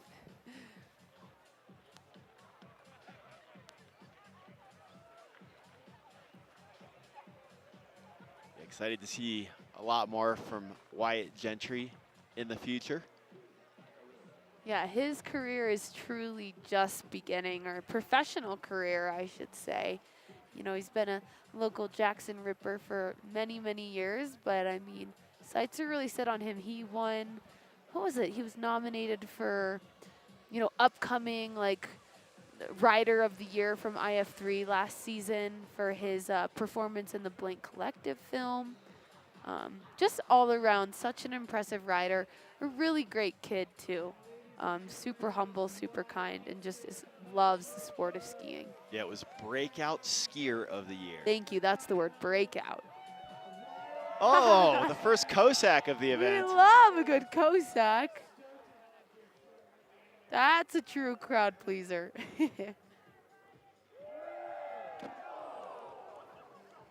Oh, just coming up short there. Losing both of his shoes, but he's back up on his feet. Yeah, buddy. Showing some love. He's like, you know what? Forget the skis.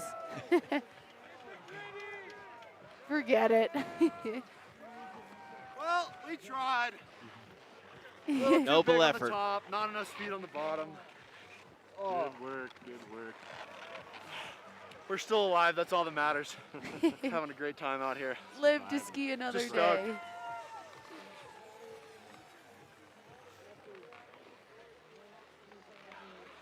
Would have been cool to land, but you know, it's all right. Take what you can get. That was sick, dude. Beast mode.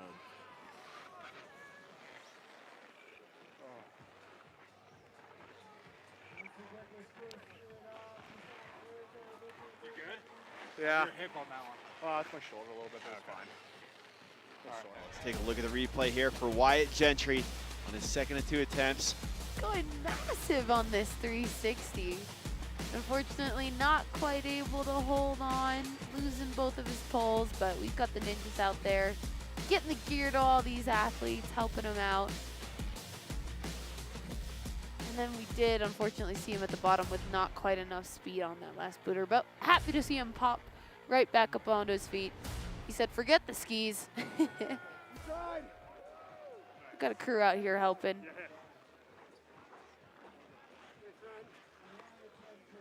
Yeah, buddy, way to go for it. Rookie out here. Remember the name, because we're going to see a lot more of Wyatt in the future here at Kings and Queens, and also, I think, just filming really impressive segments for years to come. Went too fast on that top one, too slow on the bottom. Gave her hell, buddy. Good job, man.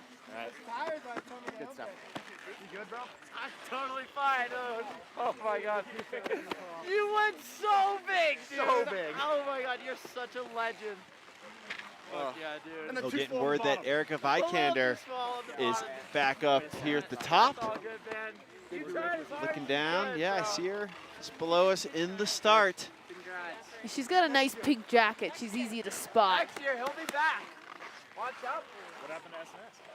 I said no. He said there's not cameras. I was like, I know. It's all good. Next year. Hearing some of the candid conversation down at the bottom, what happened to SNS? Was Wyatt Gentry maybe thinking of dropping? Oh, was he? No way. That would be a first, I feel like. I Would mean, be for this event. It is the Kings and Queens of Corbett, but I mean, anything could happen out here. SNS, the neighboring couloir, just to the skiers right of Corbett's. Yeah, the mandatory wall ride in. More of a spicy entrance. All right, Erica Vikander. utilizing Set the Goat Path for the season on her first go. Also, shout out, I forgot, she's a Montana girl from Bozeman, Montana. I don't think she calls that home anymore, but you know, being a local Montanan myself, I love to throw that out there.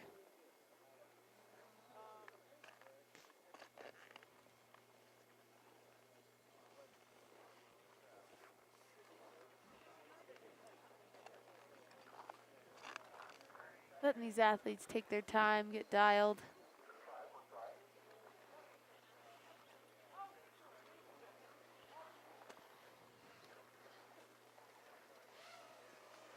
You probably have heard the name. She's been on multiple Freeride World Tour podiums, but has decided to take a step away from the Freeride World Tour to just pursue filming and getting creative out in the mountains. You hear the drone in the air. Getting all the drone angles, the drone shots. Shout out, I think, you know, B-Dan, John Riley. Oh, sorry. Forget what I'm saying. We got Erica dropping in. See if she takes that goat path again. Yep. First person to do that. Slide right in there. Yeah, not often you get to claim that you're the one that set the goat path for Corbet's. That's super true. Massive floaty air. Styling her way down like she does.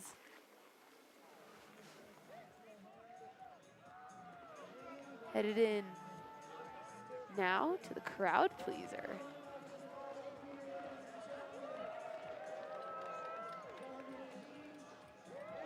Woo! Just styling it out for everybody. Way to give it another run, Erica. That was Nice super work. smooth, super clean. Erica Vikander with a very smooth top to bottom approach here for Corbet's. Good work. Has to feel good to go do it again. There you go.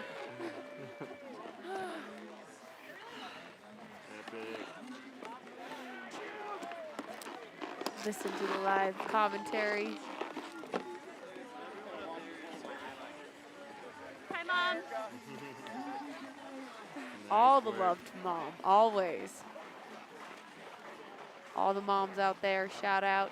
Parents, dads, grandpas, family, friends, all the supporters. It's, you know, as an athlete, it also takes a village when you're an athlete. It's all about that support and the people you lean on. It's really, really important. Nice. Good one. That has never happened in my life. And take a look at the replay here for Erica Vikander in her second of 2 runs. Again, set the goat path for the 2025 season on her first go. Making it look easy, too.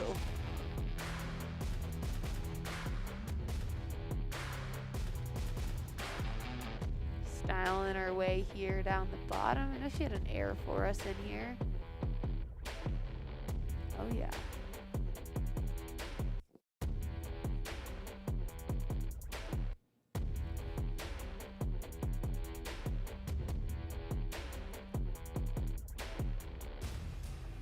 Then setting up for the final booter and into the corral.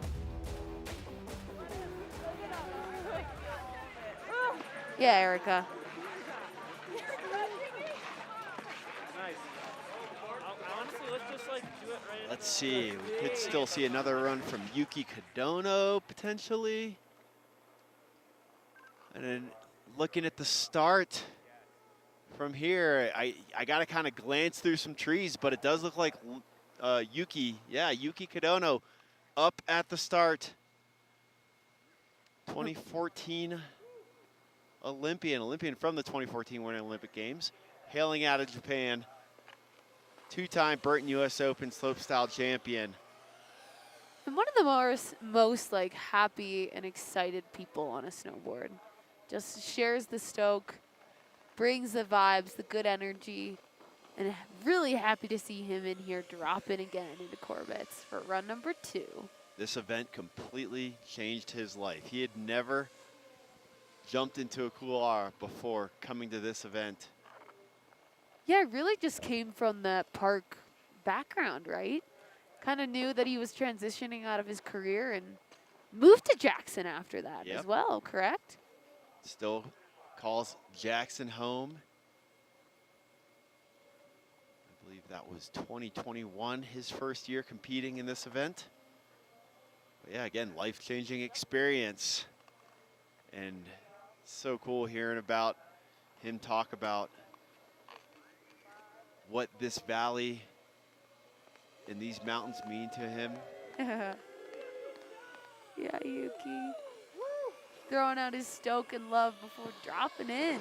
All right, regular footer, Yuki Kadono, swiveling around, so setting himself up for a switch drop. Yeah. Going for that corked out cab 5 again. Washing out, maybe doing a couple ragdolls there, but so stoked to see him going for it again. Styling it out through this middle section, the steezy 360, and then headed into the crowd-pleasing final hit. Yeah. Yuki Kadono to the roaring welcome of the crowd at the bottom. Let's see if we can get some audio from Yuki down there. Oh my God! My knee almost exploded. Oh no. Look at that smiling face. Yeah, like I mentioned, he came back. He shattered his kneecap last season in the backcountry. So just so excited to see him back riding, not just back riding, throwing down off of Corbett's. Shout out to Cam Fitzpatrick, his good friend, who Yuki lived in Cam's parents' house when he first moved Then I'm here. like, oh shit, I'm gonna hit that rock. Yeah, buddy! It's all about that. The friends, the family, the camaraderie. I keep saying it, but it's about all the people that support you. That's what makes it happen. I really wanted to, but ah! That was so scary! Oh my God!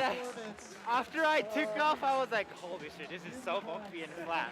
I thought you were gonna hold on, dude. I did too. I thought you had it. Fuck! You were fighting so hard. That was so.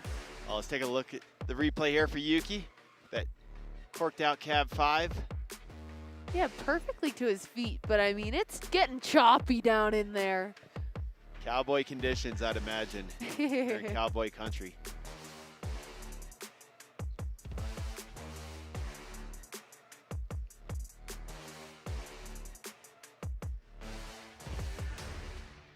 Got the styly 3 there in the middle of the run.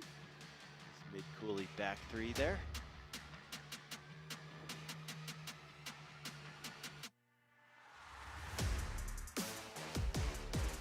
Yuki Kadono, some memorable moments from him in the past. His first year with a huge switch backside 180. The first switch back one snowboarder into the couloir that we're aware of.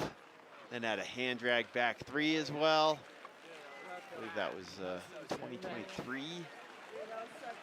Second run is always having fun. Thank you.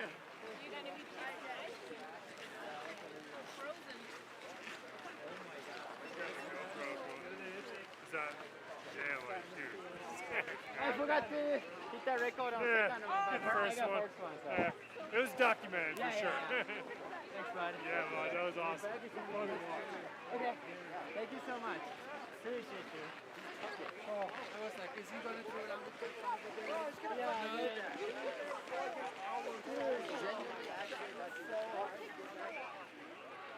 Well, hello everybody. Thanks again for tuning in here to the 2025 Kings and Queens of Corbet's, and DC here joined alongside by Maggie Voisin. And Maggie, just got word that that's going to wrap it up for our athletes that are taking their second of 2 runs. So this year's edition, the 7th year of Kings and Queens of Corbett, is officially a wrap. Well, it was so fun to be out here with you in the elements, DC, and to be a part of the live action. That is Kings and Queens of Corbett. So thank you for having me. Thanks for being out here. Pleasure sharing the call with you and the desk with you up here on the top of Jackson Hole Mountain Resort. Again, I can't thank enough the entire staff out here at Jackson Hole Mountain Resort for coming together and making this all happen. So again, this is an athlete-judged event. So the athletes will have a viewing party later this week. They'll get together, they'll tally up their scores and factor in their opinions, and we'll get you the results later this week after the athlete viewing party. We will get you the results out here for the 2025 Kings and Queens of Corbett. But shout out to all the athletes, 24 amazing elite athletes. But for now, we're going to leave you with the highlights. Thanks, everybody, for tuning in out here to the 2025 Kings and Queens of Corbett here at Jackson Hole Mountain Resort. On behalf of Maggie Voisin and our entire production staff, I wish you all a wonderful afternoon. Thank you again very much for being part of this year's experience.